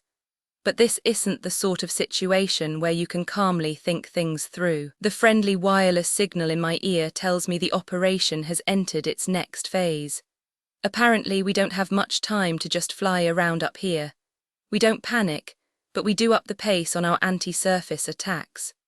All we're doing is busting up defensive firing positions with explosion formulas, but that will probably be more than enough to frustrate the last holdout of organized resistance. Looking down, I see the muddled Republican army and the advancing Imperial army maintaining discipline. It's already such a trampling that Imperial Rangers are getting into strike formations. Usually, charges into defensive positions come with heavy casualties, but when your side is superior, it's a different story. The sole cause for concern would be machine guns, but we mages already smashed them. It's truly a one-sided game now. Maybe the reason the Republican army isn't surrendering is that the Republicans want to fight about terms, but do they understand the situation they are in? It doesn't seem very rational to trade a bit damage to the Empire for annihilation. So then are they that fanatically anti-Empire? Or are they simply war-crazy beyond all hope for recovery? Or maybe they are poor little lambs who have no idea what's going on. If the latter, they can still be reasoned with, but if the former, that's the worst. I'm sure we have no interest in getting anywhere near maniacs like that. Airspace warning, confirmed sighting of multiple fighters scrambling, not detecting any mana signals, all units be alert for ambushes. So apparently they aren't going to completely fail to respond. Well, they can send fighters up now, but it's still too late. But odds are good that IM's safer in counter-air battle than fighting those potentially dangerous lunatics. I have the battalion cease anti-surface attacks. We get into combat box formation and contact control while ascending to combat altitude. Sounds like there are 20 fighter planes coming our way. The Imperial aerial flotilla will be up momentarily to intercept, but was supposed to keep the enemy busy in the meantime. That's fine. I'm sure it'll be nothing more than a play fight. After all, mages and fighter planes generally don't handle each other very well. Although mages are more flexible, they have a hard time when it comes to speed and altitude. Meanwhile, the planes excel at hit-and-run tactics but can't do as much damage. Apparently they are a better deal cost-wise though. Still, since they get shot down more often than we do, the cost-effectiveness evens out. Enemy artillery is firing. Hit confirmed. All trenches, report your damage. Theatre report, light damage. Counter-battery fire, crush 'em in one go. On the ground, a so-called Battalion unopposed attack, release unfolding. Man, if we're in good enough shape to obliterate an enemy position in retaliation for a single shot fired, maybe I should have stayed helping with the anti-surface attacks. That said, avoiding risk is logical and therefore a must. Now I need to focus on getting air superiority or air supremacy, as the case may be. Still, at this rate, we might be able to win this war. It was a faint hope, but the moment the leisurely thought enters her head, it's dispelled by a strange feeling, just a ripple but nonetheless strange, from the direction of the ocean. This is Rhine Control with a general notice. To the mage unit in the airspace that is not broadcasting identification, make your affiliation clear now. A bit of commotion and a challenge. This is Rhine Control.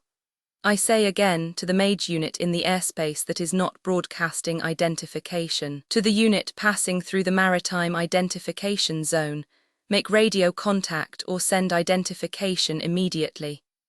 Friendly warning signals echo across the theatre like screams.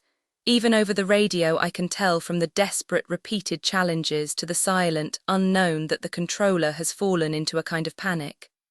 Bad feelings are always right. An enemy from the sea. That means it must be the unpleasant relatives of the pleasant John Bulls. Fairy 01 to Rhine Control. I presume the unknown is an enemy, requesting permission to turn around and intercept. Tanya waves Lieutenant Weiss over as she contacts HQ via long-range wireless. It's much better to turn and attack than to be chased from behind. Rhine Control, Roger. But an early warning unit is currently attempting to make contact. Limit your fire.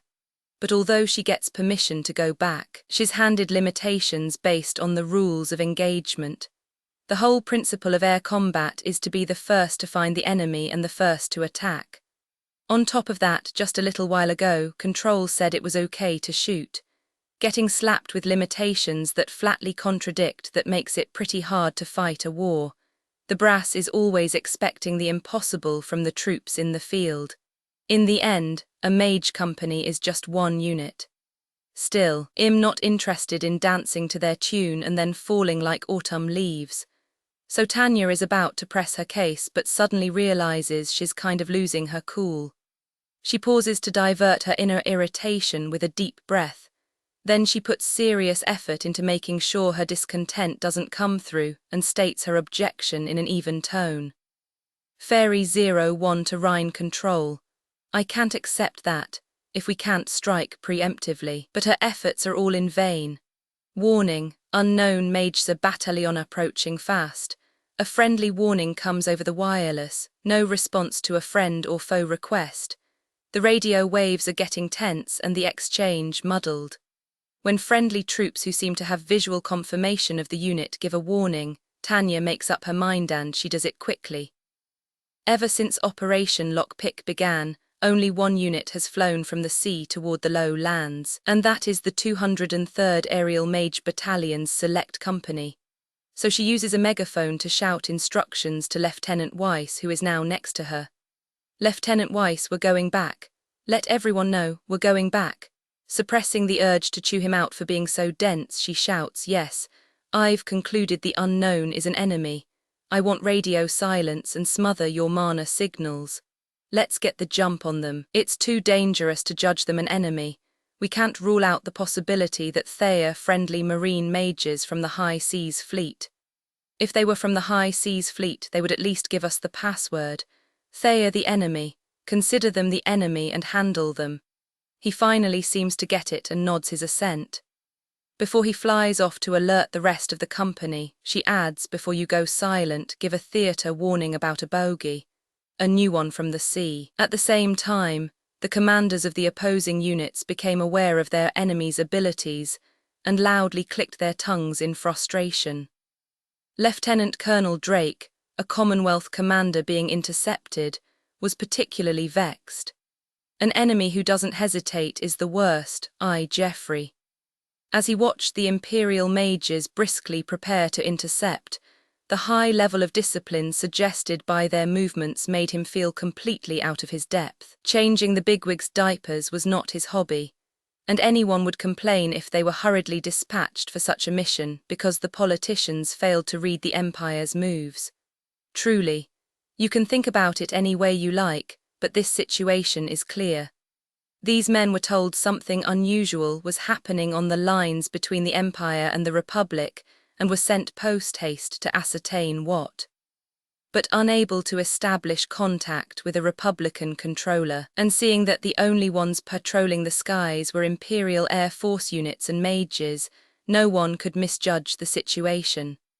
As First Lieutenant Jeffrey, Drake's vice commander, grumbled, it was proof that the Imperial Army was overwhelming the Republicans. "Commander Drake, should we pull out? We were instructed to avoid combat if possible. We can't." Hence, Drake's instinctually rejected his vice commander's suggestion of withdrawing. When the subordinate man asked why, he flashed an invincible smile and said, "If we let this chance go by, this encirclement will grow to become a thick wall right now. There's still a non-zero chance of breaking through. It's got to be worth doing some recon in force." Drake's reading was that escape was still a possibility if they acted fast. Of course, the supremely brisk movements of the Imperial Mage unit before his eyes astounded him, and they were forming up without even emitting any detectable signals, so he wasn't sure if recon was possible. "Are you seeing these guys? They seem like an awful lot of trouble." "I don't deny that, but can we really just leave the situation as it is?"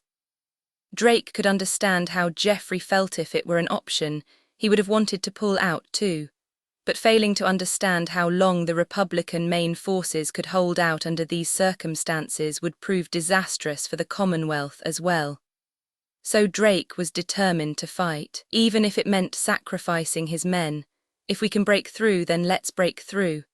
If not, then let's at least tell the others what fearsome adversaries these guys are.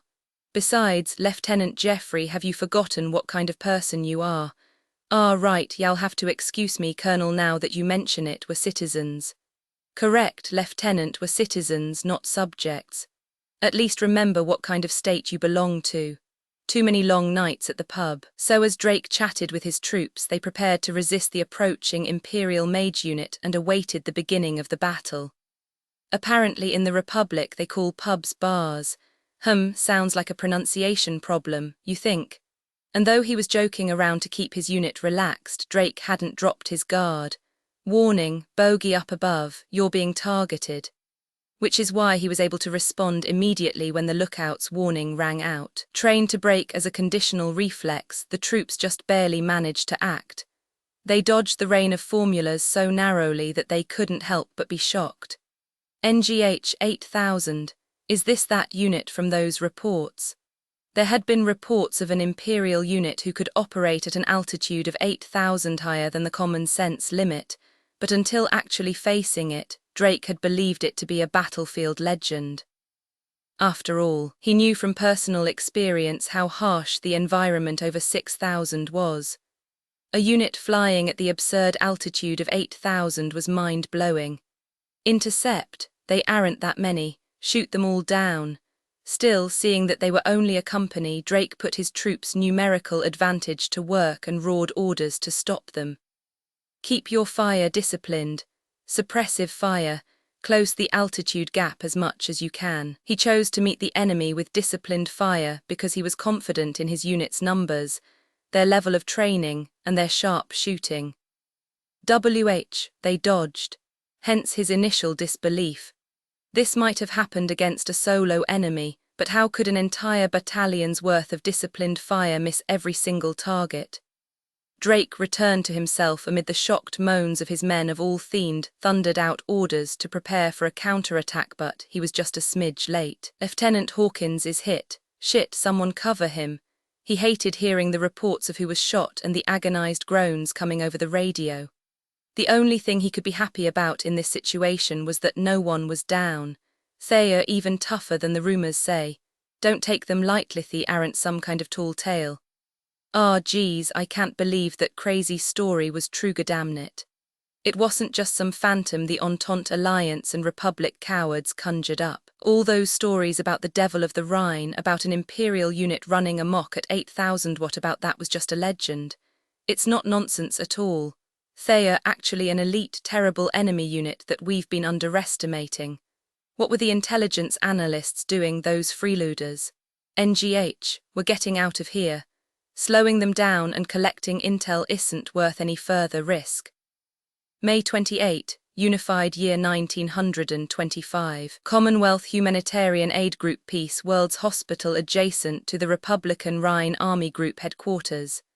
NGH, I don't know this ceiling.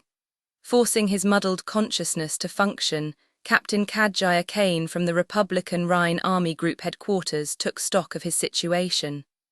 Okay, here he is, thought John as he casually pushed the nurse call button. He was being considerate because Kane had to be totally fatigued. He must be on a potent drug, some kind of long-acting sedative. Well, that's probably the kindest thing to do for a man who was half dead from horrible burns and carbon monoxide poisoning, rather than letting him thrash around.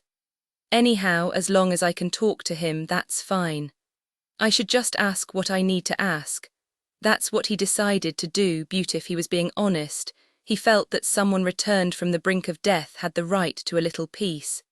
His vision must be okay. If he can make out the ceiling, he can see colors. That said, since he can't move his body at all, his field of vision is limited, but his ears and mouth are working normally. It'd be nice if he'd realize him here. Anyhow, he's alive. Given that, an intelligence agent would be trained to wonder where he is. Then John thought he should respond to Kadjaya's confusion. If this pain-in-the-ass intelligence guy mistakes me for an enemy, it'll be more trouble than it's worth. So you're awake? John addressed him calmly in a voice the captain should have been able to recognize. Who are you? I beg your pardon, but please give me your name and rank. John didn't expect to be asked that, but he couldn't fault the fellow for following procedure, although he would remember if he weren't utterly incapacitated. Sure, you're Captain Kadjaya Kane and you can call me Mr. John, I'm from the Commonwealth, haven't seen you in a while. Oh, Mr. John. He pretended to understand. Well, even I have to admit it sounds pretty fishy, but a soldier doesn't ask questions when they've been told not to go poking their nose around. Anyhow, they knew each other's faces. As far as the previous intel went, at least they weren't enemies. They were on friendly enough terms to cooperate and exchange intel. Hence, Mr. John was enough to be understood. So, Mr. John, why am I tied down? No wonder he was so confused, questioning why he was bound to the bed. Ah, you're not really tied down, your meds are mostly painkillers. Huh, so I lost almost all feeling in my body from painkillers. From the file the nurses brought when he pushed the button, it didn't seem like he should be fully numb though. Maybe some of his nerves are shot. And so young, poor chap. May the Lord have mercy, amen. If writhing in pain is a masochistic quirk of Republicans, then I suppose we've committed a cultural faux pas. Geez, at this rate it doesn't seem like I'm going to find out where the Imperial mole is hiding. And apparently his pessimism wasn't misplaced. Kane suffered from memory loss due to carbon monoxide poisoning. Frustratingly, he wasn't in any position to provide useful information. Get well soon. With that, John left the room and heaved a sigh. Then he picked up the hospital telephone. He had to notify the Republican Army that had just barely managed to save one of their officers' lives. But he had to say what he couldn't say earlier, that the way the man was, he was closer to a corpse. The only thing he learned was that Kane didn't know what had happened immediately before he was injured. Sadly, his condition rapidly deteriorated after their conversation. The top dryly responded that he should be promptly turned over rather than probed for no good reason. So there was John giving the notice. Given the Republic's changing circumstances, this is my only choice. A calculating thought came to mind. It was true that if the fellow didn't last long, they would no longer need to have a charity organization based in a hazardous region. Also, John mentally added, considering how furious General Habergram is going to be, the Republic should bear some of the blame.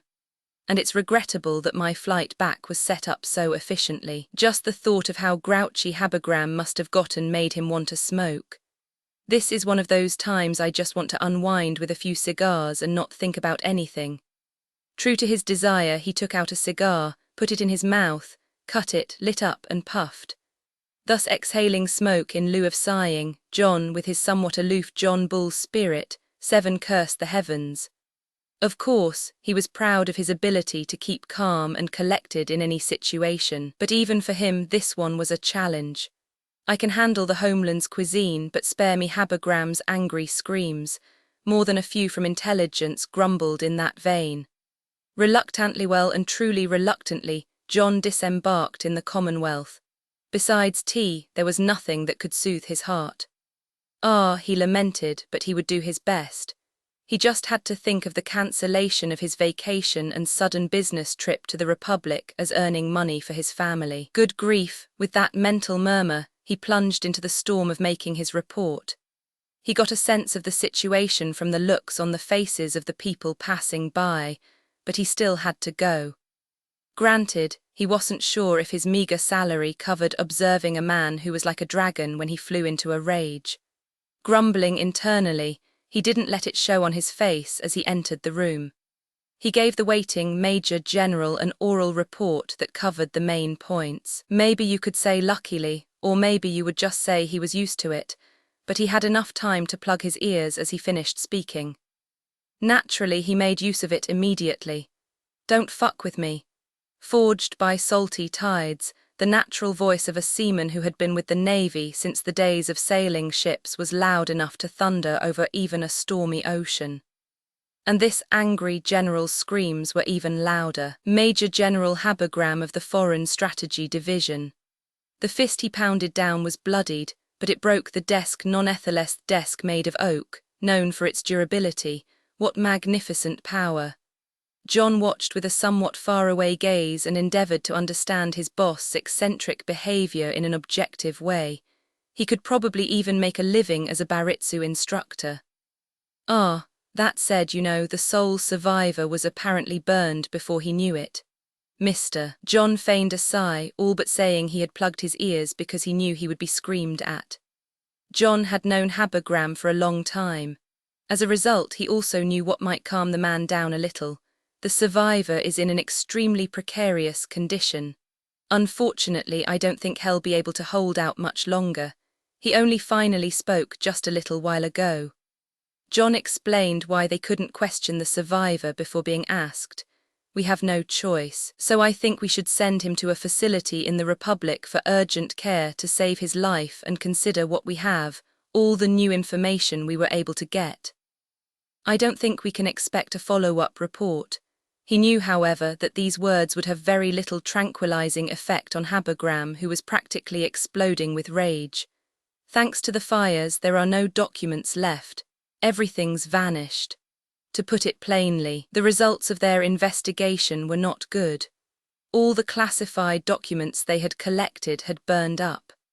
The loss of veteran agents who might have discovered something was also huge. The only thing they had managed to learn from the Republican survivor was that they had been burned up before they even realized what was going on. Anyhow, in exchange for that meager piece of intelligence, they were now stuck writing letters explaining that all the personnel they had dispatched died in an accident during training. And at this rate, they would have to blame someone for this huge accident and somehow fake it in a believable way. The human loss was too major to brush off. On top of that, the questioning of the survivors was not going well. How is it that a station so secret you can't even tell me about it gets targeted and attacked by Imperial mages? Arg, if there was ever a headache worth griping to the heavens for, this is it. Now even John was being suspected. He had to sigh. Is that any way to talk to an old man who's ground his bones down with hard work? Has the boss finally succumbed to paranoid delusions? John had to wonder for a moment as he retaliated with a hard stare. But faced with Habagram's impatient return stare that confidently asked, "Got a problem with that?" John was the first to back down. Well, with such serious suspicion that we have a mole, everyone will be under scrutiny. Not many people knew, but the Commonwealth's intelligence agency had been suffering a streak of failure.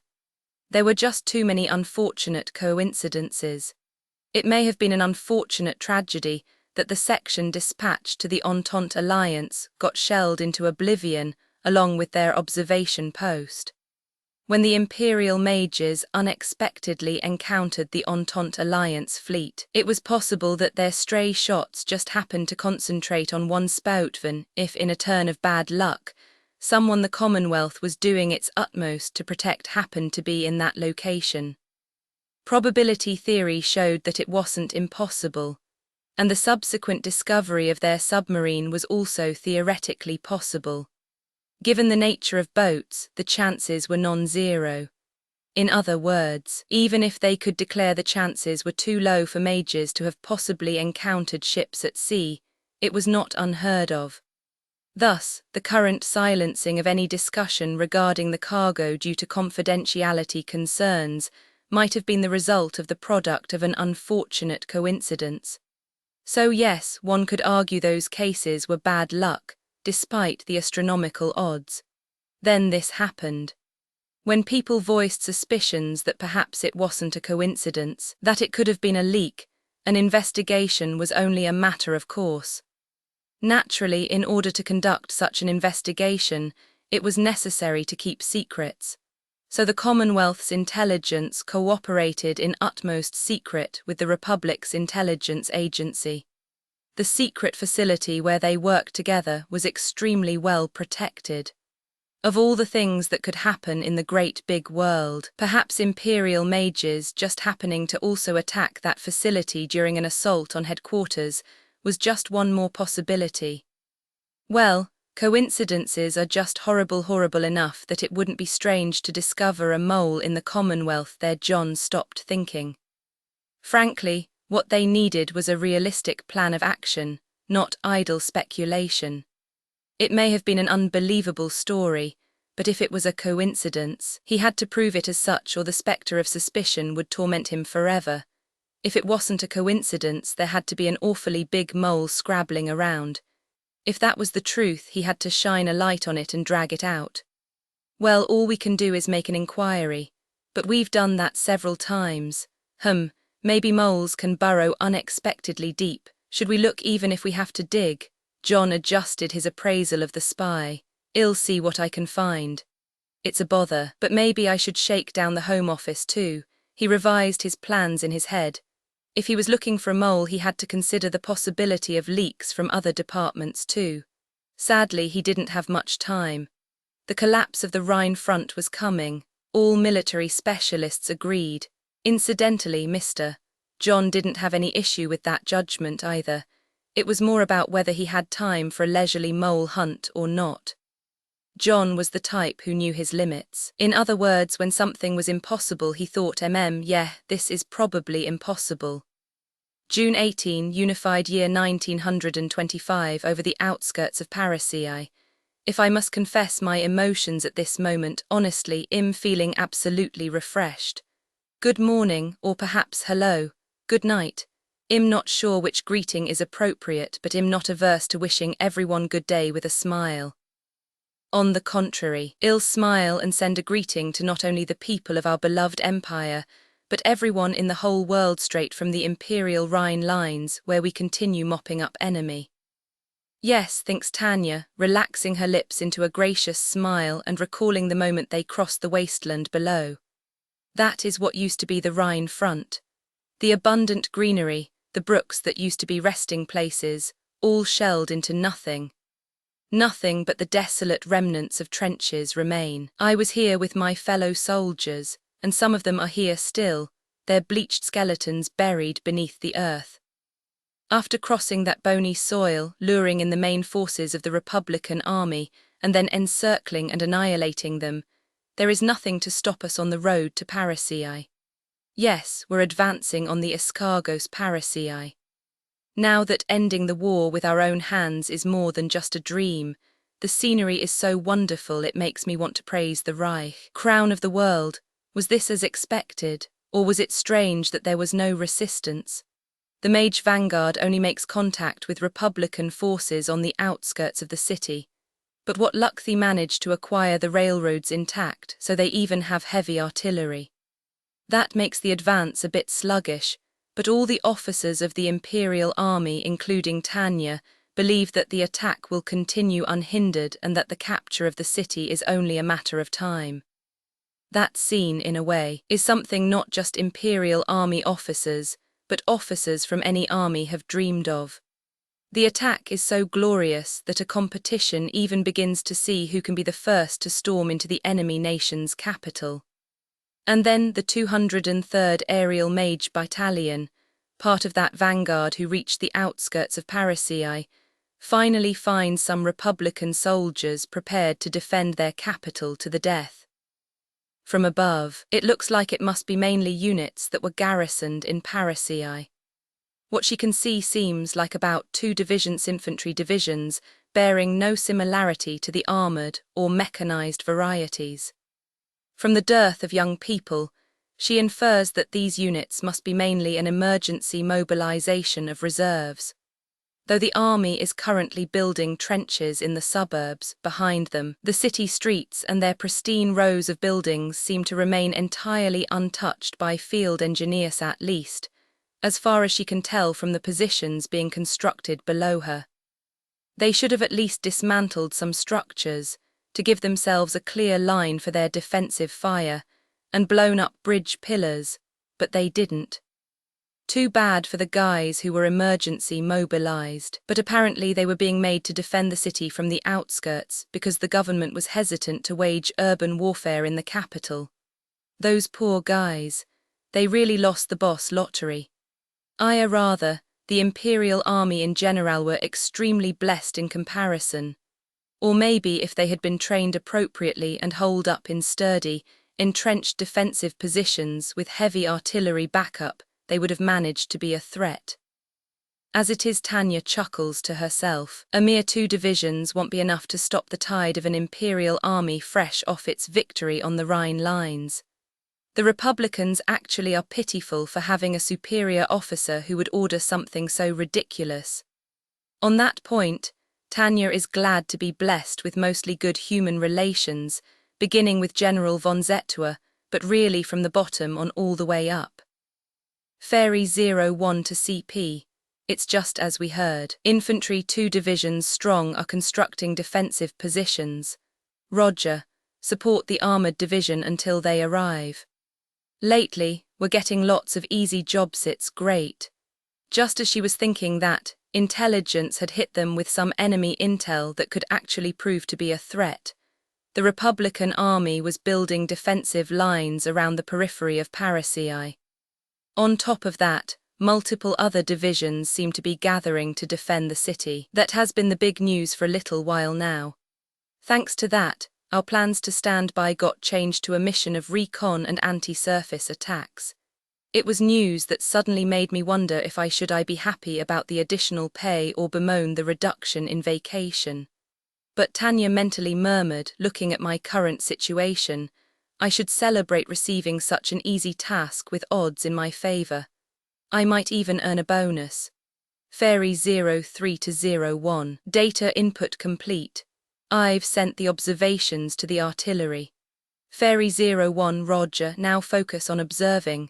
Normally observers face the most enemy interference, but with none of that the sky is calm. Considering that over Norden the Entente Alliance mages managed to give us hell, it's surprisingly calm. That's how truly peaceful it is out here. Aside from the occasional explosion on the surface sending up smoke, the sky is blue. It's a fine sunny day. And as such, it was pitiful how wimpy the normally terrifying anti-air fire was. Anti-air cannons generally stick out on the surface, but Tanya and the 203rd Aerial Mage Battalion didn't spot a single one. Those Republican numbskulls probably thought installing cannons in their city would tarnish its beauty. Or maybe they didn't want to alarm the citizenry by intimating that the battlefield would come so close.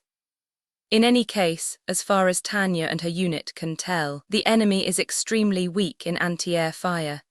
Even flying through, all they spot are a few 40mm machine guns.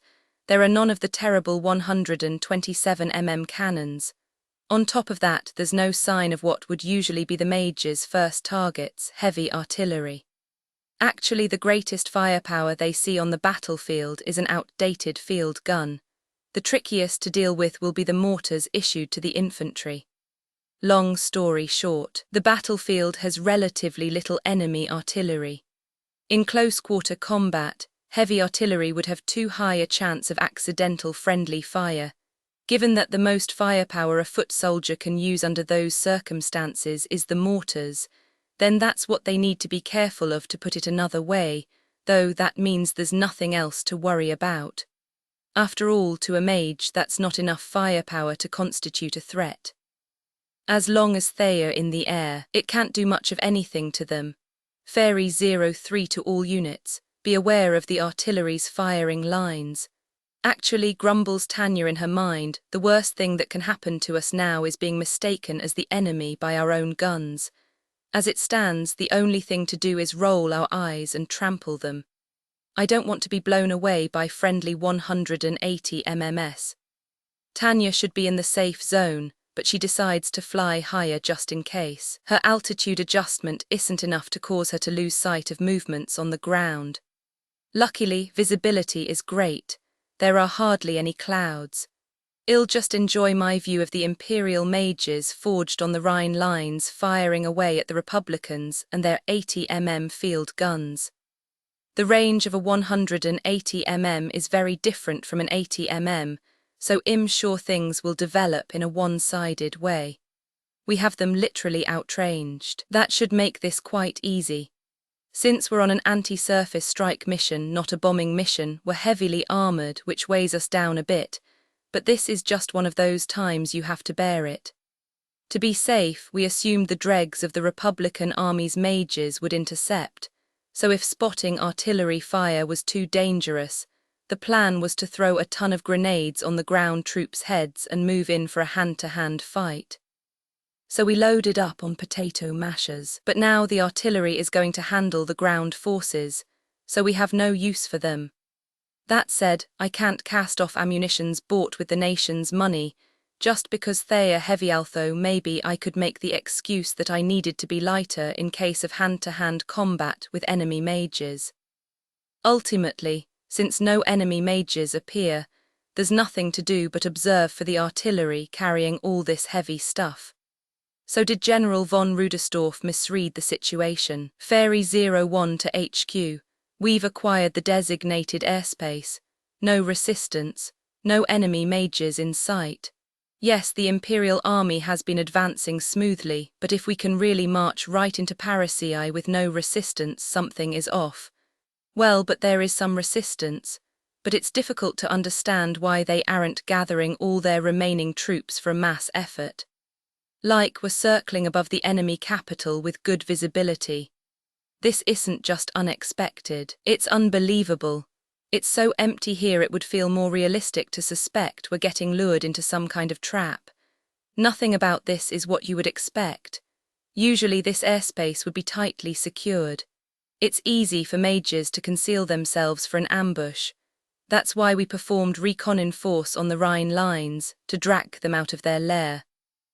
Our goal this time in Parisii was to draw the defensive units out by running attack missions on them, but strangely, there's no sign of them anywhere.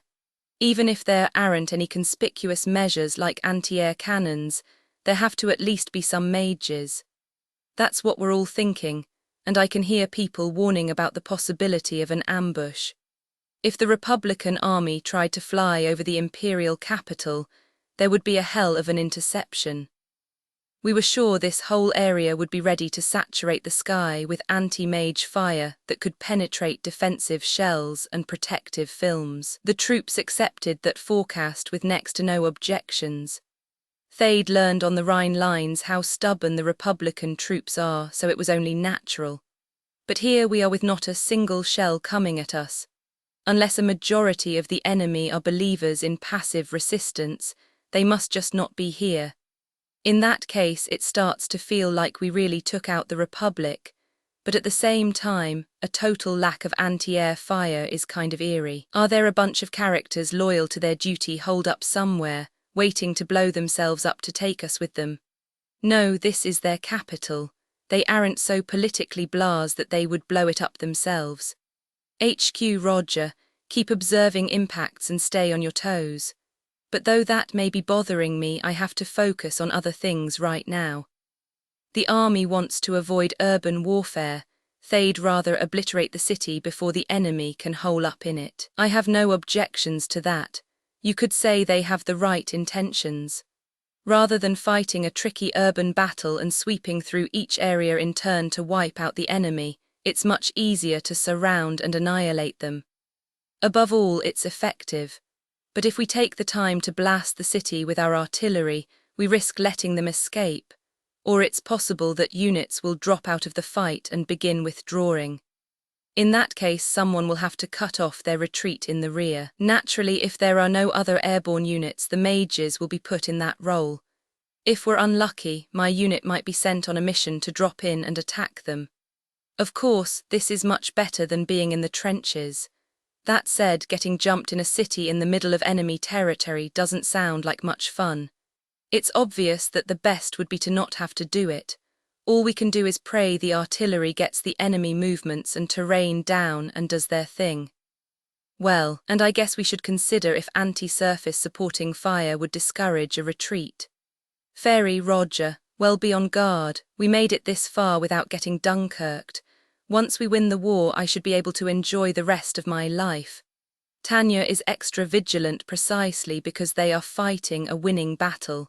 If you don't survive until the end, you don't get to partake in the victory.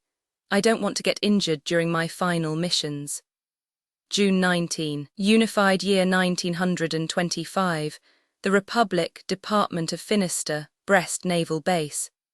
The Imperial Army had breached the defensive lines outside the capital and entered the urban area, and the report stating as such reached the naval base at Brest promptly.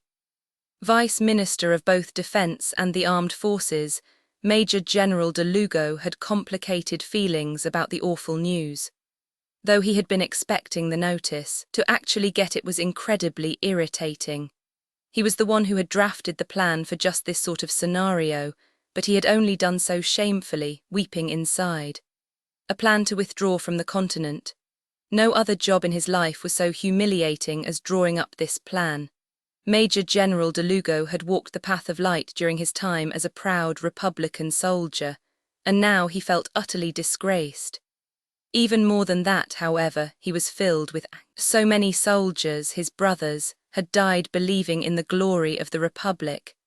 It was because of their voluntary efforts that they had been able to draw the Imperial Army's attention to the capital. He knew that the time they were giving their all to buy would do more than anything else to keep the pulse of the Republic beating, so he couldn't waste a moment of it. But as a Republican soldier, he couldn't help but feel disheartened. Shouldn't I be there lined up with my brothers in arms? The conflict plagued him. As a commander, though, he knew he had to lock those feelings up deep inside. Everyone was carrying the same burden, which was precisely why he couldn't undermine the importance of fighting through. He had managed to gather all the ships he could at the Brest naval base in the Department of Finisterre without the Empire noticing. To make the most of the opportunity, they were departing packed full of heavy armaments and resources, from the common to the scarce. In addition to many soldiers, the land and people they were meant to protect they left behind. The collapse of the Republican Rhine Army Group was more than the fall of a mere army group. It meant the Republic's home army had been virtually annihilated. That is to say, the Rhine Army Group included the majority of the home army units, and most of them had been lost. All that was left in the Republic's home country was a vast, empty military organization and the stunned bureaucrats at the top. Most of the combat units critical for the fatherland's protection had been lost in no time. That meant there was no longer an army standing in the Empire's way.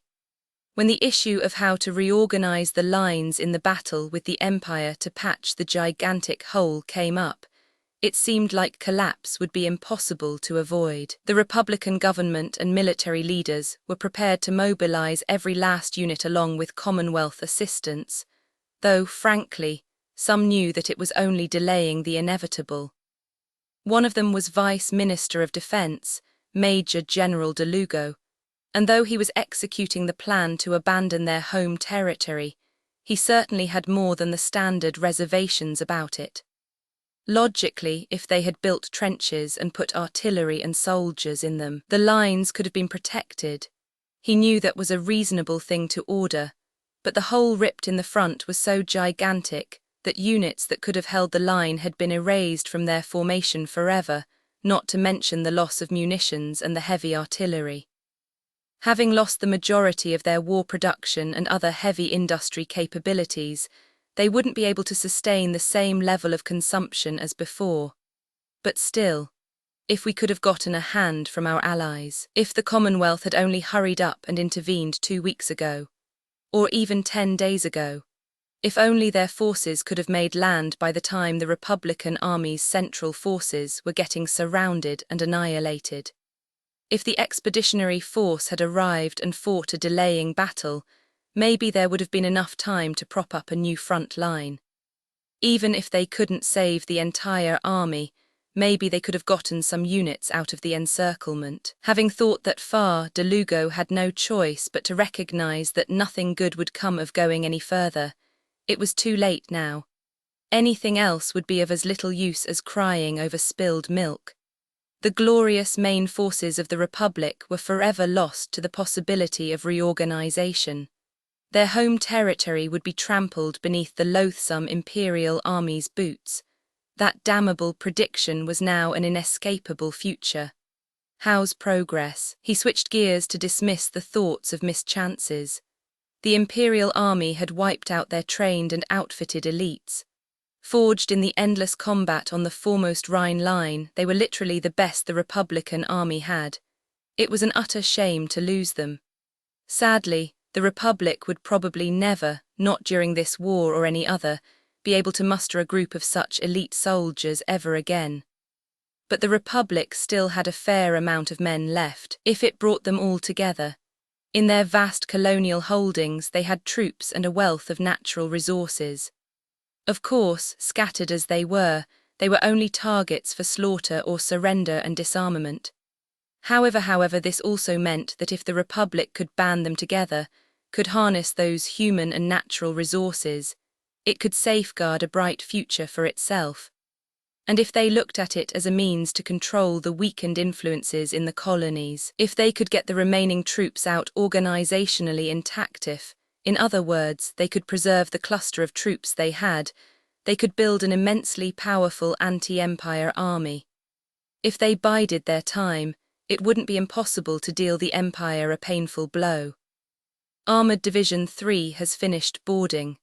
A provisional brigade from Strategic Mobile Army 7 is boarding now. That's precisely why I have to protect these heavy troops no matter what, thought De Lugo with a pained expression as he watched over the loading process below, practically praying. Armored Division 3 was a precious asset, a tank division, and Strategic Mobile Army 7 was equipped with the latest computation, hot off the presses, as well as the newest capital tank model. The combination of these forces was the blessing in this tragedy. That these two units had been in the rear training with their new equipment was surely unlucky for the front lines. If they had been there, perhaps they could have saved the day. But if they are here now, the Republic can still fight. The Republic had managed to preserve units that could combat even the remarkably improved Imperial mages, troops who could fight on a level battlefield with the enemy in this new mobile style of warfare. Most of the mages were already gathered, thanks to their mobility. Meanwhile, given how doubtful it was that strategic Mobile Army 7 would even be able to meet up with them, the way they rushed over showed their fighting spirit and indomitable will both rock solid. You didn't even have to be De Lugo to be sure the Republic could still fight. Yes, the Republic as a nation had not by any means lost yet. It still had cards in its hand. True, many of the Republican army troops had been stationed on the Rhine front, and the shock of losing them all was enormous, but it wasn't as if the Republic had lost everything.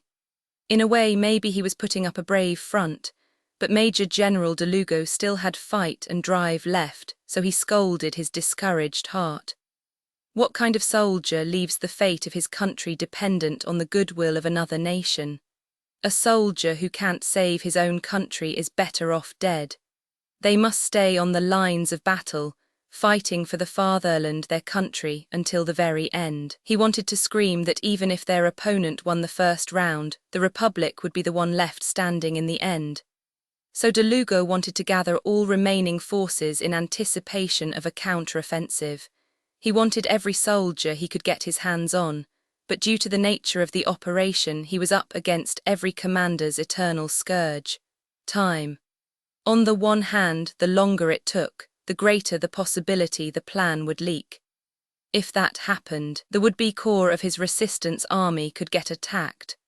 On the other, considering the psychological effects of abandoning allies who were racing to be with them, he couldn't leave so easily. Naturally, the decision was pressing. What about the Special Ops team? When will they be here? It was under those tight circumstances that De Lugo was expecting the elite Special Ops team. They were a group of majors created to carry out special missions. General De Lugo expected the strength and experience of Lieutenant Colonel Vianto and the others who survived Aren to be a huge help. The general staff knew too that if those majors managed to join up with the others, the number of options they had would increase dramatically. But it was true that waiting posed a risk. Their estimated arrival is in about 10 hours. Since they are coming from Parasii, however, it's possible they are being pursued. If they are being followed, worst case, Imperial troops realize we're here. If they do, all our work so far will be for nothing. That was a fearsome possibility. Under their current circumstances, that would be unacceptable. Should we abandon them? Some of the staff, especially officers of the fleet, were of that opinion. Well, leave in 10 hours.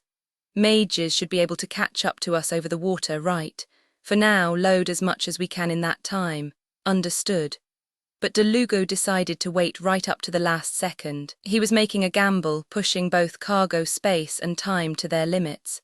Yes, it was high risk, but those majors were a valuable asset.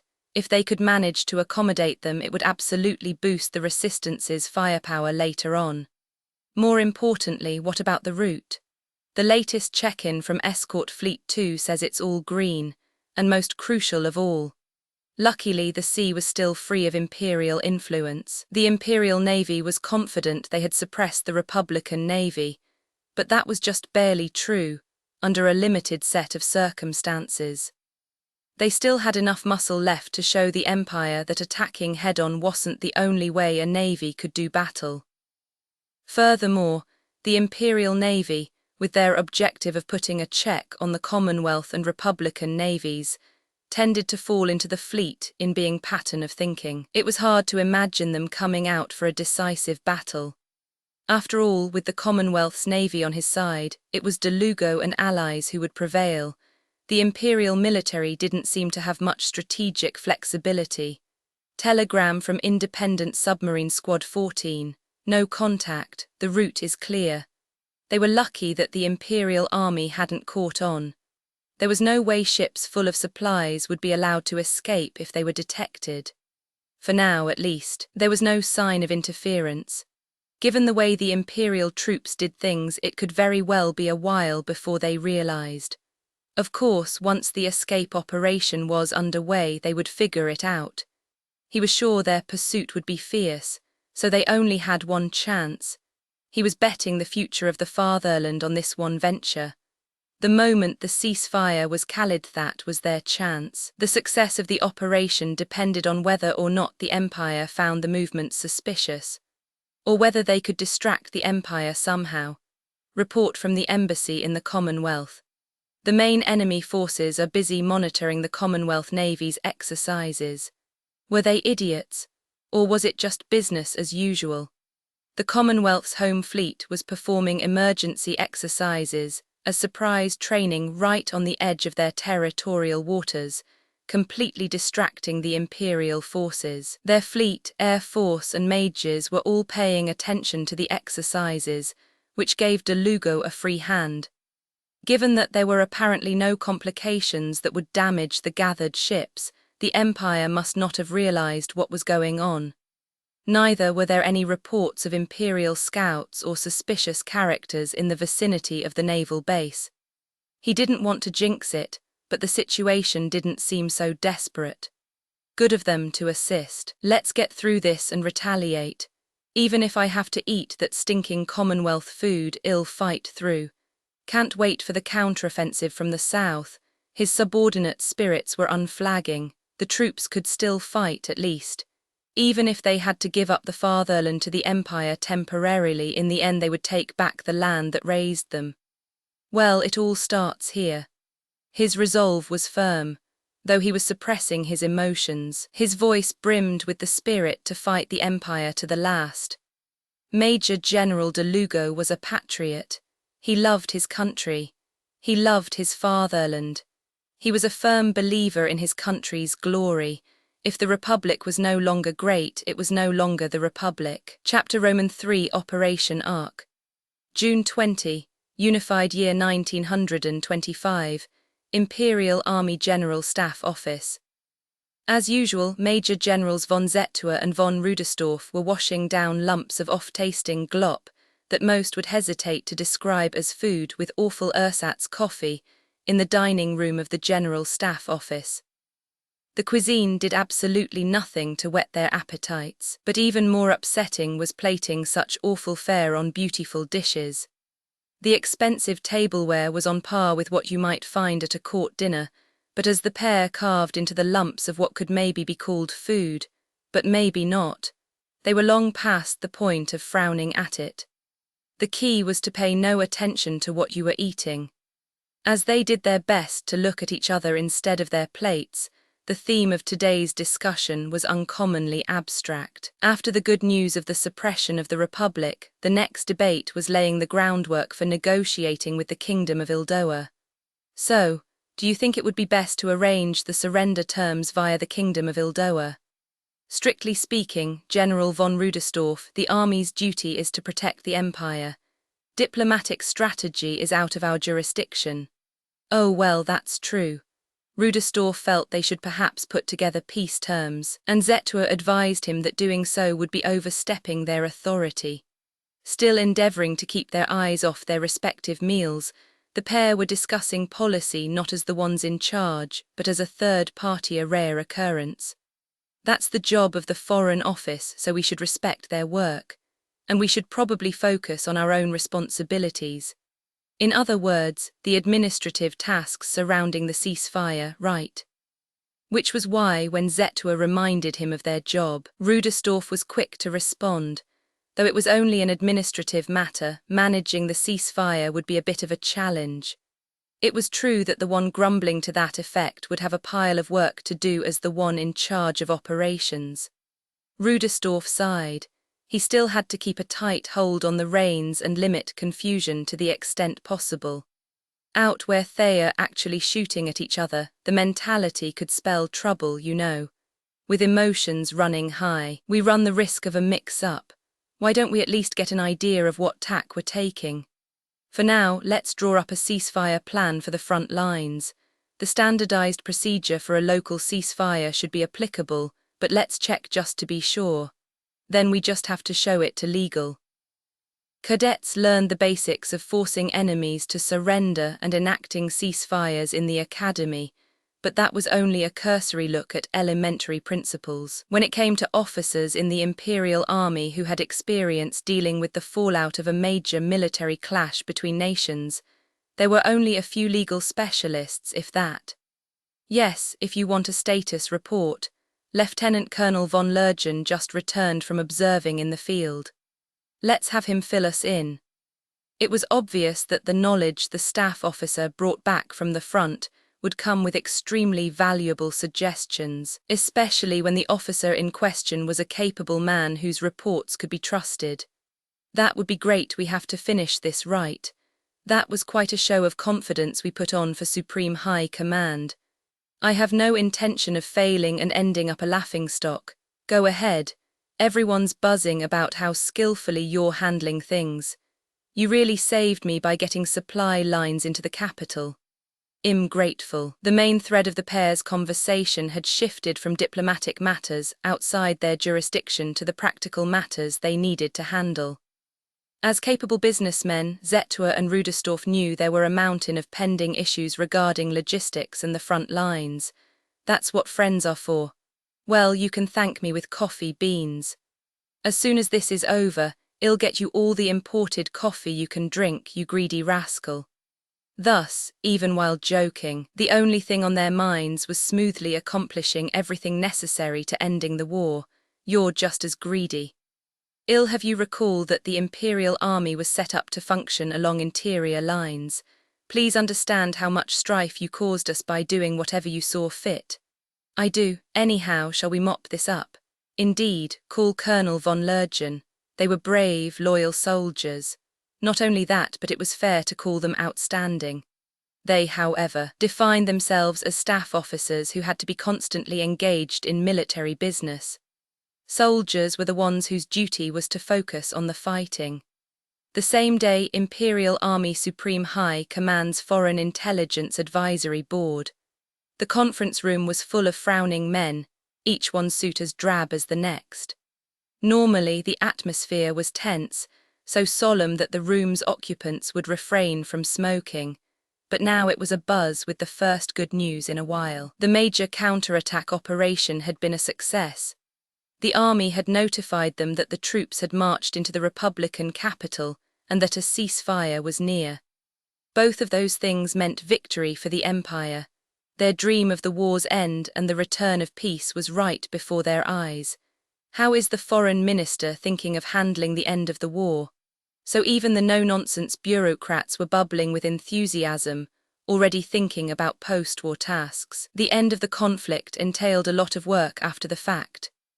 Just a little while ago, they were fretting over the enormous expenses, terrified at the crisis surrounding the loss of the lowlands industrial region, but now they exchanged insuppressible grins and discussed the end of the war. Mainly, we plan to demand that each of the warring countries establish peaceful borders and pay reparations. We also plan to demand that the Republic surrender some of their colonial holdings and abandon some others. Oh, taking the tough line, pardon me. The unexpectedly moderate answer given by the foreign minister sparked a somewhat surprised murmur in the room.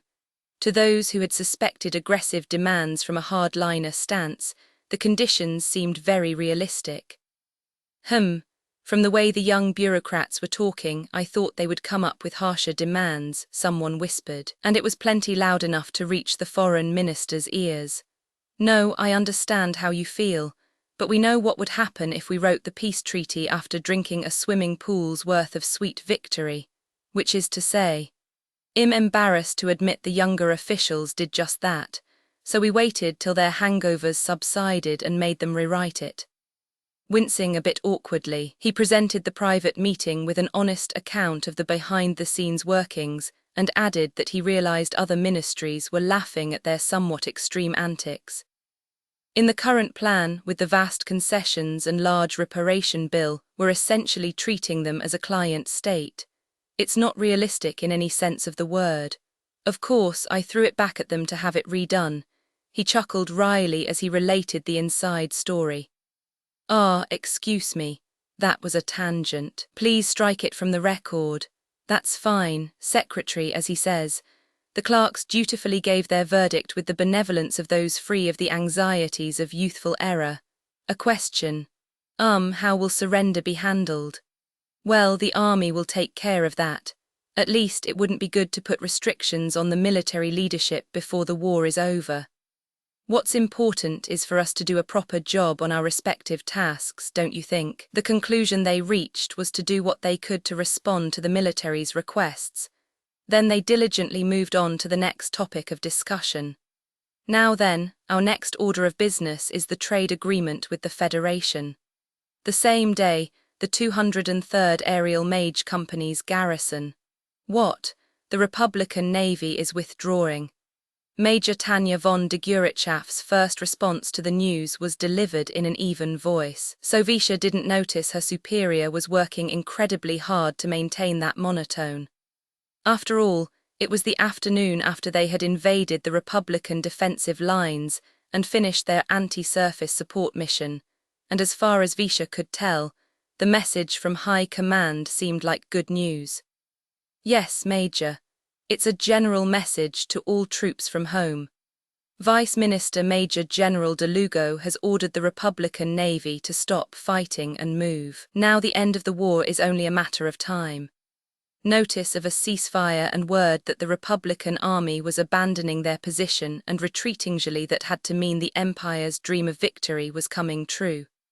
Lieutenant Serebriakov, did they actually say the end of the war, not ceasefire or surrender? Major. So for a moment, Visha wasn't sure what her superior was finding issue with. Are those the exact words they used, the end of the war? My apologies. I didn't see those words written there. Come to think of it, the Major is such a stickler for accuracy. I really messed up. Adding my own optimistic view to a report for her is a no-no. As Visha was regretting her goof, Major von de Gurichaf calmly asked another question.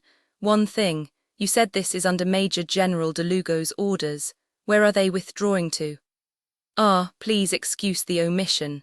Apparently they are gathering at the Brest Naval Base. The message definitely included the detail that they were withdrawing to Brest on Major General de Lugo's orders. Oh, brother, I can't be so irresponsible just because we're about to win, reflected Visha solemnly, impressed by her superior's attention to detail. You'd think I'd know how she likes her reports after being with her ever since the Rhine battle. The whole base is in a celebratory mood, so I guess I've gotten a bit lax too. She finished her introspection with a vow to take after her superior's prudence. Brest Naval Base, de Lugo. Sorry, can you get me a map? Thinking how amazingly attentive the Major was always ready to add more to her stores of knowledge, Visha pulled out a map and spread it across the table in a way that the Major could see it well.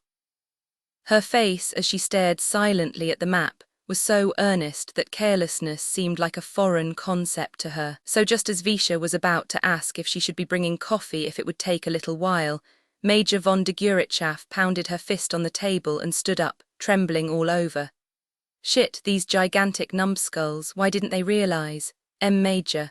Lieutenant, prepare to sortie in the double, we're taking all the V1s, get them on the runway now, and get me Lieutenant Weiss. The fierceness on her face and the shrillness of her voice left no room to question the order. Visha knew better than probably anyone else how foolish it would be to oppose Major von de Gurichaf when she was like this. So she barely saluted and confirmed the order before running off. Just as she was told, she alerted Lieutenant Weiss that he was being urgently summoned, and then she went straight to the V1 hangars to get them ready to deploy. Excuse me. Good, thanks for coming, Vice Commander, we don't have much time. I'll get straight down to business. Tanya speaks the moment Lieutenant Weiss salutes and enters the room where she is poring over a navigation chart in agony and distress.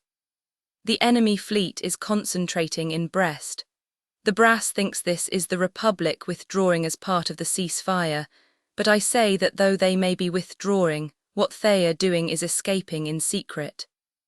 To be blunt, what they are pulling is unmistakably a Dunkirk. They mean to extract what military organizations they still have and continue fighting.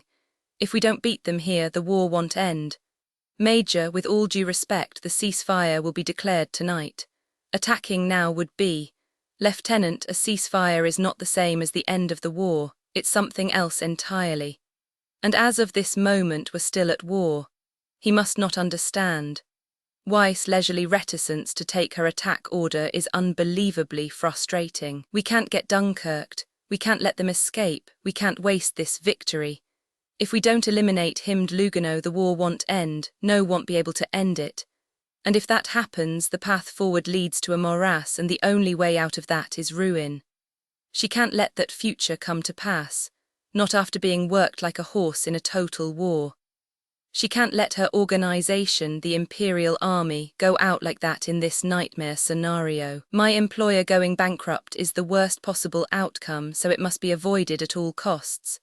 Therefore, Tanya is determined. But, Lieutenant, the record will show that you raised an objection. Now you must act. There is only action. They may scream, but we will act. It'll ruin my military career if it will prevent us from getting Dunkirk. If we act now, that fate is still preventable. Tanya is sure she can get authorization for recon in force. The general notice of the coming ceasefire is a sizable obstacle, but since her unit reports directly to the General Staff, they should have the power. In the worst case, a single mage platoon would be enough to get the job done. She could drag them out under the pretext of officer reconnaissance. Once they were off the ground, no one would be able to bother them. The radio silence inside the V1s flying at top speed would be the perfect excuse. We should at least kill De Lugo along with his capital ship rather than kicking ourselves for letting them get away. Excuse me, Major, is the unit ready? Yes, but base command is calling you. Even with it happening before their eyes, any sensible Imperial soldier would find it hard to believe, or hard to watch, perhaps. Please let us go. I'll do anything, just let my unit go. The agonized scream was almost like a curse. Authorize us, even just my unit, to sortie. Please. The hands clutching his lapels were at once powerful and tiny. The warped expression and pleading tone of voice were a petition to avert destruction. No, her voice was more like the wail of one desperate for salvation. And the one acting that way, with no regard for appearances, was the capable Imperial Army officer said to have maintained unparalleled composure during the Rhine battle. The events of this hour's one brief moment will determine whether the Empire gains the world or loses everything. Please, she said, please let us go. Major Tanya von de Guritschaf had abandoned rules, norms and regulations, and that was her plea. Yes, the one declared a model soldier by everyone, the officer von Lergen admitted to fearing on an instinctual level. She had unhesitatingly cast all that away under the gaze of everyone nearby, and grabbed the lapels of a superior officer. She was practically threatening him with her shouts, which was why everyone present was so confused that they simply stood there, unsure what to do. Even her subordinates, though they stood perfectly still in utterly silent rows, were wearing expressions that said they were shaken and perplexed by their superiors' incomprehensible clamoring. She was a veteran field commander, a proficient officer who got through any impossible challenge unfazed, a fearless mage who could penetrate a fleet's air defenses, a night fight professional who crawled around under the veil of darkness as if she owned the battlefield. Of all the people in the world, she was probably the one most unfamiliar with the emotion of fear, and yet here she was shouting with a face that was unmistakably pale. Her subordinates had no choice but to stand there at a loss. Just 500 kilometers, that's all we have to advance. The key to the war, to the future of this world, is so close. Her right hand gestured to the map hung on the board. She was pointing at a strategic Republican army position where a group of suspicious transport ships had assembled according to a report they had just received. Brest Naval Base. Brest Naval Base, one of the Republican Navy's principal bases, was one of the places the Republic was expected to concentrate their fleet prior to the ceasefire, which was why everyone in the Imperial Army interpreted the Republican fleet gathering there as preparation for a ceasefire to end the war. Of course, legally, the war wasn't over yet. Still, everyone was compelled to say, surely it's impossible for the Republic to continue fighting now that they've lost their capital. The end of the war is only a matter of time. Then came this request, no, more like an entreaty for authorization to attack the Republican fleet. That base was tightly defended under normal circumstances, but with the additional fleet's cannons, it had to be a veritable porcupine. Anyone who wanted to go charging in there had to have something wrong with their head. Any reasonable commander would hesitate. And yet here she was practically beside herself, insisting on an attack plan that could spoil the negotiations to end the war. Now, we must act now. Please, please, give me the forces to suppress the Republican army at Brest. Please let my unit go. Major von de Guritschaf, please calm down, Major. Colonel, please send some troops. If we let them get away, they'll become the root of all the Empire's problems. It was hard to imagine how all that fury came from such a tiny body as she pulled the base commander down to her level by his lapels. Major, I beg your pardon. The military police officers who couldn't bear to watch any longer tried to come between the two, but furious, de Guritschaf continued to shout, keeping all attempts to quell her at bay. Colonel, please let me talk to the General Staff Office. A wounded lion would probably be less of a handful. The MPs had training and boasted a fair amount of strength, but with the cave actually, they would agree that their opponents were normal humans. If any mission would give someone second thoughts, it was fighting a mage. Every soldier had a visceral sense of how troublesome confronting a mage could be. The only ones who could pick a fight with a mage wearing a computation orb was another mage similarly equipped. And their opponent in this case was a recipient of the Silver Wings, assault badge with Oak Leaves a living recipient, at that. Her medals, enough to warrant calling her a human weapon, were not merely decorations. Even in the rear they called her by the alias White Silver in recognition of her achievements, while other voices called her Rusted Silver out of fear. If she were an enemy, they wouldn't want to get anywhere near her. Even as allies, they didn't want to get in her way. But the Imperial soldiers recalled their duty and obstructed her. Though slick with cold, sweat, and trembling in fear, they were faithful to their duty through and through. Major von de Guritschaf, please, Major. She may have been a little girl, but she was still a mage. Having steeled their resolve, they all leaped at her at once. And it was when her protective film repulsed them that they finally realized how uncommonly earnest she was as she shouted. Colonel, I beg you, please reconsider this. For the future of the Empire, we must act now. NGH. Major von de Guritschaf, you need to calm down.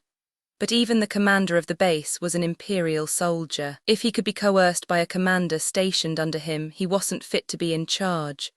The fall of Brest is only a matter of time. We don't need to pointlessly wear down our forces. Major, I can't let you ruin the ceasefire. The ceasefire hasn't been declared yet. We can still save our army if we act now. Major von de Guritschaf, that fleet has already been defeated. It no longer constitutes a threat to our army. With a glance at the hesitating MPs, the staffers raised their voices to forestall her. They didn't think they could convince her with muscle, but they figured if she was a soldier, she could be persuaded with words, so they tried it. Please, you have to understand, time is the issue. There's no time, Colonel. But although Major von de Guritschaf was said to be so sensible, words weren't even necessary. Today she stubbornly held her ground. Not only that, she insisted, openly impatient, that they should attack with all they had. It was almost as if, yes, without a doubt, she was pleading as if she were afraid of something. How absurd. Rusted Silver, afraid, that can't be, thought several of the bystanders. They just didn't understand yet. They mean to escape in secret, to abandon their fatherland like rats. And what about it? The question popped into the staffers' heads instinctively, and they went wrong. True, armies did eat a lot even during peacetime. Since there would be a starving stomach for every man, the outcome was clear. A tragic fate awaited an army cut off from its supply lines. Above all, the collapse of an army with no base was only a matter of time. If one considered this, then the troops gathered at Brest Naval Base were surely units for rebuilding the defensive lines. Most of the soldiers followed that analysis and concluded that perhaps they should be on the lookout for a counter-landing operation instead. It would be problematic if they did the same as us and threatened our supply lines by landing in the rear. But won't they just self-destruct? Isn't that all that would happen? What is she afraid of? Slaughtering a single isolated army isn't so hard to do, but it wasn't as if everyone was perfectly at ease. After all, the young girl practically losing hold of her sanity before their eyes was universally acknowledged for her excellent brain. People knew her as a genius from the War College or even the General Staff's darling or an underrated strategist. Self-destruct. No, they want. Thayer, no, he's trying to facilitate an escape for some of his forces. We cannot let that happen. The shrill roar of her voice echoed surprisingly loudly over the base's runway. Yet, still no one could understand what made her keep screaming like that, though she was running out of breath. Anyone who saw her knew she was calling for something, but they couldn't figure out what it was. Why is she being so insistent? How did she reach that conclusion? That theory has nothing to back it up. It makes the most sense to consider the units as replacement defenders or counter-attackers. If we let them escape, the Empire's victory will be jeopardized, eventually collapse. A few people tried to think, but cruel though it may have been, it was too late. The Empire's victory will be jeopardized. The Empire will eventually collapse. The response to those shouts was quite different from what the shouter expected. All right, hold her down. Major, that's enough. As if everyone's patience had run out, the order was given to get her under control. The MPs and her unit reluctantly set about tearing her off the commander, but de Guritschaf's resistance was unusually fierce. Even though it was 5 men against a little girl, it took all their strength to pull her away. "Colonel, please, please," it was a scream that lingered in the ears. "Can it, Major? We must destroy them at Brest Naval Base. This enemy is a threat to the Empire. We have to annihilate it here and now. Please, you've got to understand I have to do my duty as a soldier. This isn't what I want, but I know we must destroy Brest Naval Base." "Major, it's not happening." He still brushed off her prayer-like wail. "Would you please allow me to go?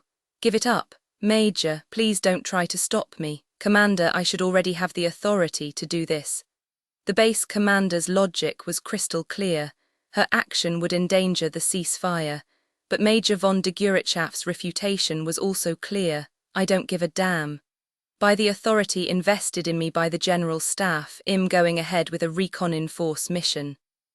Then, unbelievably, she turned her back to the general shouting himself hoarse, trying to get her under control, and raced with determination back to her unit.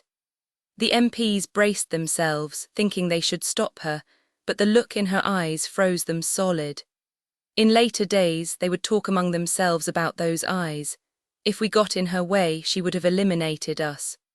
With a glance at the officers gathered for an emergency meeting at command, Tanya thinks to herself, "Major General de Lugo, that's a sinister name. You could even call it an extremely sinister name. It's the kind of name Yao'd expect to conduct nuclear weapons tests or quit NATO. I get the truly ominous feeling that he might start declaring the Free Republic or something. We really can't let a guy like him get away." I'm utterly disappointed that command doesn't understand this. Sadly, I'll have to help myself if I want to end the war. So how should we attack on our own? If I don't do anything, there won't be any trouble, but that's completely missing the point. Think of Rudel, I shouldn't be reproached for attacking an enemy country. In other words, if I'm not going to end up before a tribunal after the war, then this is a permissible risk. Let's assume we're attacking. Until just a little while ago, I argued the best I could, but I'm no longer in a position to receive official support. Probably the only contact I have at this point is the submarine we worked with when we used the V1s. They've probably established a patrol line, but honestly, it'd be risky to attempt a pickup over the water without arranging things ahead of time. Considering the possibility that we don't find each other, it's probably safer not to count on it to begin with. I don't want to attack alone, but it seems like the only way. For better or worse, if we use the V1s we have, we can break through to Brest unimpeded. Then, at the very least, I can have General de Lugo take his leave from the world. In a way, this is like a hostile takeover of a remarkable new company on the rise. We need to nail down our patents and assets and eliminate any future threat to our company. It's only logical. We'll have a much easier time if we take him out now. I can't stand the idea of history mocking us for our irrational hesitation when we should have intervened. Attention battalion. Thanks, all right troops, we're going to attack Brest Naval Base, so Tanya states their objective in her usual manner. This enemy is no different from any other they must shoot, and since that is the case, they'll just do the same as always. So she is shocked to see the officers' tense expressions and understanding the effect her announcement has on them. Sensible First Lieutenant Weiss and the other officers all look dumbfounded. Tanya realizes that what she has said sounded strange, but the first thing she feels is confusion. Knowing her war-loving troops, she thought they might be happy, but she never imagined they would be dumbfounded. It's a bit embarrassing. I thought they were all about pursuing the enemy anywhere if it meant additional achievements. As someone from human resources, I thought I understood their feelings, so it's a bit of a shock to discover I don't. Im's supposed to be managing these troops, so if I don't understand their hopes and dreams, it can only mean Im inept. No, let's think about this calmly. Haste makes waste. I'll suspend judgment for now. Commander, we're going to act on our own authority. Why else have us report directly to the General Staff? Why else allow us to act independently? Just like insurance, it's better not to use it, but it's precisely for times like this that we have this wild card.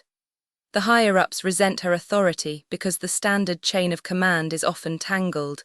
But to Tanya, if you think of her unit as a project team, it's easier to see how they should be used. The reason no one but the officer they directly report to can interfere is because they're a team doing an important project on special orders from the CEO. A team like that needs to be given a degree of autonomy, and anyone given authority to act is expected to use it appropriately. There's nothing better than solving a problem with minimal effort. Medicine shows us that prevention before you get sick makes life easier, and the best part is that you can save on medical costs. Avoidable waste must be eliminated. If you can prevent multiple risks with a single inoculation, it behooves you to do so. Humans tend to overestimate immediate risks, but it's equally foolish to forget terrible long-term risks. Considering how well it manages costs for society, preventative medicine is truly wonderful. Momentary pain and certain types of risk can't be completely ignored, but obsessing about those things is missing the point. This operation to have General de Lugo take his leave from the world is quite similar to preventative medicine. It's worth doing even if it entails some risk. We must prevent this plague that would eat away at the empire. If we don't prevent it, the cost to society, the very society that gave Major Tanya von de Guritschaff the authority to act, will be irrecoverable. That must be avoided at all costs. But I don't really think our battalion can attack Brest Naval Base on our own.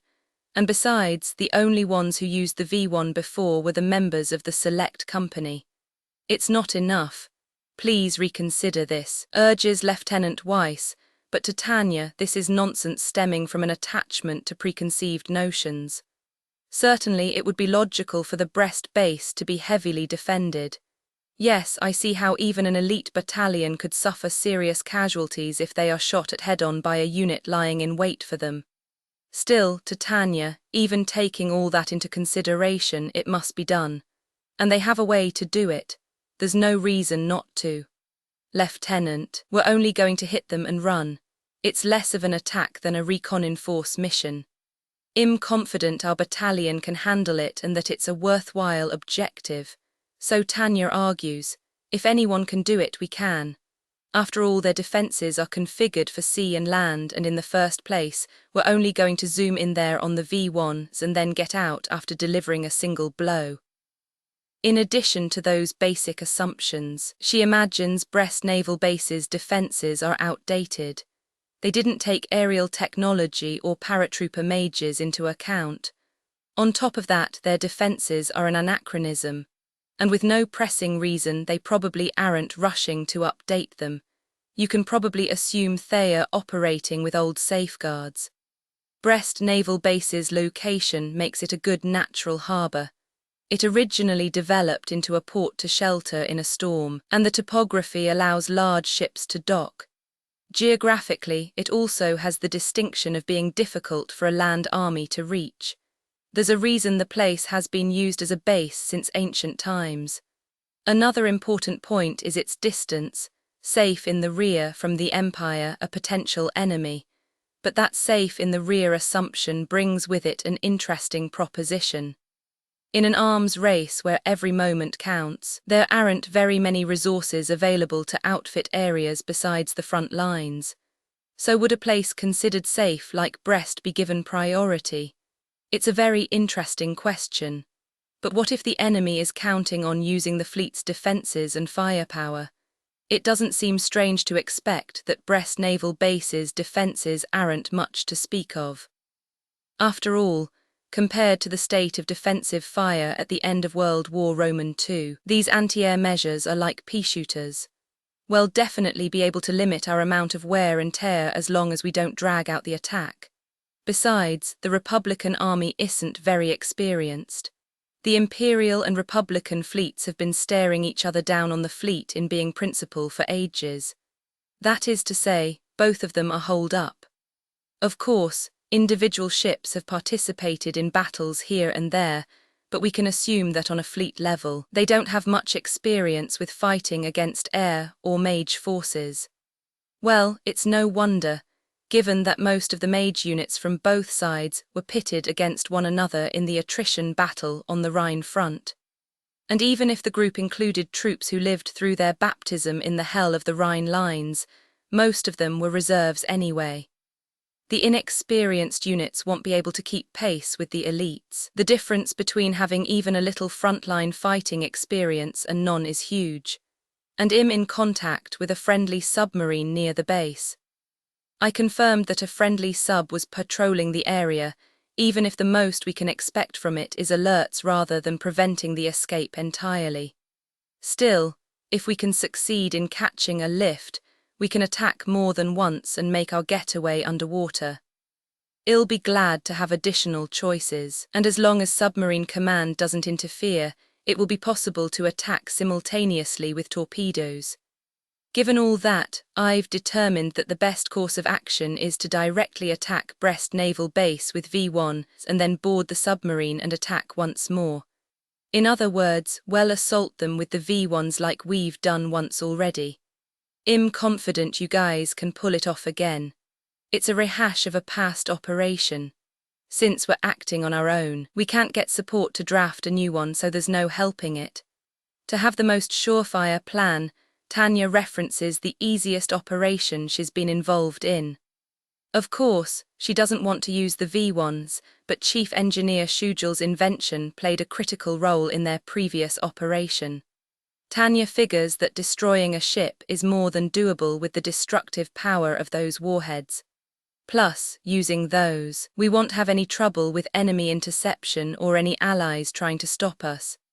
If the tanks full of fuel score a direct hit on the ship, we can expect results on par with anti-ship missiles. Even a battleship won't get through that unscathed. And with a whole augmented battalion going on the strike that equates to 48 missiles, that should be enough to do some serious damage. Of course, we don't have much experience operating them. Even if everything goes smoothly, we should be ready for a low rate of direct hits. But the V1s should be packing plenty of punch. Maybe we can estimate half would be direct hits. 24 doesn't seem unreasonable considering the target is an anchored ship. And 24 missiles is more than enough to get results.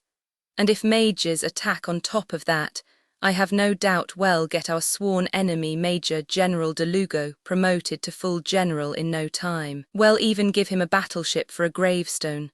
No doubt isn't the right way to put it. We'll definitely execute this plan.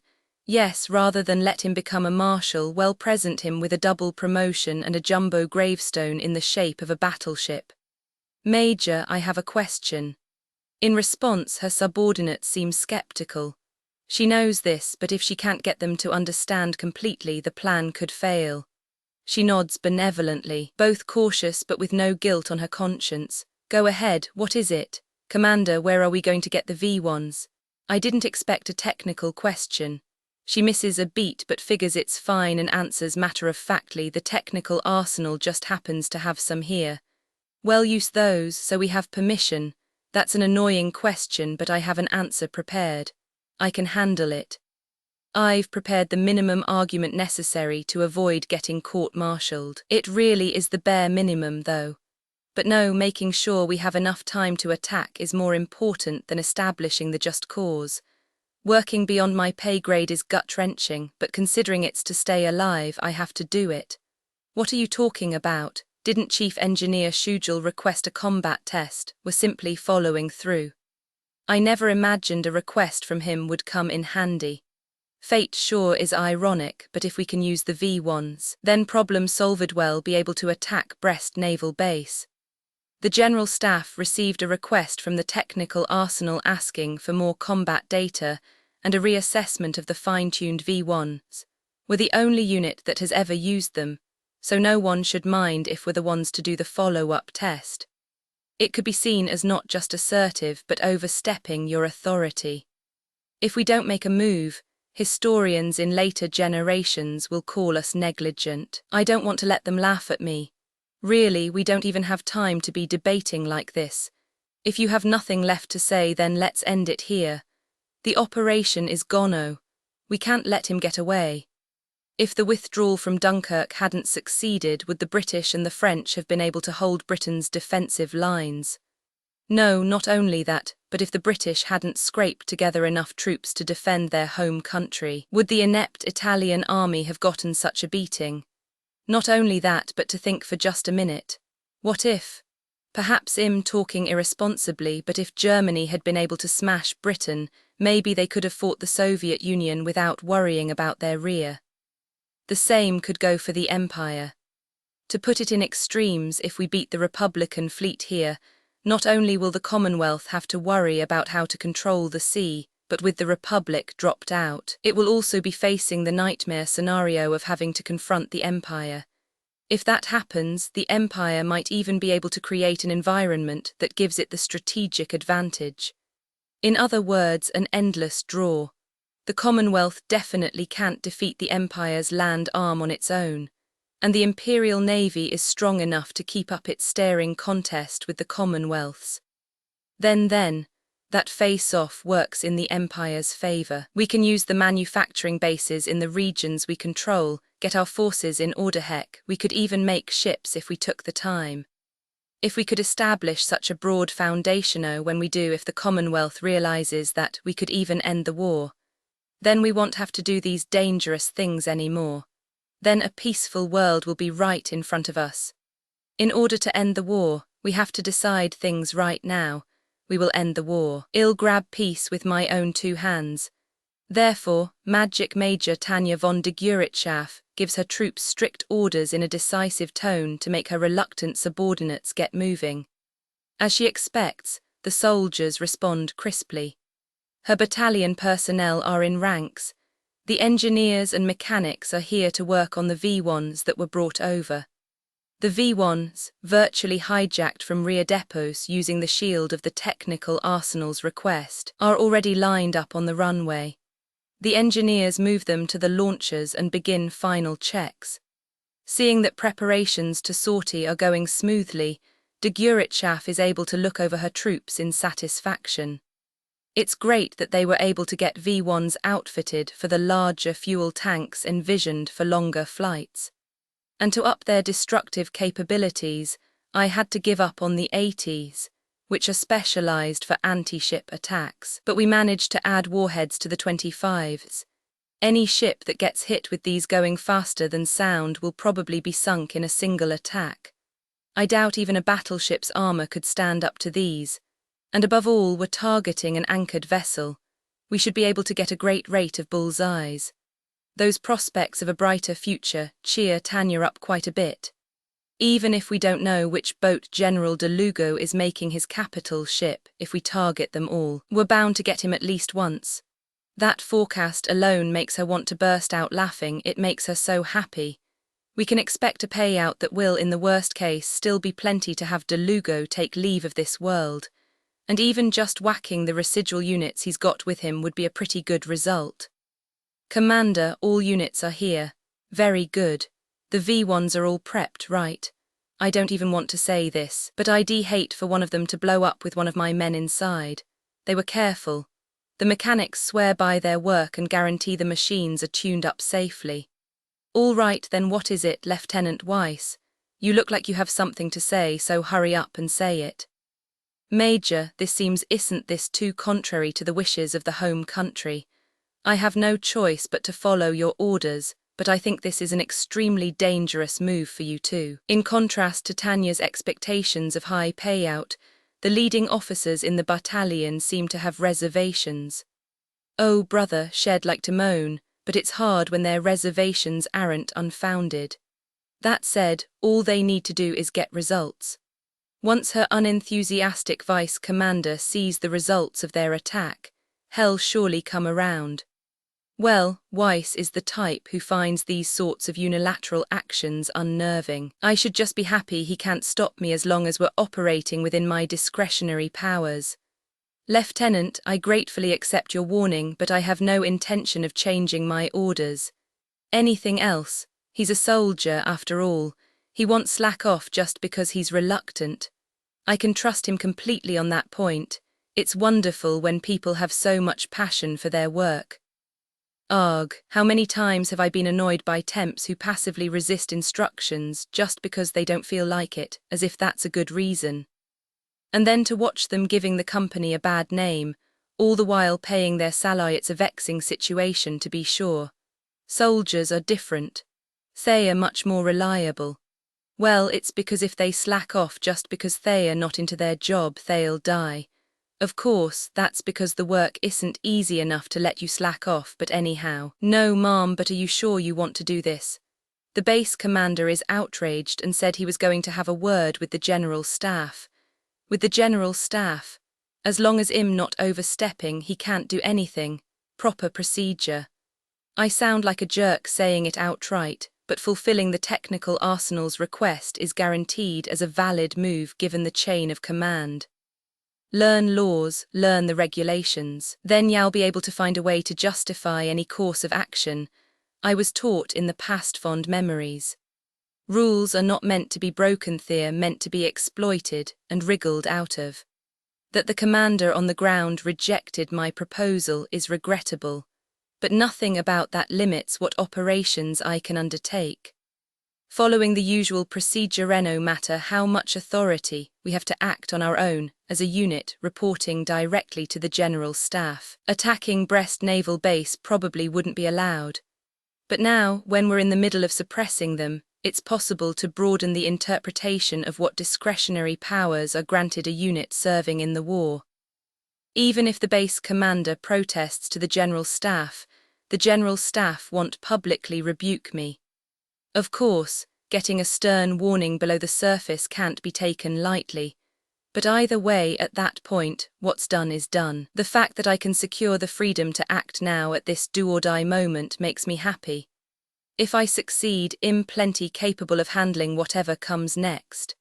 In order to think about the future, I have to eradicate the pathogen in front of me. Commander from Group Command, but unhappily in comes orders from Group Command. Inadvertently scowling at the radio operator who had the misfortune to be the messenger was a mistake on my part. With an apology, Tanya takes the message and skims it. It's some simple advice about her conduct. That is a gentle warning to simmer down from Group Command, though her unit is nominally independent. That's their request. From the position of someone who has to comply whenever possible, it feels like interference. Normally, even Tanya would step down at this point. That's how forceful the stance is. But under the current circumstances, she simply can't. Tell them I understand and respect their request, she instructs, wording her brief response carefully. As long as they can't deny that she's understanding and respecting the request, it's hard to imagine they'll contact her again. I'm not lying per se. She scrutinizes her words again, making sure they are not problematic. Yes, all I have to do is understand and respect the request and then act anyway. Luckily, perhaps it should be said, by the time someone clever at Group Command realizes what we're up to, the V1s will have struck Brest. There'll be nothing they can do to stop us then. But Tanya realizes her predictions were a bit optimistic. I'm not a fan of the fact that the efforts to hold her back are so serious. It means some department has its eye on her. It will only take a little longer, but there's no telling what will happen during that short time. Seems like they are going to bother us. Let's push up the launch schedule. So Major Tanya von de Guritschaf makes an executive decision to hurry. Considering the risks, she resolves to move up the launch schedule.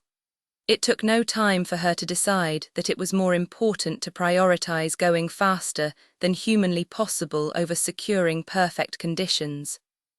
Normally, the itinerary would be decided upon checking the weather forecast and analyzing enemy movements, but all that has been omitted. They'll get a rough outline of the situation over the wireless, and that's it. She's decided on the shortest attack route. That will use the least fuel, which should give them the secondary effect of a bigger bang when the V1s hit the enemy ships. Either way, she's going with speed over polish. Luckily, the engineers really are engineers.